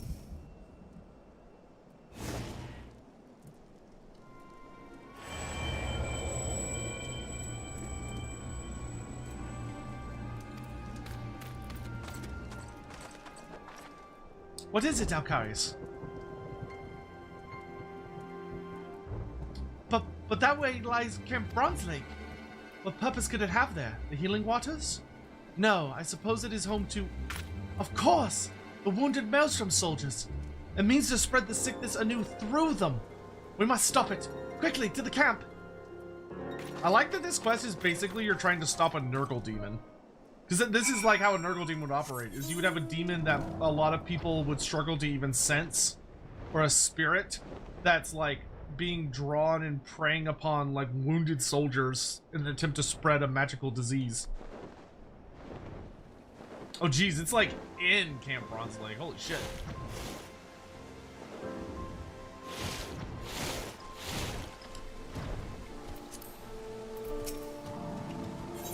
Let's get his ass!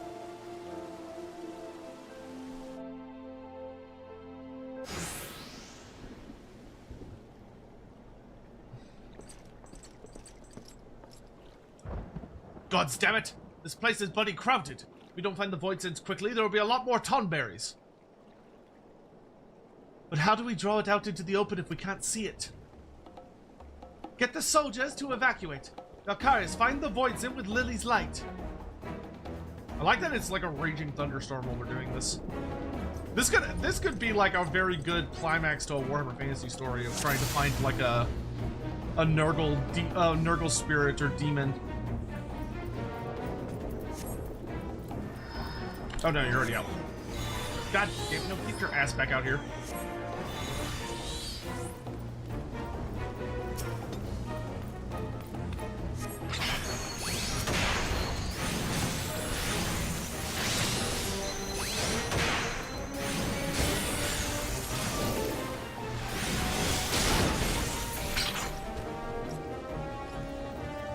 I wonder how big this fucker's gonna be.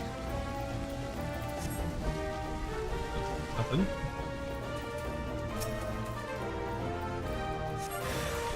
Oh gosh. Yeah, you're not him.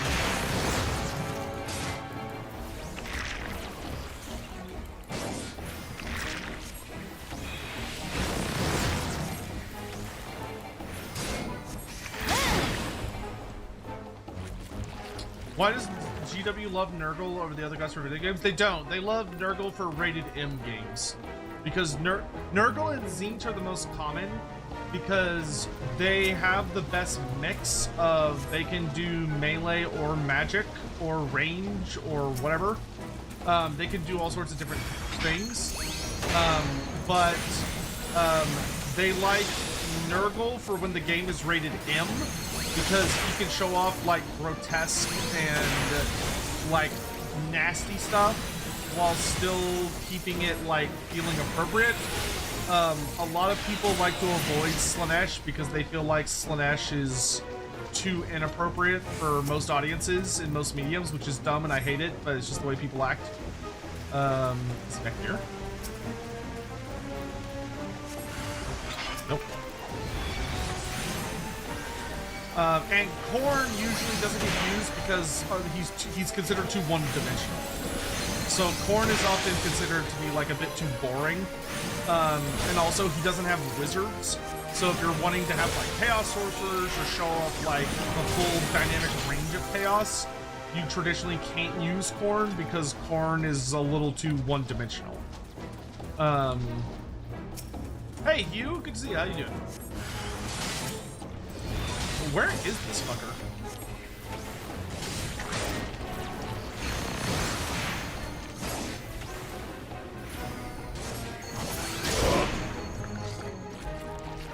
Well, it takes me out of the area.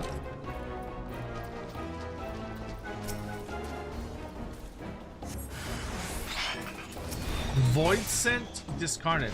What is that queer light? Is it? Is that it? Quick, after it!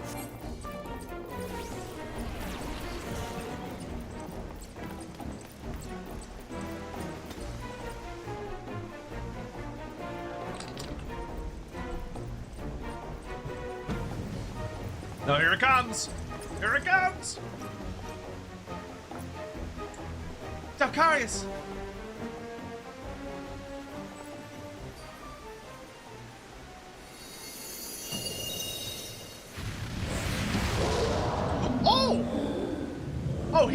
big! Okay. At long last. Ah, monster! For Limsa, for the Tonberries, and for glory, attack! To victory, come hell's a high water! This is actually kind of a significant bad guy. Like, this is a very significant bad guy. Considering that this dude, like, brought down an entire empire. Like, he almost single-handedly ruined the nation.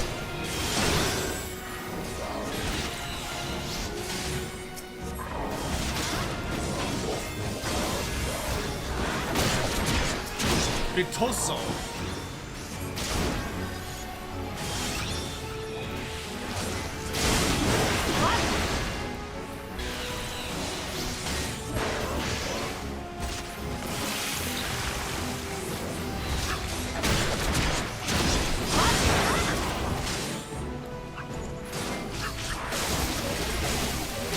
What is this foul stuff? Get it off me! Oh, he's creating ads. Hell, he creates gross little slug monsters.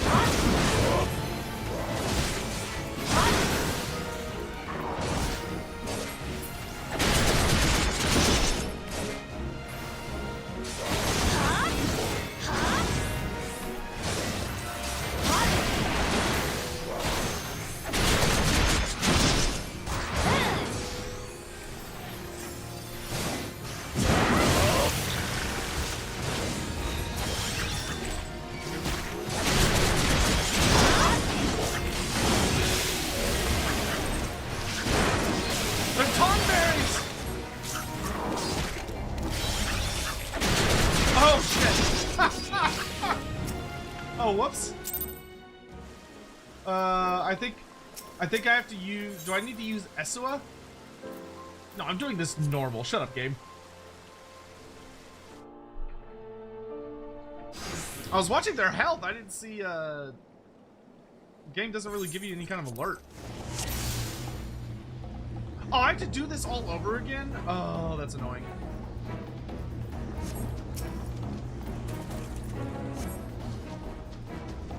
You have to heal? I mean, I was healing them. They didn't die. They turned into Tonberries.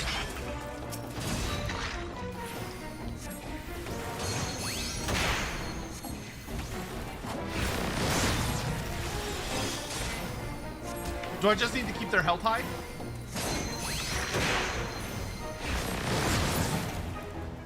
And my gear is notably a bit shit, which is going to make this more difficult.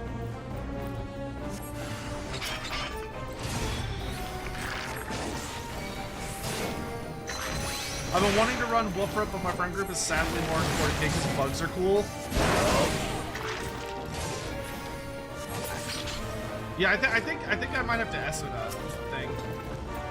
Because like health-wise, they were fine. Like they were only at like 50% health.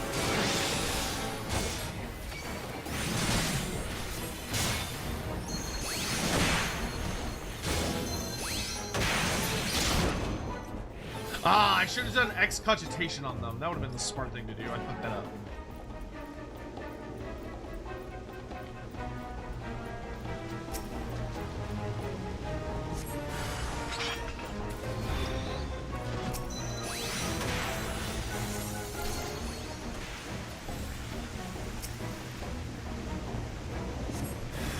I'm assuming you just have to do a certain amount of these.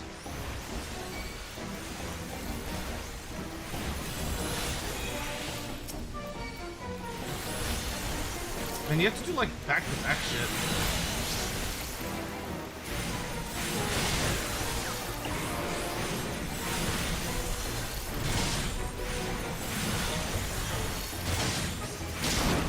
Pass around the NPCs and just keep away from the boss so you don't get beat. Okay. And then deal with ads. Alright, I can do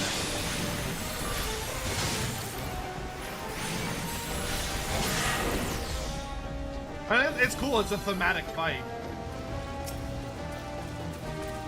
I'm surprised the game didn't give me an alert. Normally it's usually like, oh, make sure you do this thing. And so this one it's like, figure it out, stupid. Figure it out, idiot.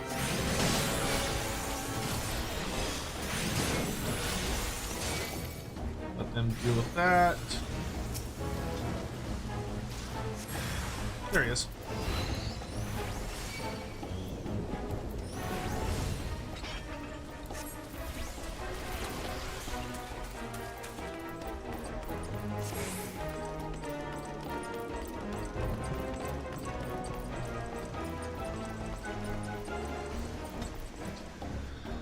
I will say, S9 is so weird because it feels like it only works on like 1% of the debuffs in the game.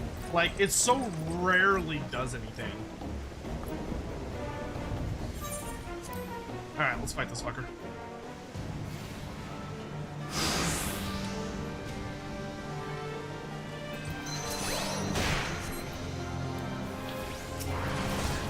Alright, I'm just gonna worry about healing these nerds.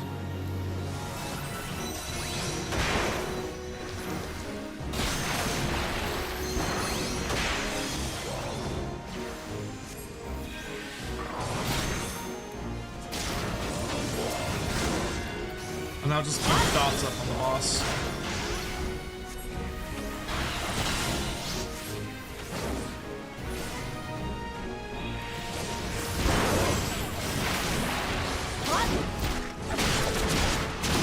So she has... No, that's just how much damage she takes.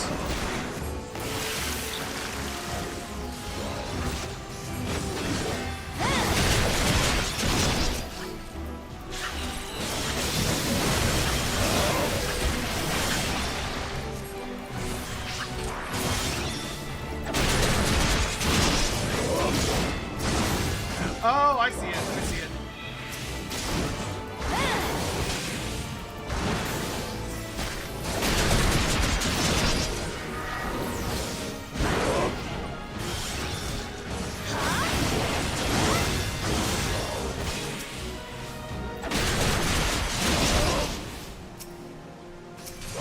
This is kind of annoying because it's really difficult to, like, it's kind of difficult to see everything you need to see.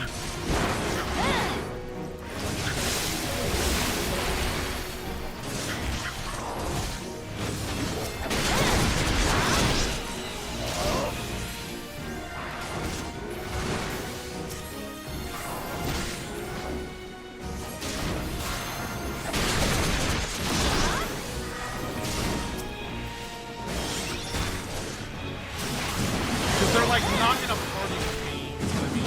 It's like it's hard to get them with stuff.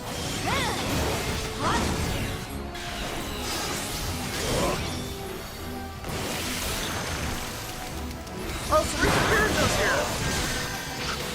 Thank God, somebody's here.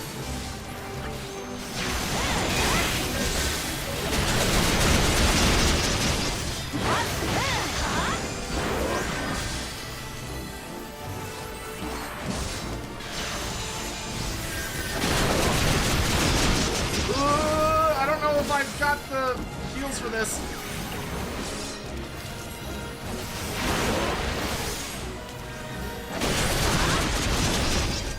I don't think I can do this right now. I think I need better gear. Yeah, I don't have the heals to keep up with it. God, the healing quests are really hard in this game. Because, like, you can't deal damage. You have to focus all of your effort on healing. I don't have any tombstones, so I can't buy any tombstone gear. I'm gonna go to... Where's the nearest market? Here, I'm gonna pop over to Gridania and go buy me some gear real fast.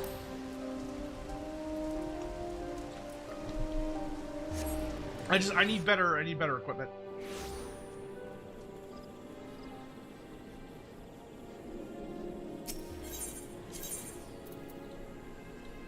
I just got DPS checked by that shit.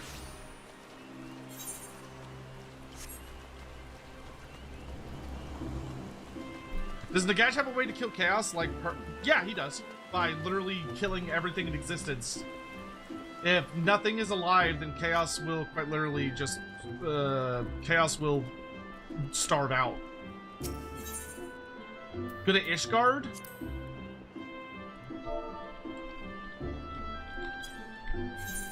Okay.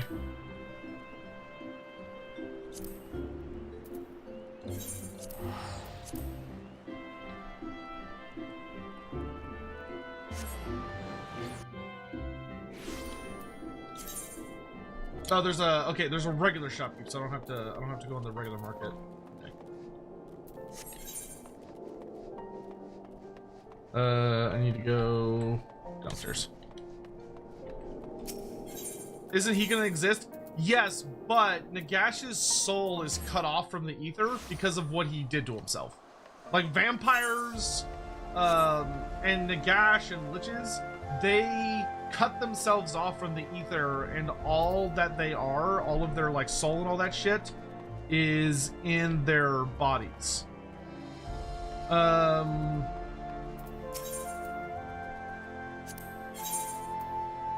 Now this is I mean, jewelry stuff will not hurt.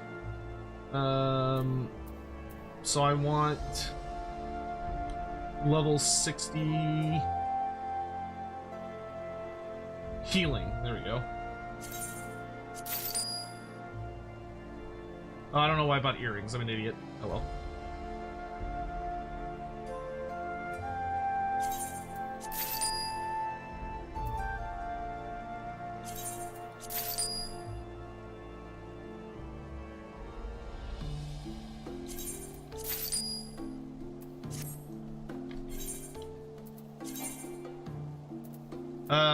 Wow, none of that helped.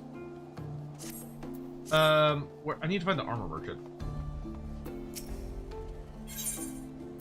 Nope. Armor, there we go.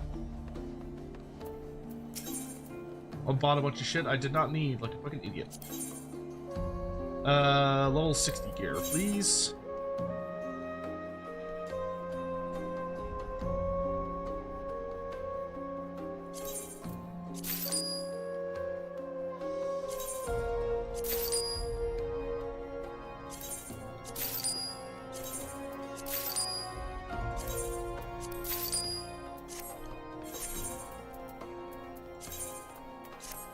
Ah, there we go.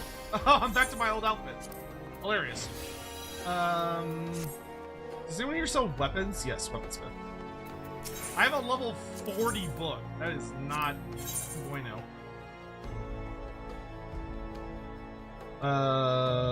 White mage. Scholar. That's what I need.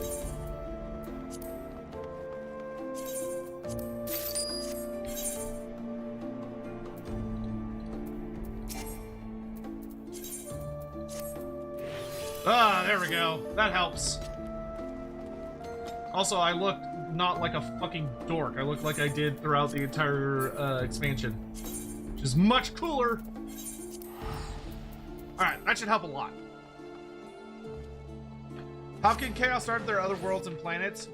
If Nagash successfully took over, like, the entire world, in his scheme, his magic would become so horrifically powerful that it would probably start to... Well, okay, you have to keep in mind that for the Warhammer planet, Chaos can't go there if there's no life.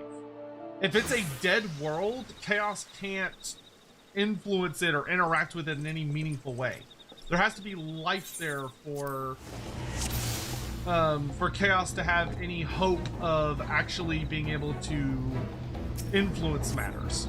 The other thing you have to consider is that if Nagash successfully did everything that he wanted to do, if he successfully like unleashed his great ritual, you would be dealing with an entity who would be able to resurrect everything that had ever died on a planet, ever, across the entirety of all of its time. And he would have that as an immortal army that could endlessly put itself back together. Plus, he would be able to take over the entirety of the Winds of Magic and would likely start to infect the ether itself. he would be a disease of death that would spread through the Immaterium, which would be really bad for like everyone. Like everyone.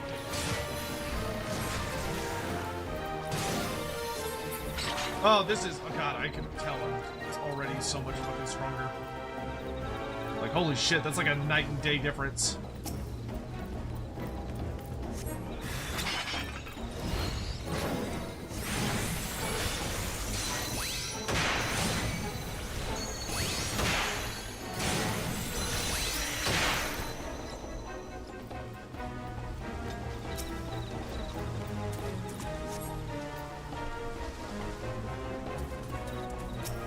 So liches are technically purely physical. Do some have D&D phylacteries? Generally, no. Most liches in Warhammer Fantasy do not have a phylactery. There are items that they're very resonant with. There are items that they're very deeply tied to, but I wouldn't go so far as to call them phylacteries. But permanently destroying a lich or a vampire is borderline impossible. It's so nightmarishly difficult.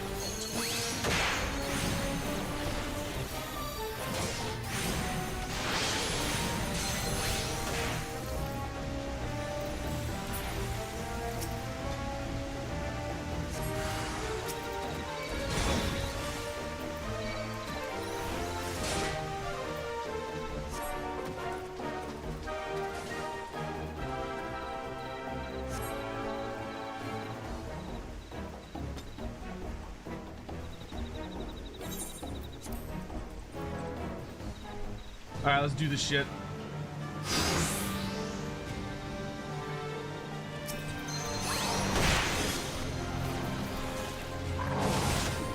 Can liches just put themselves back together? Yes. So like Nagash. Nagash is the easiest example. If you were to kill Nagash, right? Like let's say you killed him. And you cast his body down. You would have to make sure to immediately like dismantle his body. Because if you just left him there, he is going to like slowly but surely start to put himself back together again. And even if you destroy him down to like, let's say the atomical level, right? Which is probably overkill. But let's say like you absolutely utterly incinerate him. You hit him with a nuclear bomb. And his body is just removed, right, from existence.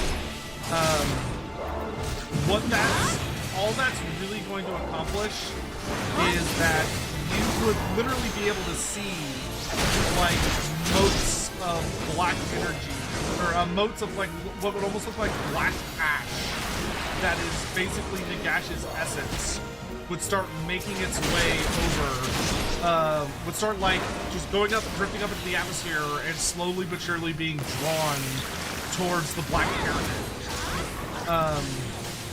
Where Nagash would start to reconstitute himself back together. So in order to even have like a remote chance of killing Nagash, you would need to make sure that he is not only dead, because obviously he would be dead. You would need to make sure to destroy the Black Pyramid in its entirety. The Black Pyramid should be razed to the ground or utterly destroyed through some means. You would also need to make sure that any physical artifacts from his life are all any physical artifacts from his life would all also need to be utterly eradicated to make sure that he cannot remanifest them in any way. Wow, that was like so much easier. Holy shit, that was a lot easier.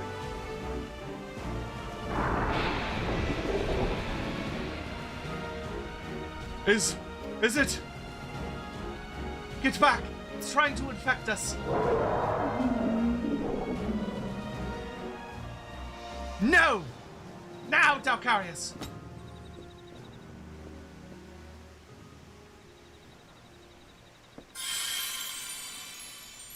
Get purified, bitch!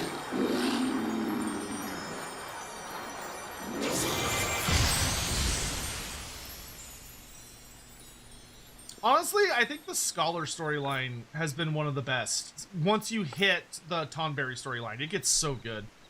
Ahaha, we are victorious!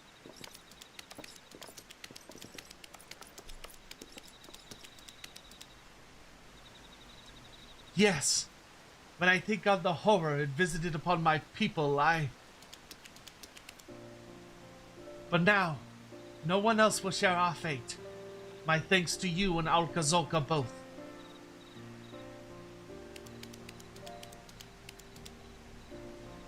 You've got my gratitude as well.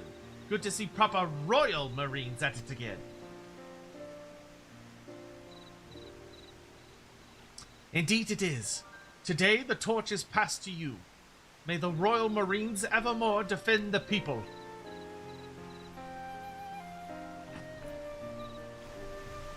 Oh, Hugh, today, it was your birthday. Well, happy birthday.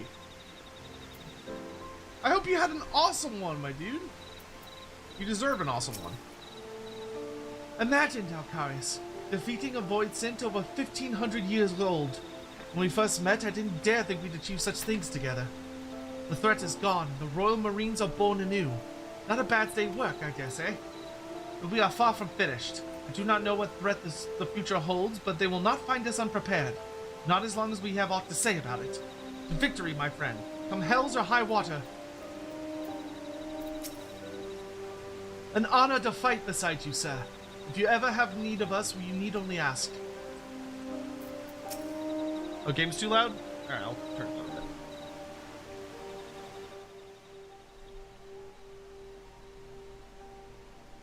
Ain't common feeling that safe in a battle. Ain't common feeling that safe in a battle. I reckon those Nemeans knew what they were doing with them scholars and fairies. I'll have your back too if you ever need it. Bloody Tonberry eyes, always running with... Bah, who am I kidding?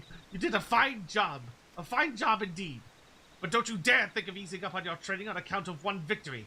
You sully the name of my beloved Marines, I'll flay the skin off your back. I love that the Tonberries actually came to help the fight. That's fun. I have gathered the Void Synth's remains. With careful research, they should yield the secrets I need to heal my people. I am not so naive as to believe the answers will come quickly. Yet the cure shall be ours one day.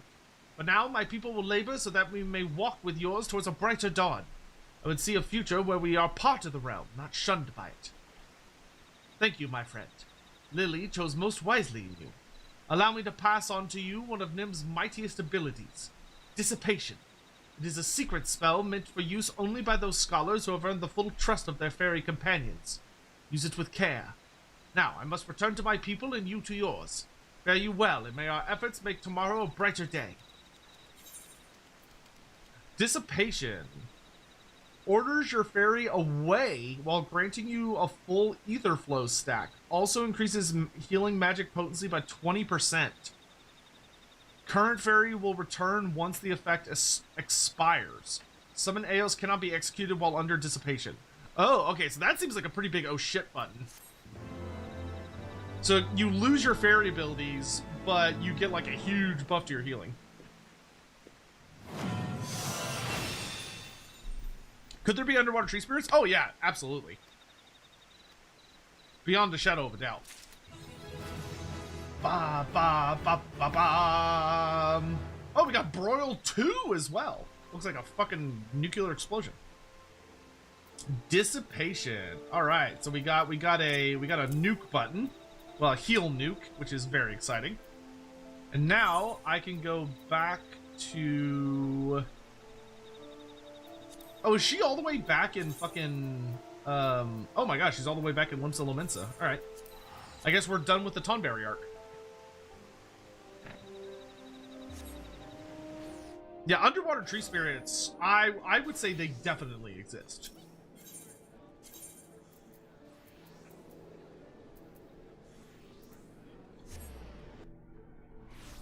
Alright. Oh, I can put on my new stuff.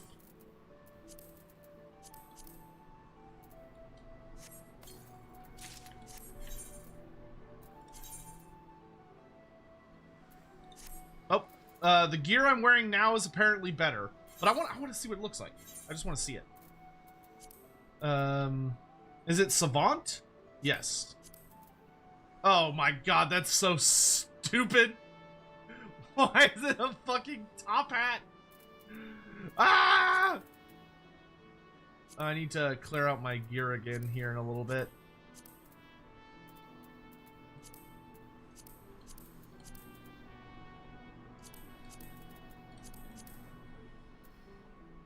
Bro, this outfit is so fucking dumb. This looks terrible. It's so stupid, man. What were they thinking? It's like a steampunk aristocrat. Awful. Absolutely awful. That's so bad.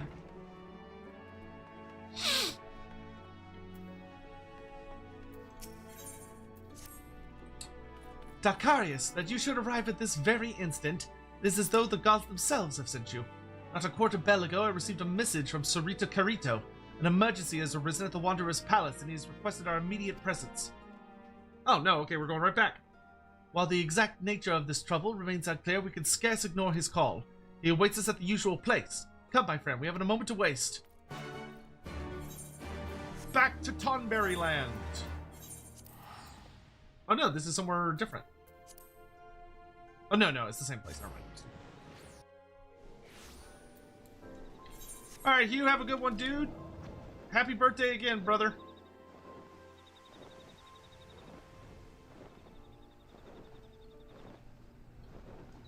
I need to eat some more food.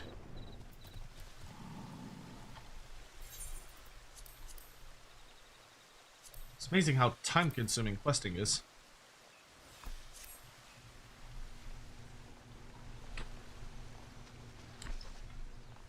Oop.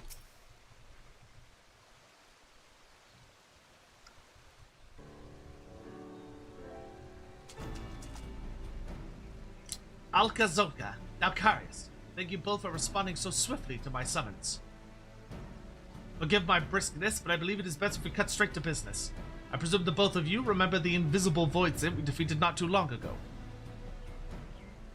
We could scarce forget such a vile creature.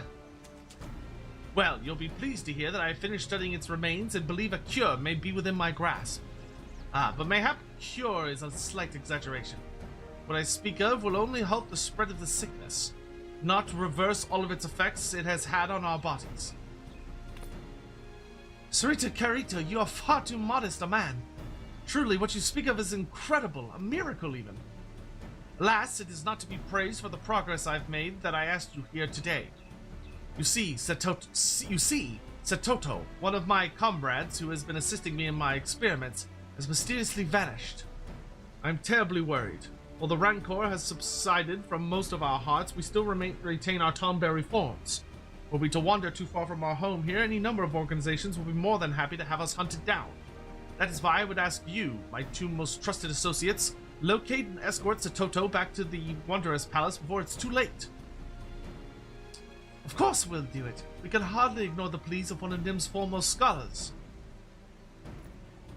Dakarius, I have an idea of where we could start. Let us check with the Grand Company to see if a bounty has been placed on Setoto's head.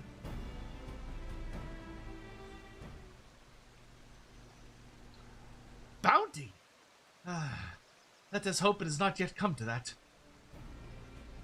The Maelstrom Command is in Limsa Lominsa. There we should be able to ask the Hunt Bill Master if any Tonberries have recently been registered.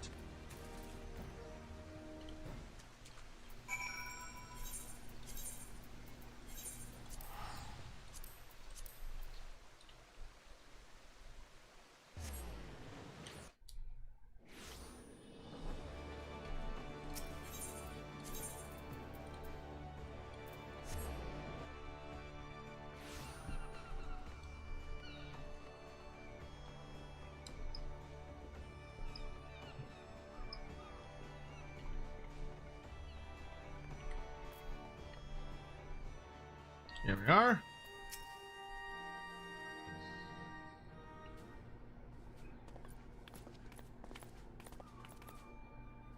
Good morning to you, sir. How might I be of service today? We're looking to slay a tonberry. A tonberry, eh? We currently have only one tonberry marked for the hunt by the name of Marbury. Marbury? If I recall correctly, he was marked for the hunt from even before Setoto disappeared. The possibility of there being a mix-up between the two is slim. It seems we must continue our search elsewhere. Darkarius of the Scions! Olga! I wasn't aware the two of you knew each other.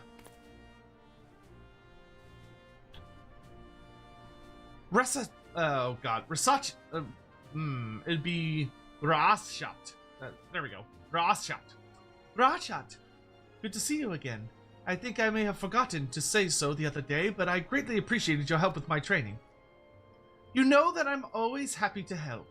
Don't suppose you've come all this way to thank me, however. What brings the two of you here? We're searching for an escaped tonberry and thought it might have been marked for the hunt. A tonberry, you say? Well, I can't promise this is in any way related. A few days back, a disturbance broke out in Vespa Bay.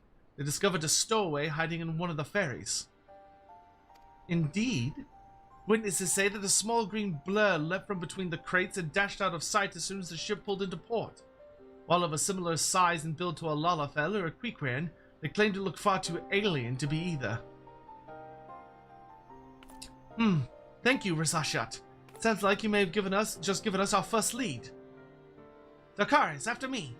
We make for Vespa Bay with all haste. If I wanted to read more on Warhammer Fantasy Nagash, where would I recommend? Have you read anything involving Nagash already? Because if you've read nothing, I can give you some ideas of where to start. If you've read a couple things, I can tell you where the next best place to go is.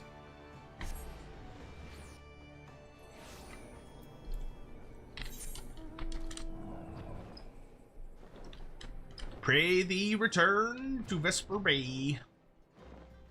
You have not. Okay, so one of the best books to read is going to be the Liber Necris. Not the easiest thing to get nowadays because it's out of print, but you can usually find a copy without it costing too much. But the Liber Necris, which is like one of the best books for just undead in Warhammer Fantasy, if you like want to read about Warhammer Fantasy Undead, it is the go-to book.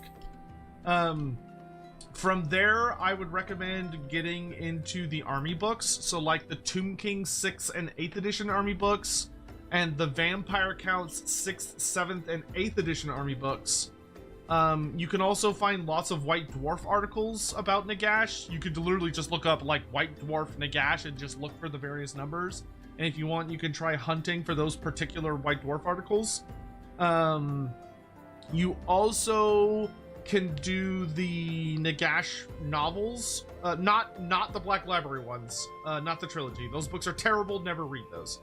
I would probably recommend. Actually, I would recommend reading the Masters of Death duology. So book 1, which is Neferata, and book 2, which is Masters of Death. I would read both of those. I would also recommend the Gotrek and Felix, particularly Vampire Slayer. Though I'd work your way up to Vampire Slayer. I wouldn't go straight to Vampire Slayer. The Ulrika trilogy will have some good stuff that kind of revolves around him. The Sigmar trilogy, Nagash is the big bad of book 3, and it's really, really fun. So I would highly recommend the Sigmar trilogy. Can your in-game character defeat Goku? I really fucking doubt it. Oh, good. For a moment I thought I had lost you.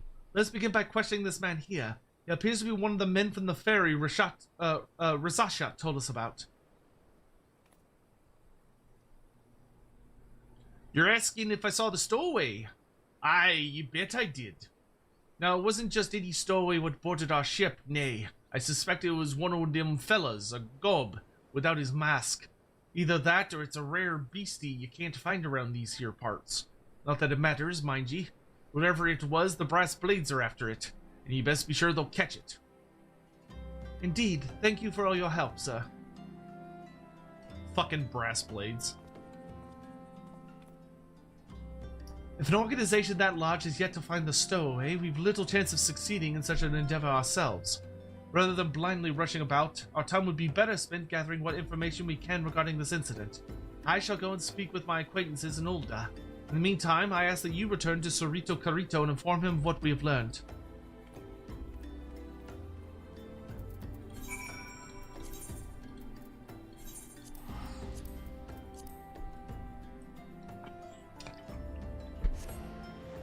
Don't I mean the ass blades? Yeah, they're pretty shit. Honestly, I feel like they should have been disbanded after everything that happened in A Realm Reborn, but, you know, far be it from me. Far be it from the Warrior of Light to tell people what to do.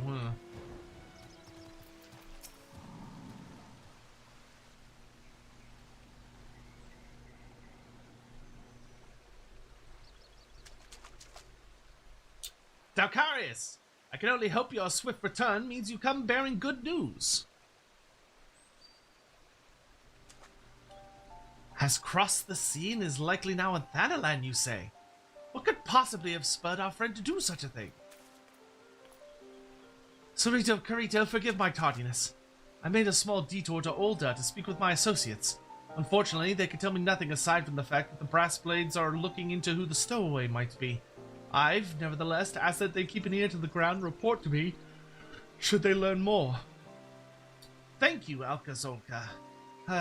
If, as you suspect, our friend has fled to the vast continent of Aldenard, there's little sense in us conducting any more searches. Judging by the brass blade's inability to find their quarry, we should have no need to worry about the hunt or any other institution capturing Satoto for now. Our best option is to wait until we know more. I'm inclined to agree. Should I come across any new information, I will send word to you right away.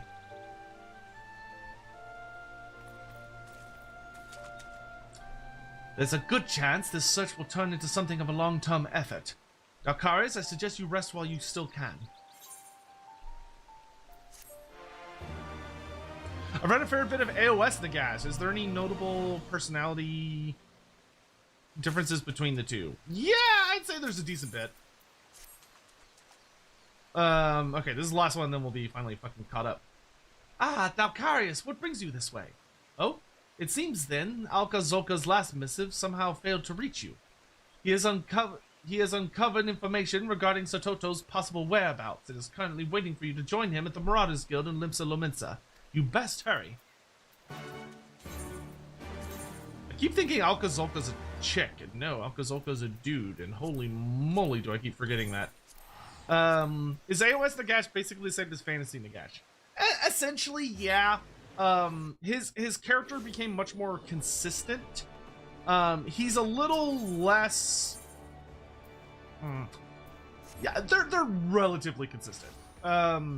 He didn't really get the gimmick. I don't think he got the gimmick of speaking in like all caps and all that shit, where he has like a really distinct text style. I don't think they did that until the End Times. The End Times is the first time they really started doing that. Welcome, my friend. My contacts have but recently caught wind of a rumor that the brass blades are once again on the move. It seems they have spotted a creature matching the description of the Vester Bay stowaway. Luckily for us, the quarries fled to the Black Shroud, an area that is out of their jurisdiction. While there is much we do not know, at least we now have an idea of where to begin. Let's immediately depart for Camp Tranquil. To the Black Shroud.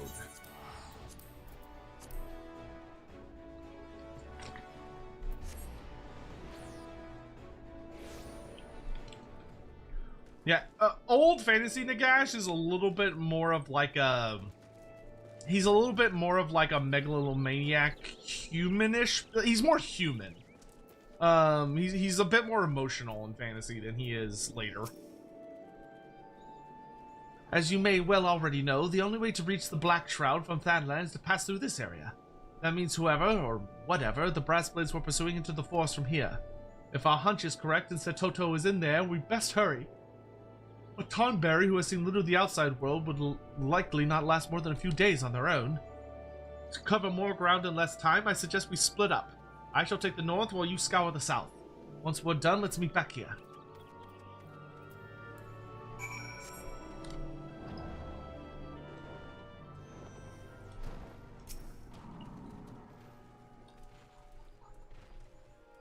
Jamonte Jones, hey, what's up, dude? No, Flatline Hotline, you're all good, dude. You got nothing to apologize for. I just appreciate you taking the time to hang out and, like, just ask questions and chill.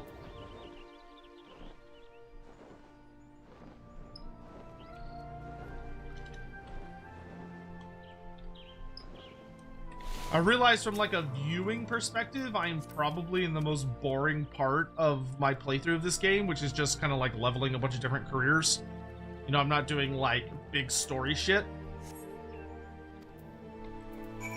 So, any of y'all that are, like, inclined to come just hang out and chill and all that jazz, I super appreciate it, because it gives me people to talk to while I'm doing this. Which character changes the most from fantasy to AOS? Ooh, that's actually a kind of fun question. I would say, honestly, probably Sigmar.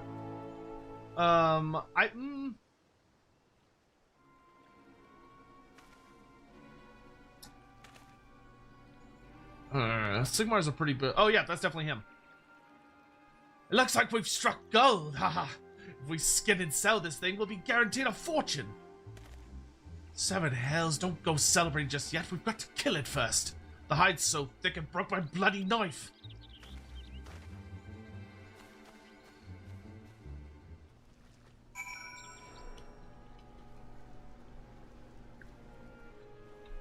You little shits.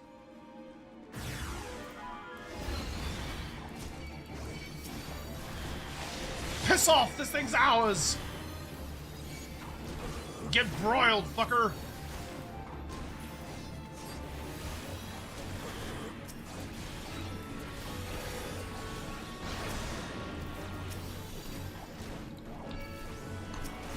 Enjoy some free dots on me.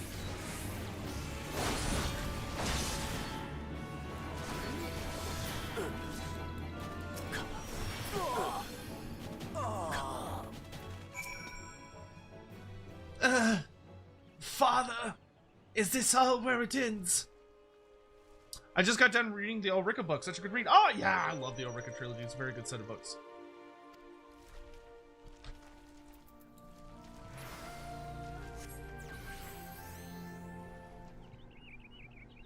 I'm now considering a dwarf bard who leads a group called the Imagine Flagons. That's fucking hilarious. That's actually a really good one. Thank you, sir. You saved my life. That spell. You wield Nemean magics. Are you perchance Dalkarius, the adventurer in possession of a soul crystal? Sarito Carito often speaks of you.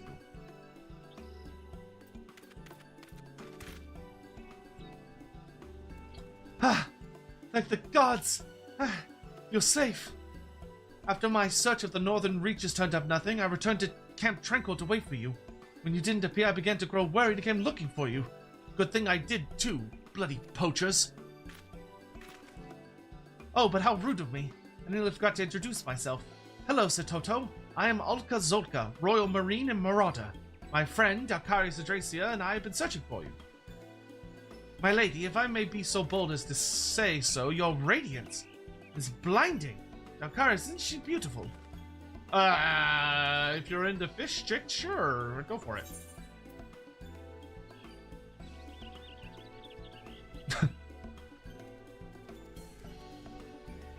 Oh my god, both of these feel very dangerous. I'm pretty sure she is a he.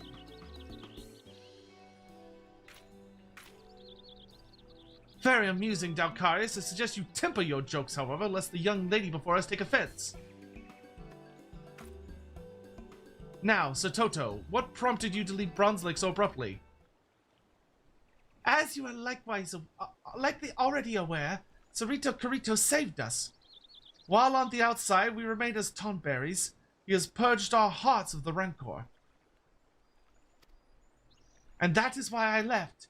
There is something I must take care of now that my mind is once again my own. And what, pray tell, is that? Over 1,500 years ago, back when Nim was still at its peak, my father was a scholar and a Royal Marine. he was dispatched upon a secret and incredibly dangerous mission to infiltrate Amdapor. The day he left was the last time I ever saw him. I suspect the reason he never returned was because he was discovered and apprehended by the Amdapori. And so you came here, to the place the ancient nation once stood. I know. Basically, he said, there's no way your father's still alive. I know. I'm under no illusions that he might still be alive. Even if he somehow escaped Amdapor, unlike those of us sealed away in the tower, the passage of time would have eventually robbed him of his life. I'm only looking to find something that reminds me of him. A keepsake, if you will. It sounds as though you loved your father a great deal. Very well. If it means this much to you, we, the Royal Marines, shall volunteer to aid you in your search. Right, Delcarius? Dude, my character is still reeling from misgendering the Tonberry. The two of you would really do that for me? Oh, thank you. Thank you so very much. Now, let us return to Camp Tranquil. There we will discuss how to proceed. How did those poachers think that the Tonberry was like a creature they could get away with doing that to? Like, oh, it's dressed and wearing a wizard's hat and using tools. Surely we could poach it for its hide. Like, what the fuck? Guys, that's a sentient creature. A sapient sentient creature. Before we begin searching for a memento of Setoto's father and Anist, I must go to Bronze Lake to inform Sarita Karita we have found his dear comrade and that she is safe. Speaking of which, Setoto, you must promise me you will never again do anything so reckless as wandering a foreign land alone. The realm is a dangerous place, doubly so for someone with your affliction. Very well. If it really means that much to you, I shall make that promise. Ahem. Good. That is all I ask. Delcarius, I ask that you look after Setoto and see that she gets some rest. That she might recuperate from her ordeal. We shall make for the lost city upon her full recovery.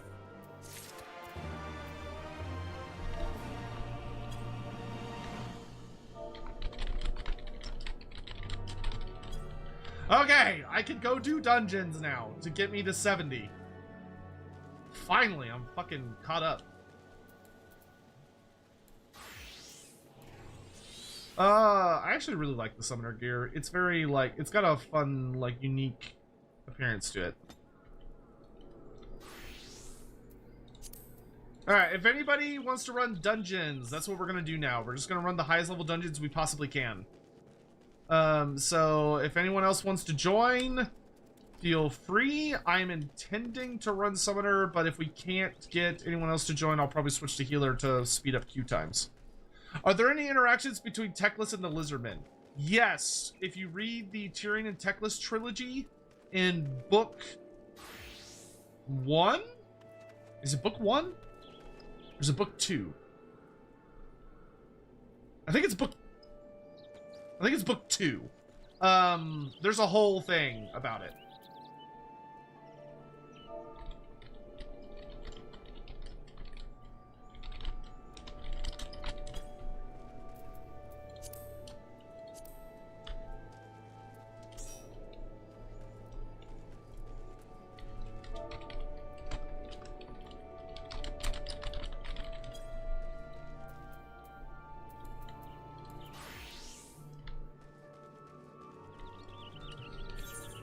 Alright, if it's just us three, then I will do this.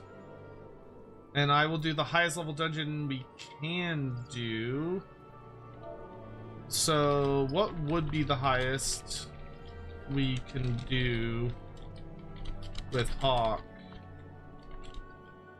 That would be, what, Samal? Or, the Eerie?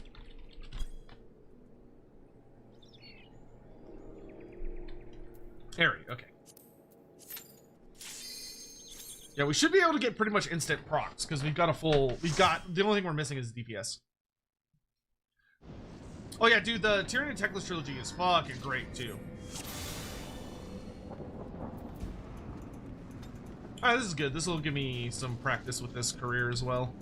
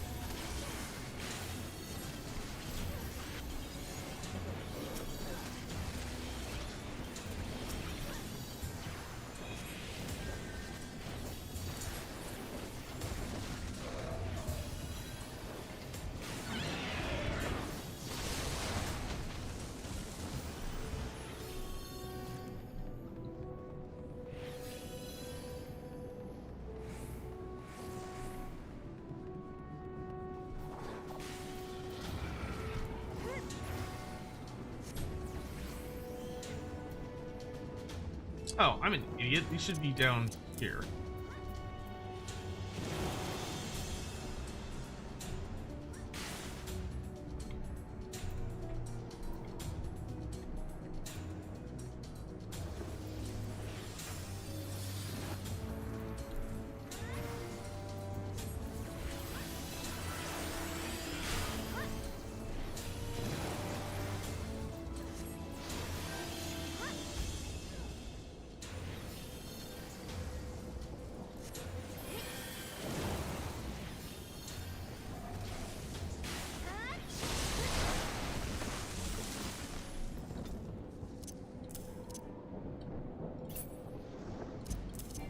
There we go. That's better organized now.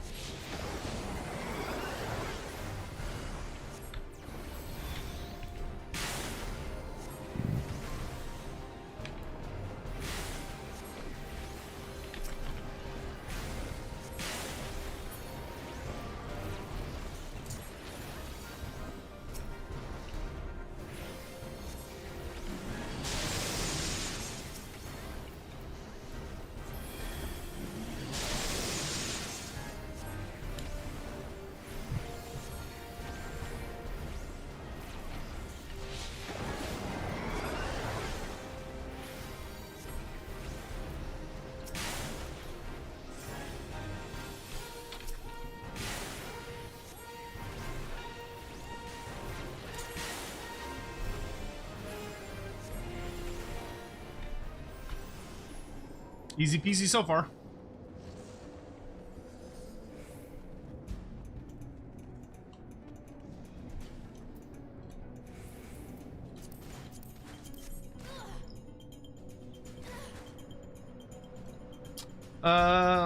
Just for saving listening to Lord Breeze of Work has quickly become my favorite podcast live stream thingy. Yeah, I don't know how to classify it either. But I'm very glad to hear that, Flatline Hotline.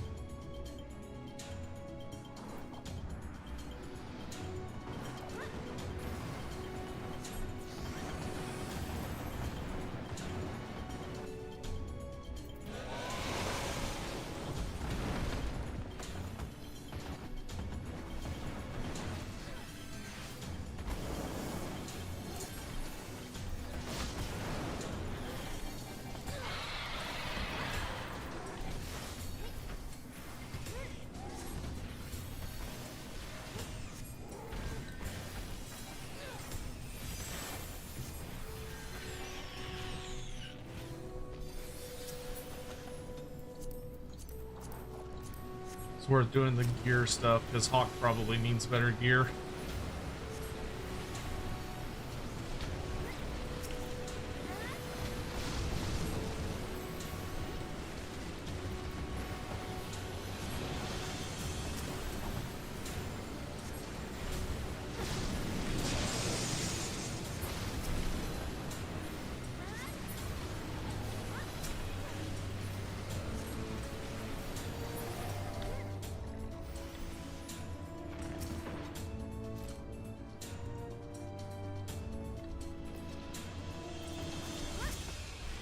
If you're listening, Alex, I feel pretty confident I can take like double waves. Like this is pretty snooze fest healing wise so far.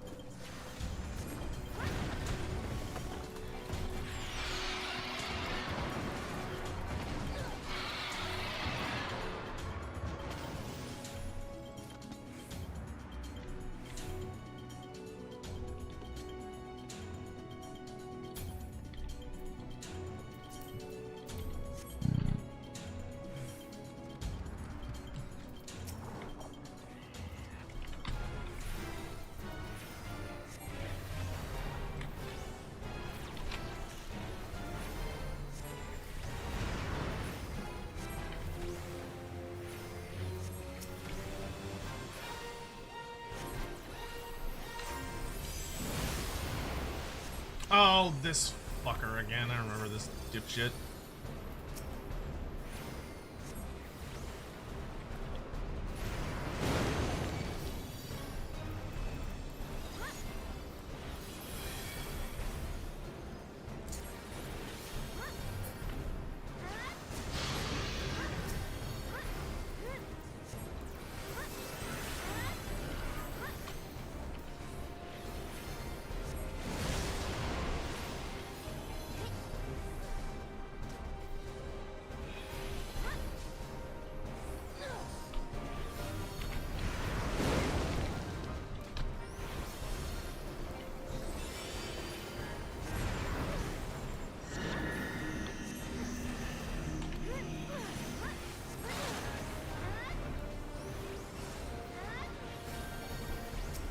Guy has some of the most obnoxious AoEs.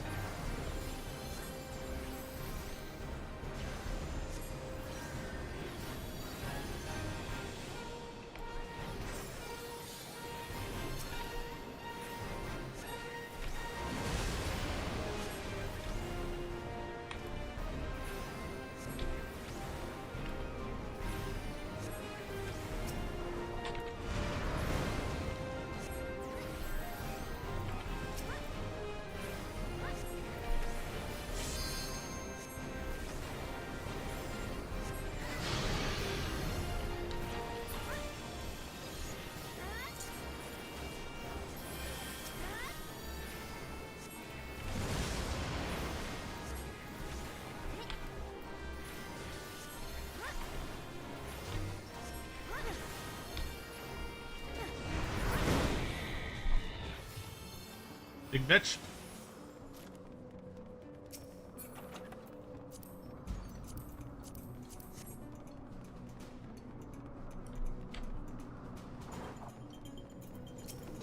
I really hope that at Adepticon, I would like if they would announce some more Warhammer Fantasy books.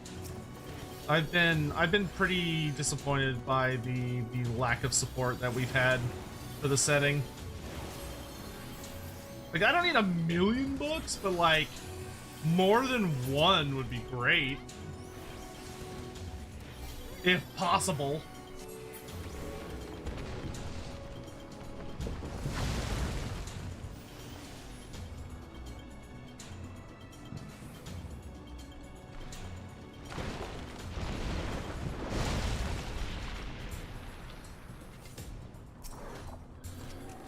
God forbid a man wants stories about his favorite setting more than once every, like, 3 years.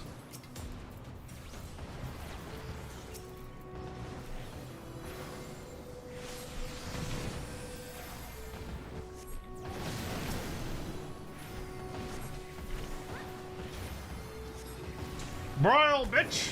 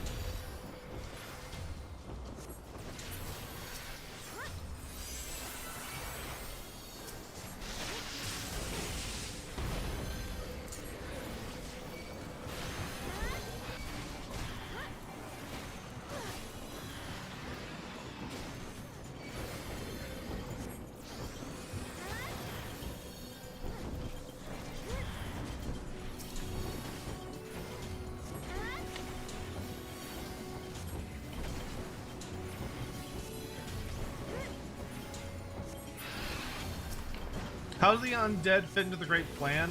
Nah, it would depend on who you ask. Most of the Slann would probably say they're not part of the Great Plan, or that, like, well, in AOS the situation would be different than it is in Fantasy. I think in AOS it's more implied that they are part of the Great Plan, but only as tools to provide for a certain outcome. Fucking Needhog. Such a great baddie. Everyone watch your ears. He's gonna be...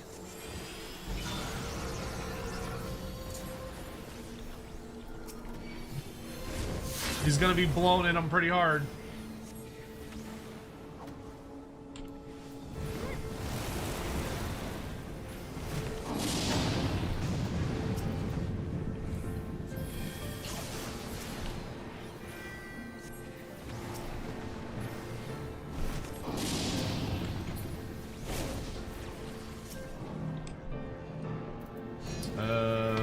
Whoa, okay.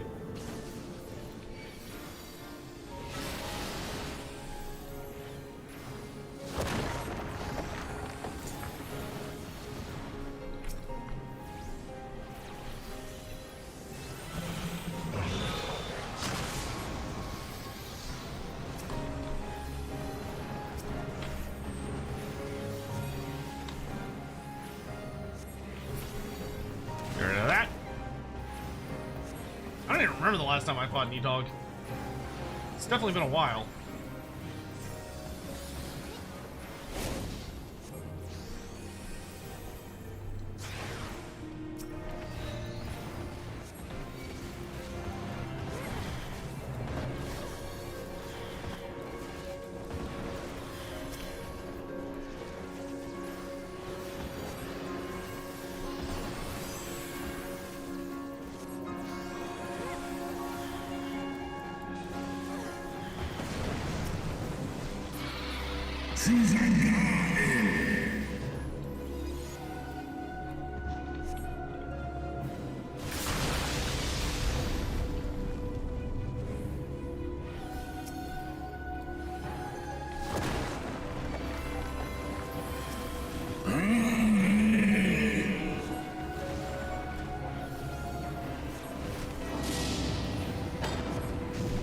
Whoa, okay.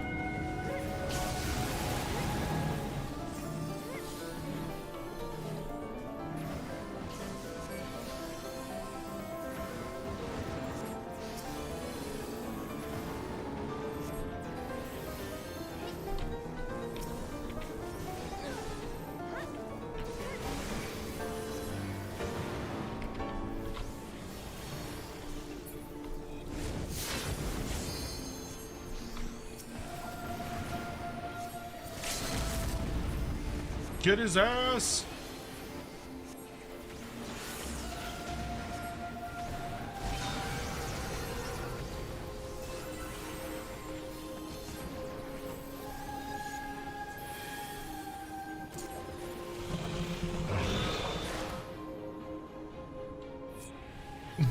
It started throwing me up in the air.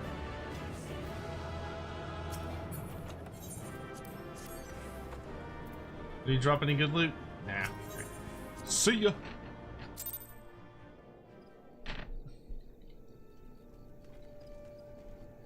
That did not give me very much experience, I'm gonna be honest.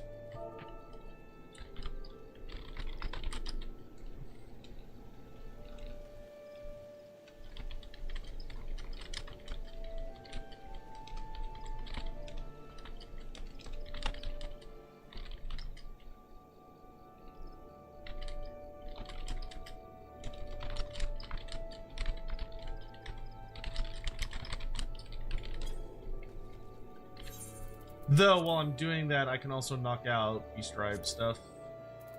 I can kill two birds with one stone here.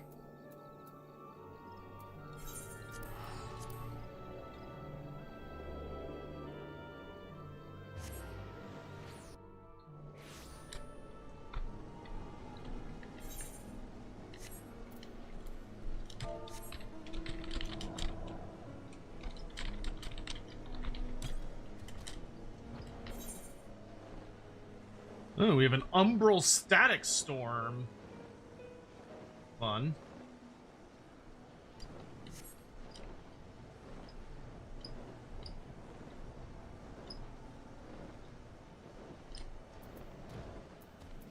Oh wait, I shouldn't be here first, actually. I should be smart.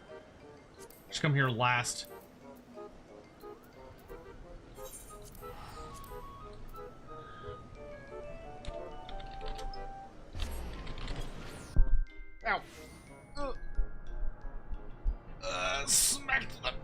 stupid microphone. And now it's on screen. Want it just off. There we go.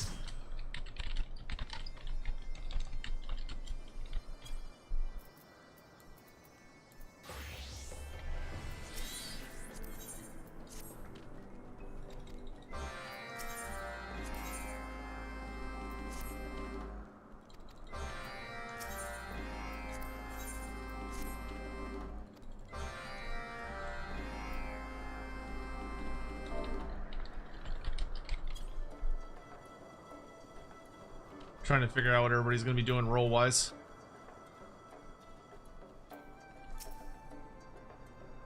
Because I can always fill in for healing if I need to be. Okay. That's fine, I'll just run Scholar. What? Why can't I do that? Is it because I accepted the quest on this? That's super annoying. Okay, I can just type this in real fast, it's fine.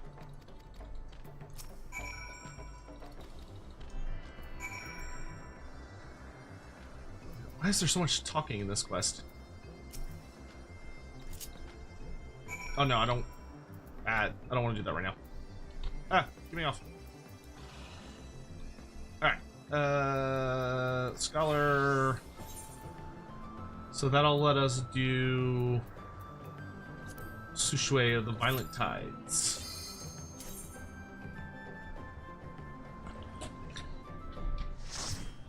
Yeah, because I really want to get to 70 before I go to bed.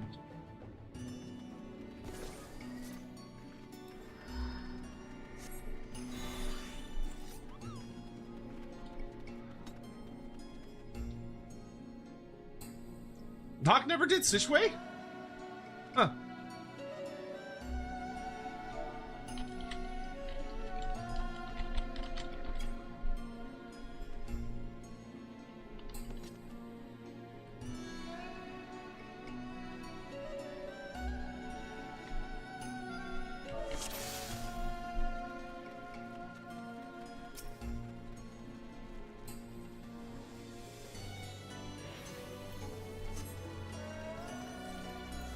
God, so fast!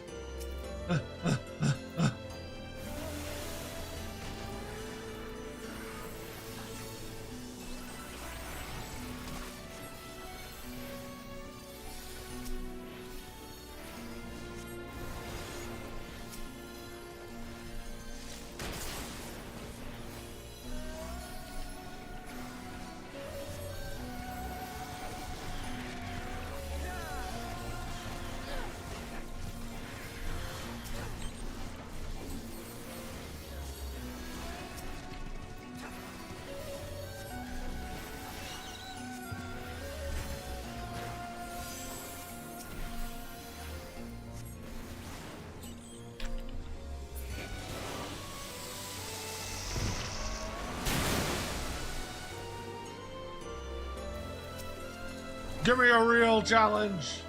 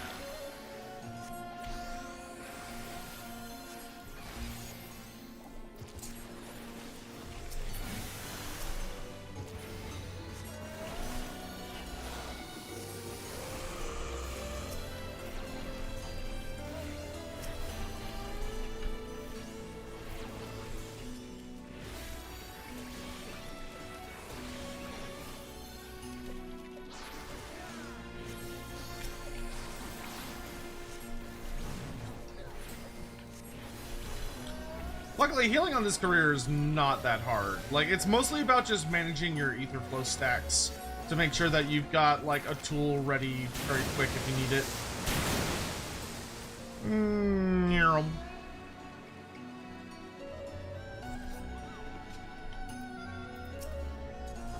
Amikiri.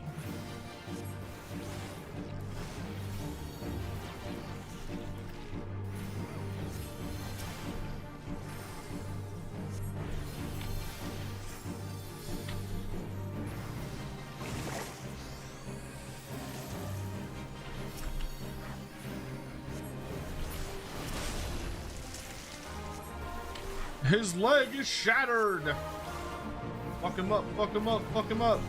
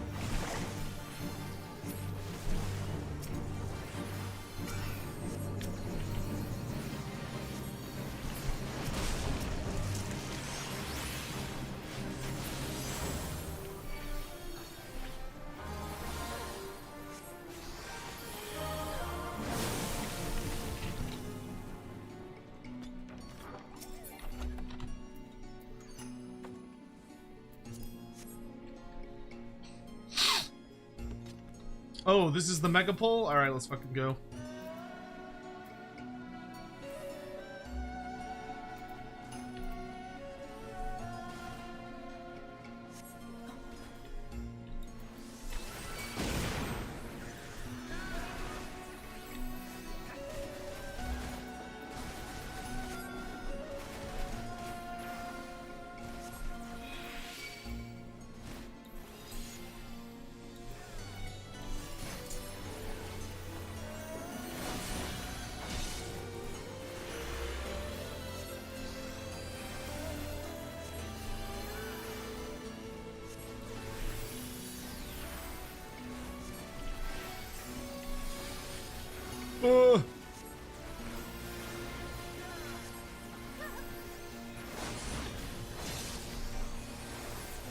I'm holding it! I'm holding it! That was nothing, that was fine.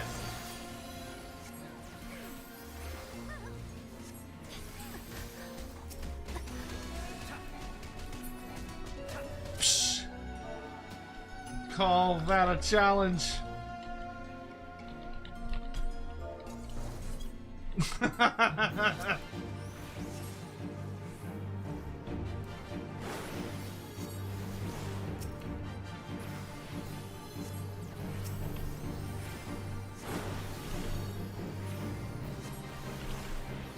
Hey, Nelly Never News, how you doing? It's nice to see a regular stream of this game, man. Just a sprout trying to find extra streamers to take notes on. Oh, awesome, dude. Well, hey, welcome to the stream. I don't know what... Oh, I was not paying attention. Ah! Ah, my nuts! Okay. Sorry, I wasn't paying attention. The boss just, I think, seduced me with some shit. Well, if you've got any questions, you've come to the right place. We have a lot of fun playing this game. It's not what I play all the time, but it's what I play a lot of the time. Jesus fucking Christ. Hold on, I'm... This boss is actually forcing me to think for a minute. I did it again! I keep forgetting to open the boxes. Hey, what's up? Ow.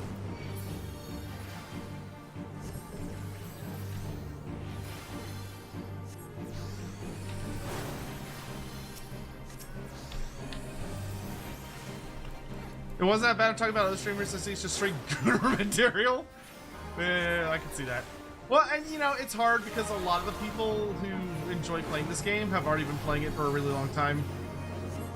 Whereas, I'm not like a baby to the game, but I'm also not like, you know, I'm not all the way, I haven't gotten through everything yet.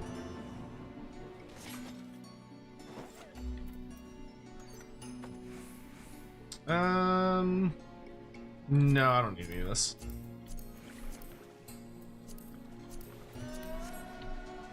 This should be enough to get me to 65. Yeah, Parth is our big guide. If you have literally any questions, Parth will have an answer for you.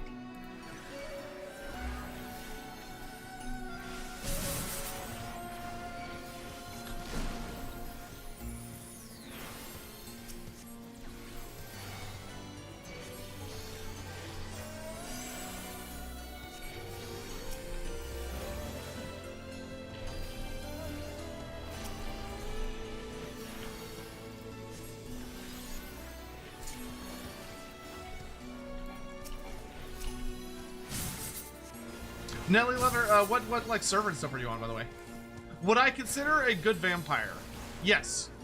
Ulrika, I would say by definition, is like a textbook good guy vampire. Not, obviously not everything she does is completely morally good by any stretch of the imagination, but she is absolutely on like the side of the good guys.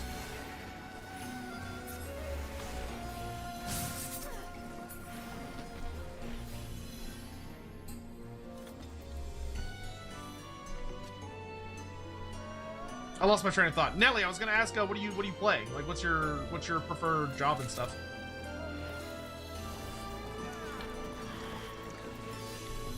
You're on Behemoth? Very cool.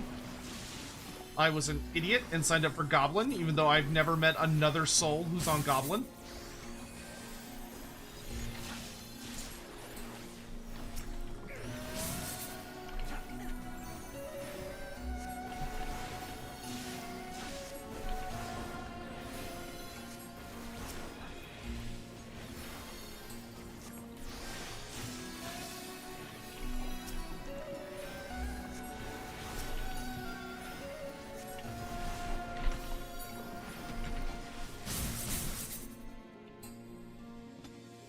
Ooh, boss time.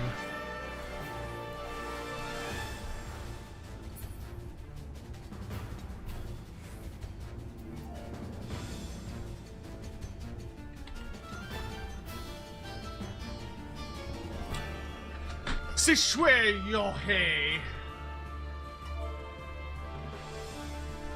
Da da da da da da da ba ba ba. Yeah, Hockey, I know you don't have a soul, dude. You've been here too long.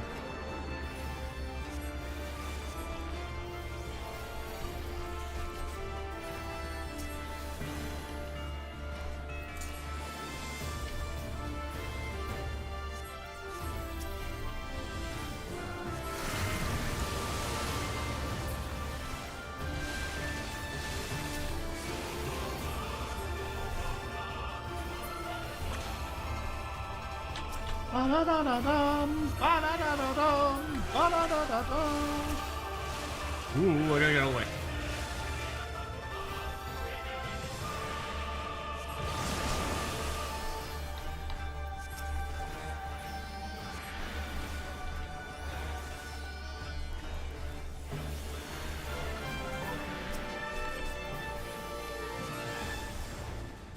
We got ads.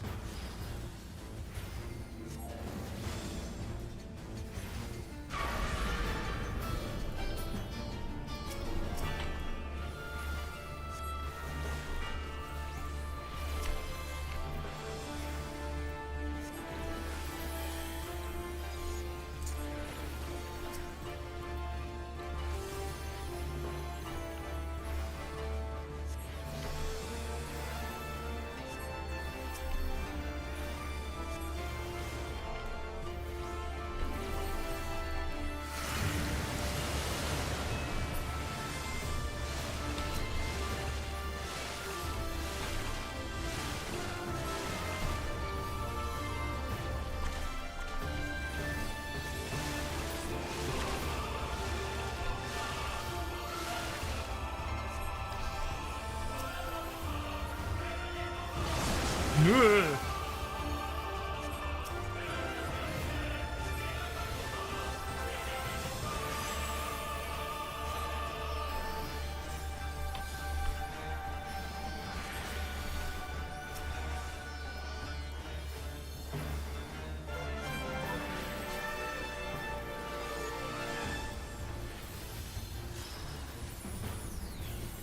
Not looking, I'm not looking.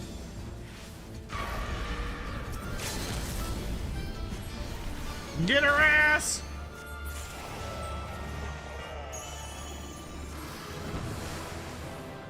Da, da, da.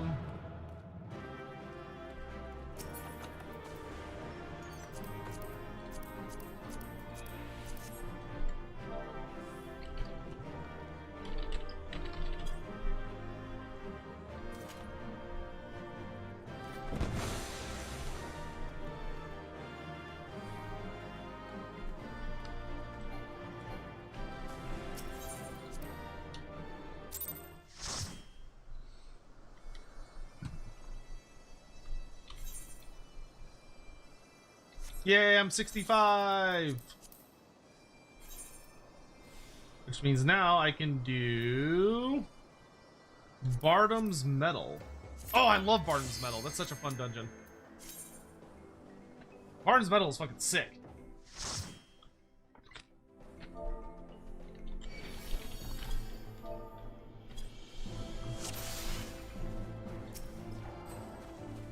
Going goth? Okay.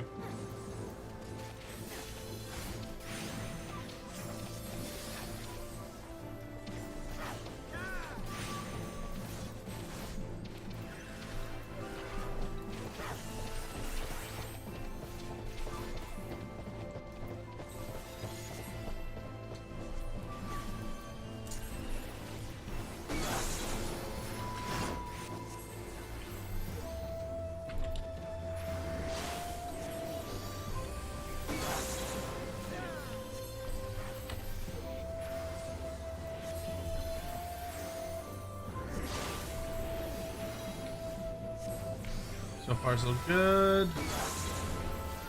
Man, I haven't even had to bust out any of my super skills yet.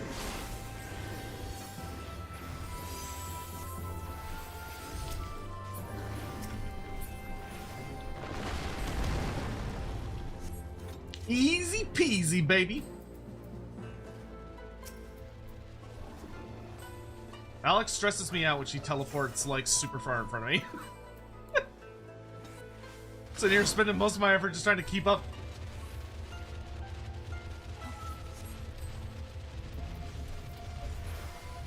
Oh jeez. There we go.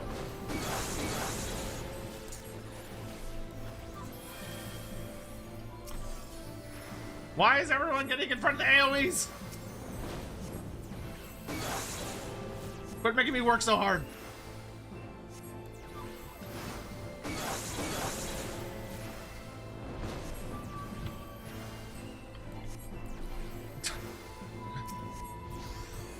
Hawk, I'll get you in a second.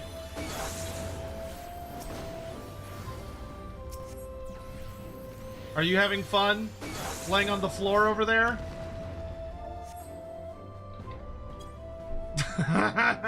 Dodge.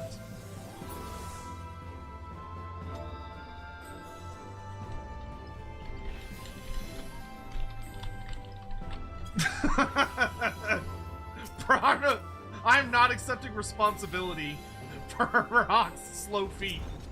That's a him problem?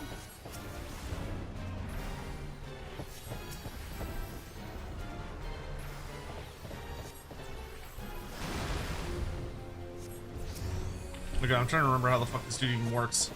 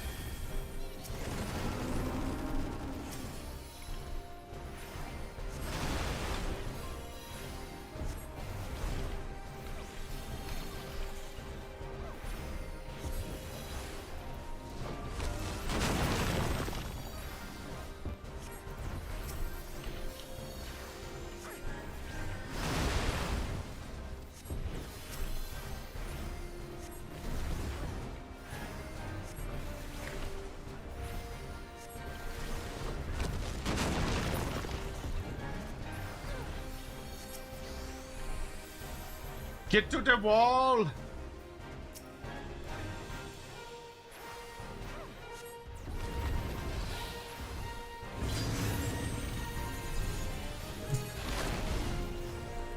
Ooh, that's not good.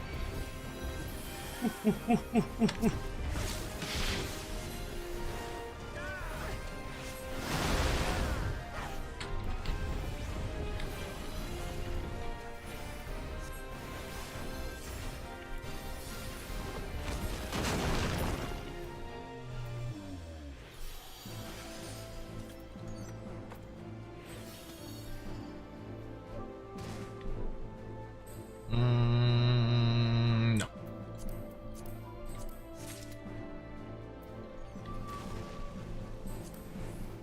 Ah, I should have taken that wristband of healing. Ah, well, too late.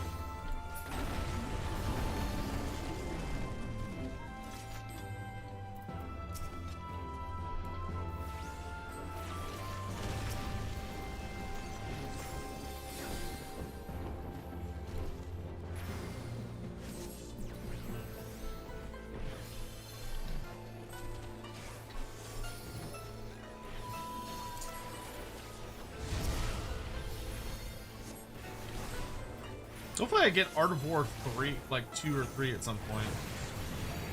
Sucks that my only AoE is like Garbo.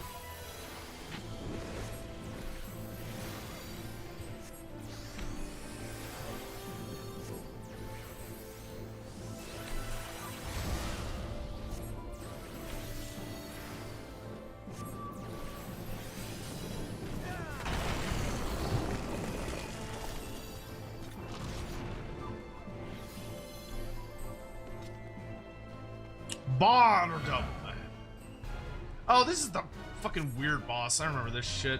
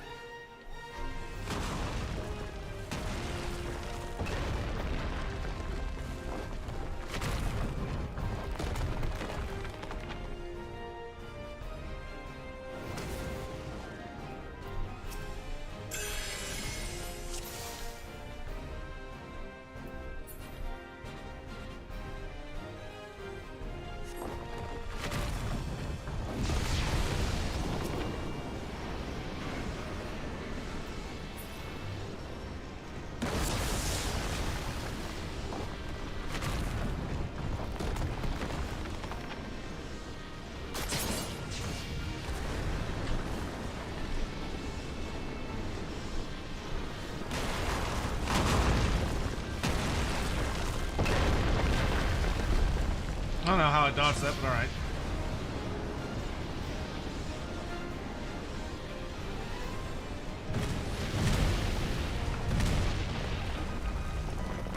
Da, da, da. This boss is so goofy.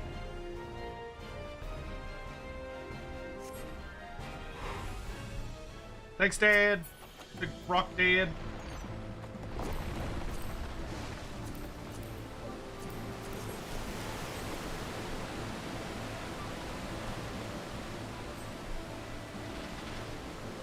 Hey, Shomek, what's up, dude? How are you? It's good to see you. What are your thoughts on Medieval 3 gameplay presentation? Also, I was expecting interior battles to be the next big thing for Total War, and glad I was right on that. I haven't watched it yet. I'm actually going to make some videos watching all of that stuff, getting all caught up on all the Q&A stuff. That's what I'm going to be doing for this upcoming week. Because I need to get back to making videos on a regular basis, because I have not been doing that.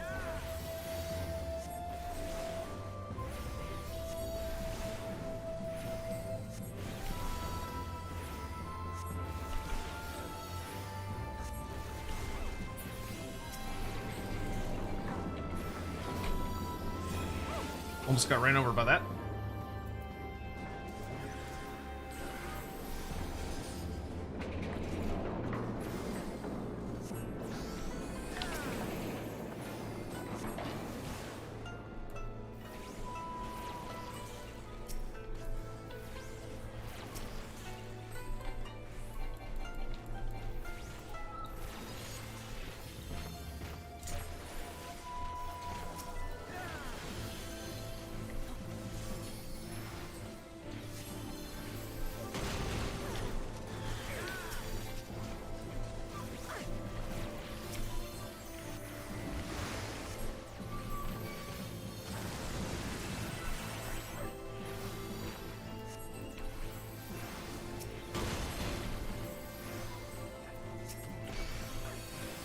This fucking snapping turtle is annoying.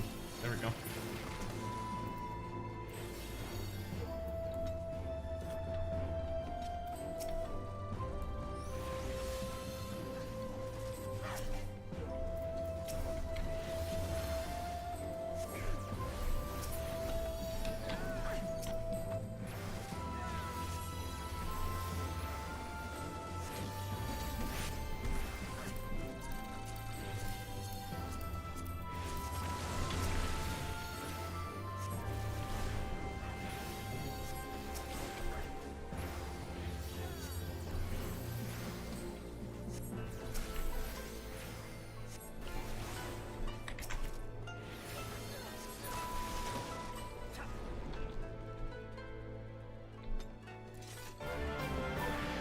Alright, time to fight a mount.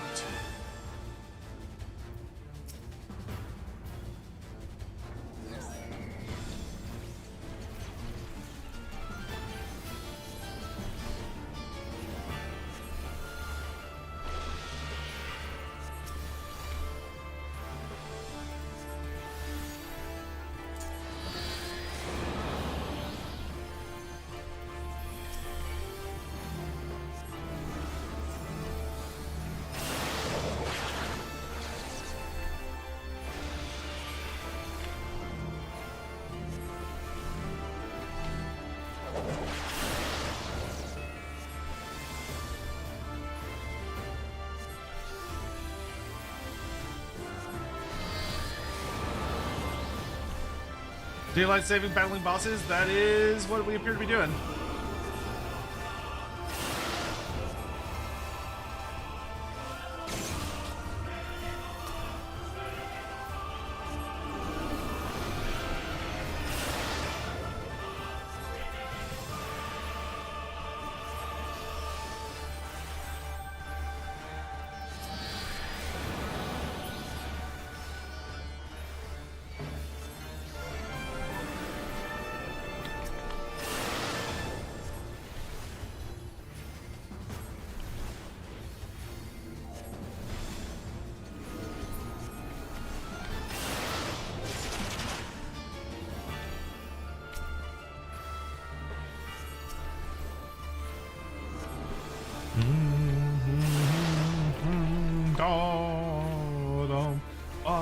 When is daylight savings? Do we jump from 2 to 4? Is that when it goes off?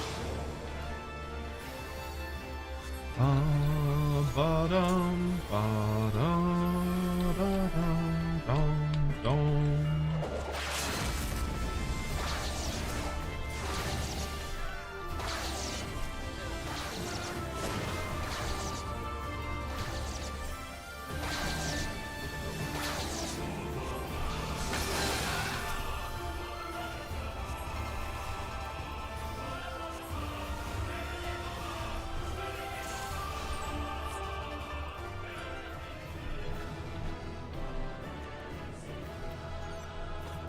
Ooh, nice. Those are better than mine.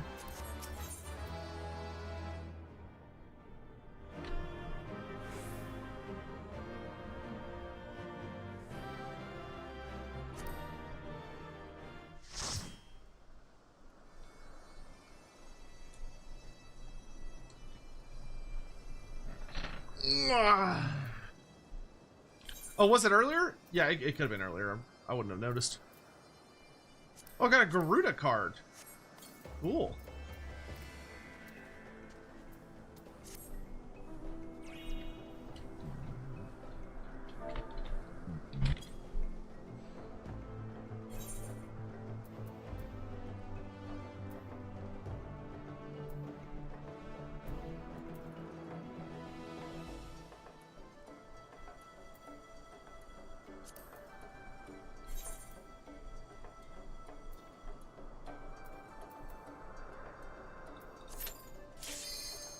I think I should be able to get to 67 if we're... Nah, no, this will get us to 66. Bro's just too good at being a fanboy. Who are you talking about? I know you ain't talking about me. I am the wrong size and build for that.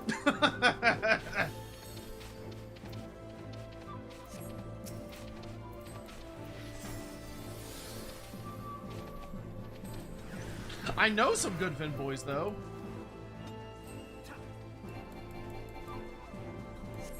Come back here.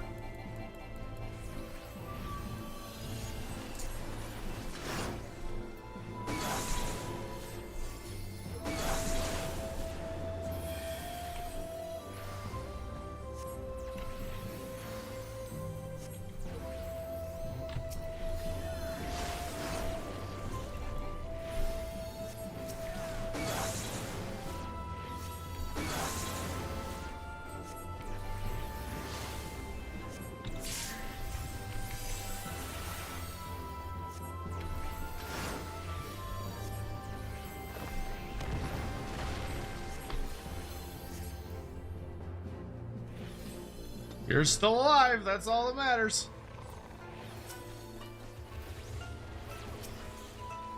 Total War Warhammer remake of the new engine when? Probably after we've all died of old age. Oh my god, slow down. Come back. Come back.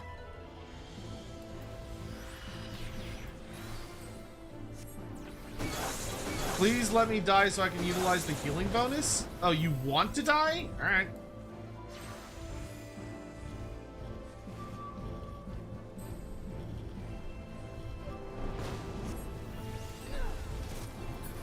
Well, I'm confused. What?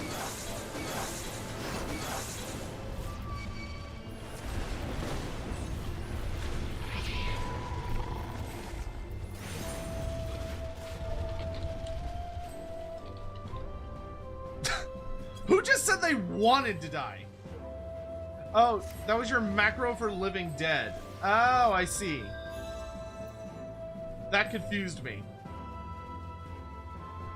I was like, all right, if you want to die, I guess I'll stop healing you.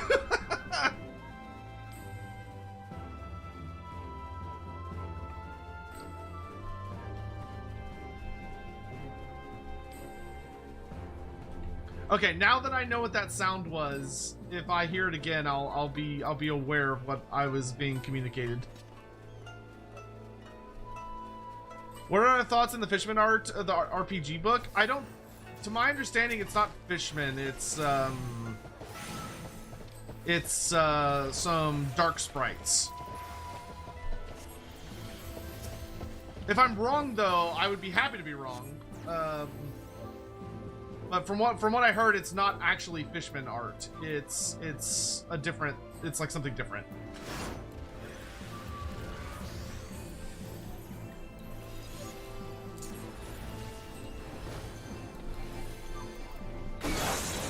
Fuck me, dude.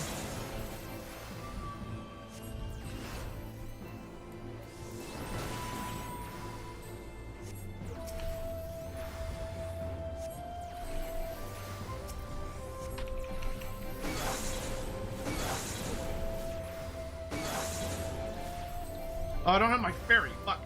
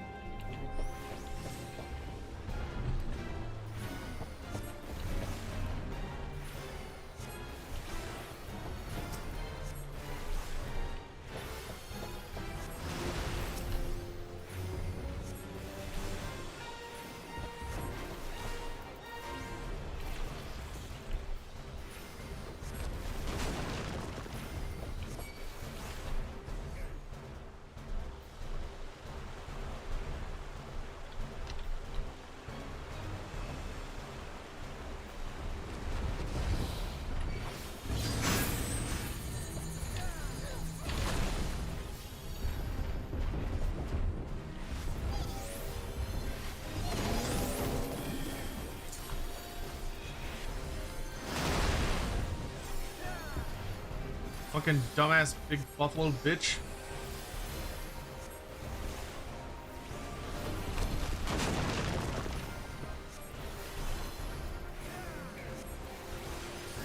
And don't get me wrong, I would love for Total War Warhammer to get more support.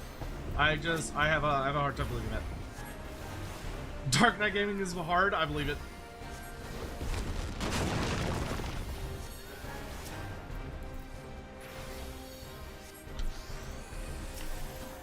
Especially with this is such a weird healer.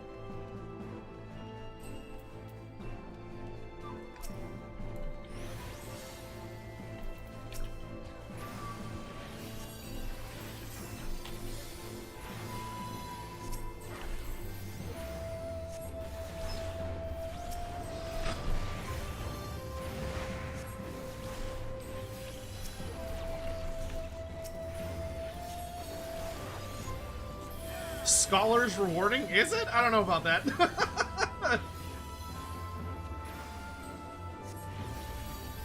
Like, it's definitely more challenging than White Mage was, I'll give it that.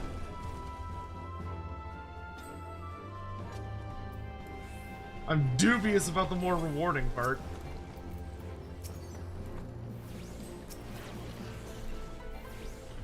It honestly just feels like it doesn't have as many tools as White Mage did.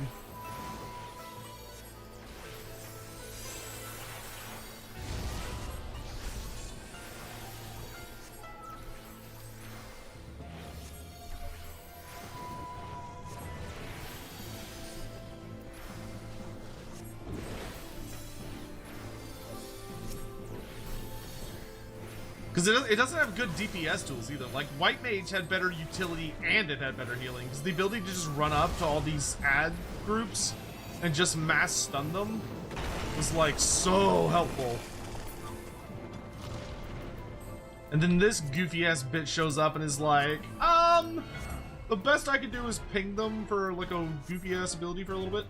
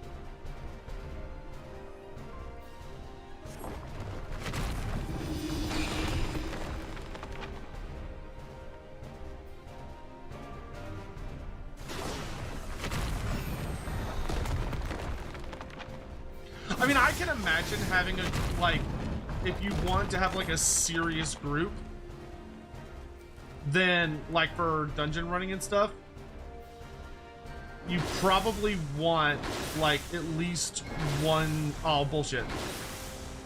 You probably want at least one, you probably want at least one scholar, like one really good scholar in your group.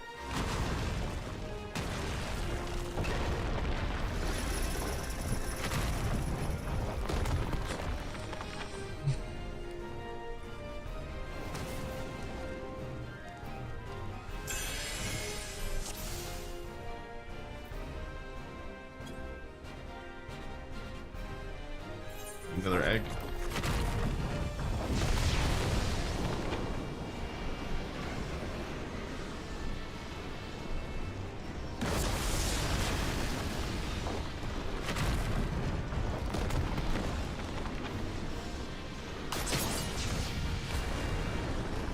Because being able to offer damage mitigation. Oh, I walked it. I'm stupid. Whatever. I'm just gonna go stand over here and be sad.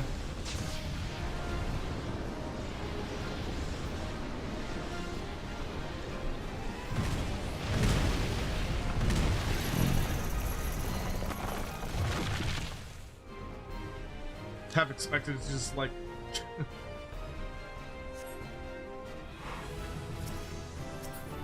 hey, 66, let's go.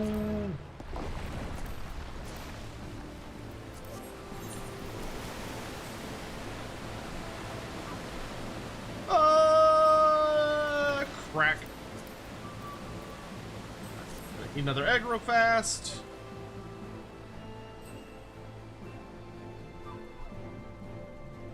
Huh.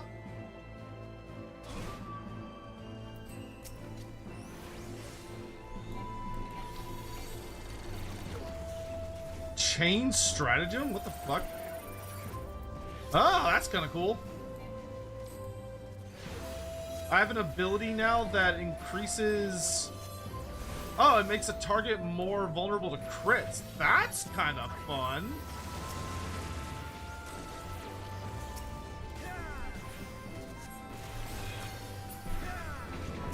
Oh, you're right. It was at midnight. That's what it was. So instead of being midnight, it jumped ahead to 1 a.m. That's what it did. I was trying to remember how daylight savings worked. Ooh, Nomad's Coat of Healing. I will need probably... Yes, I will very much want that.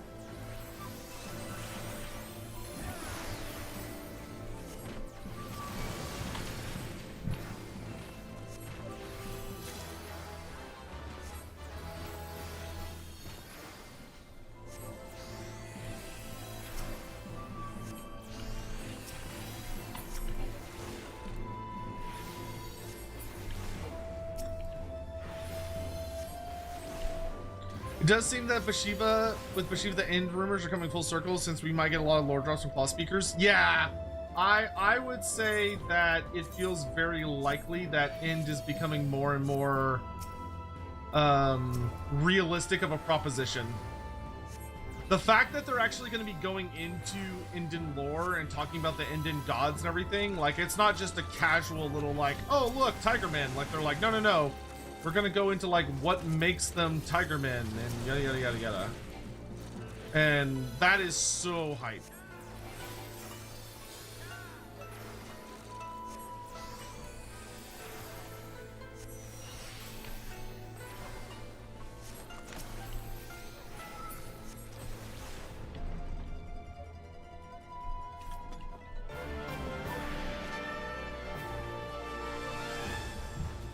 Round 2, bird boy.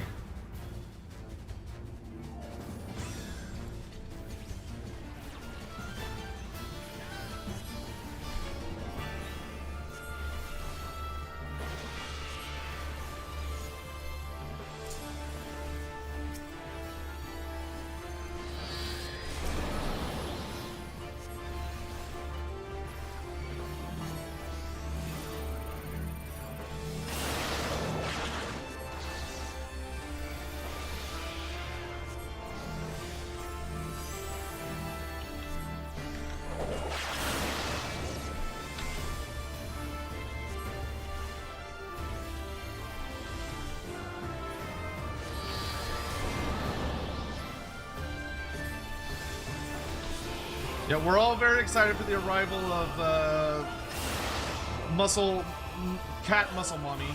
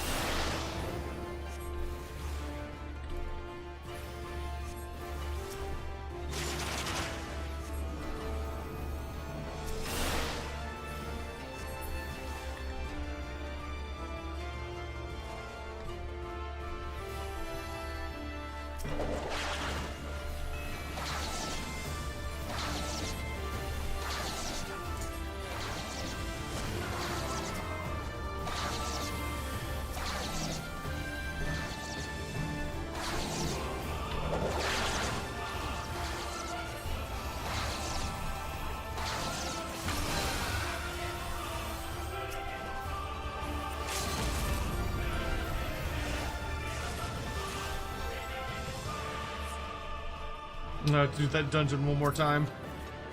Oh, nice! I got a new book. Hell yeah, let's fucking go!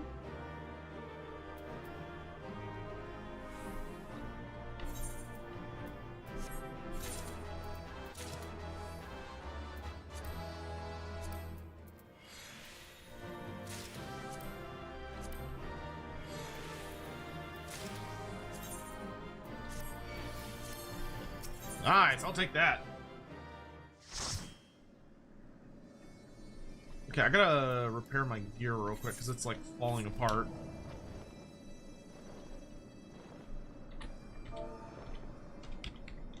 Night, Alex!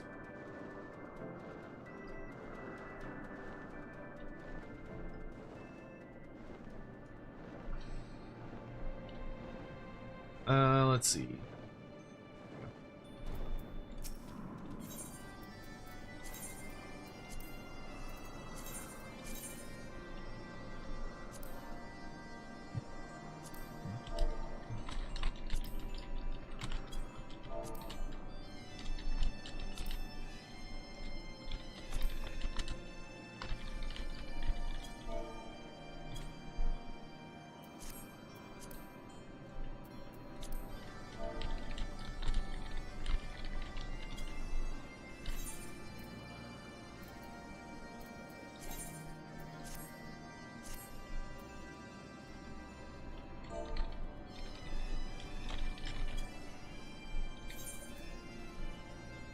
Yeah, should only have to suffer through that dungeon one more time. And then I can do Doma Castle. Yeah, we do have Lorebeards in the morning. Yeah, good point. Alright, no, Hawk's right. Hawk's right. As much as I want to keep going, nah, I need to call it. Got Lorebeards.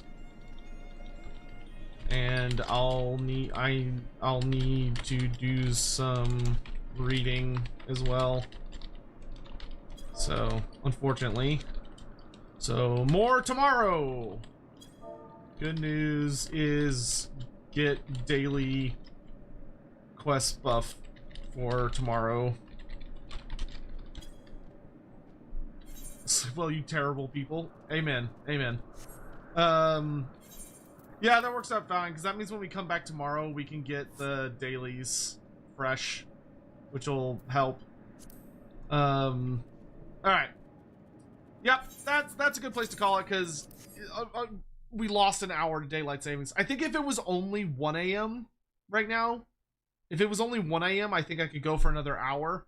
But now that it's 2 a.m., because of daylight savings, I do think I should probably be safe and call it to try and at least get a decent amount of rest before I call it a night.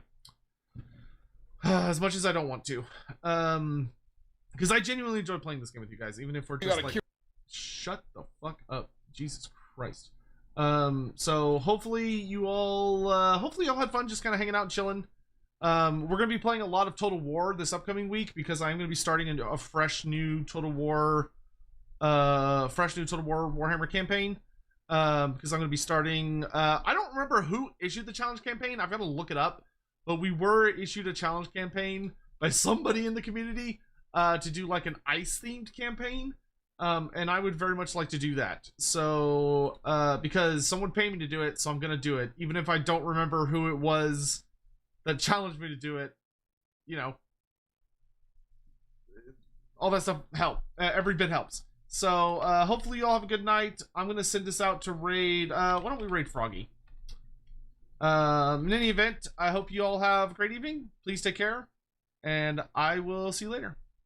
I'll see you for Lorebeards here in about 8 hours. Lorebeards in 8 hours. Oh no, okay, their daylight savings just on my stuff just jumped. Jesus, so it's not 2 a.m. right now, it's 3 a.m. right now. Ugh. Okay, so anyway, I'll see y'all for Lorebeards. Take care. Have a good night. Bye-bye.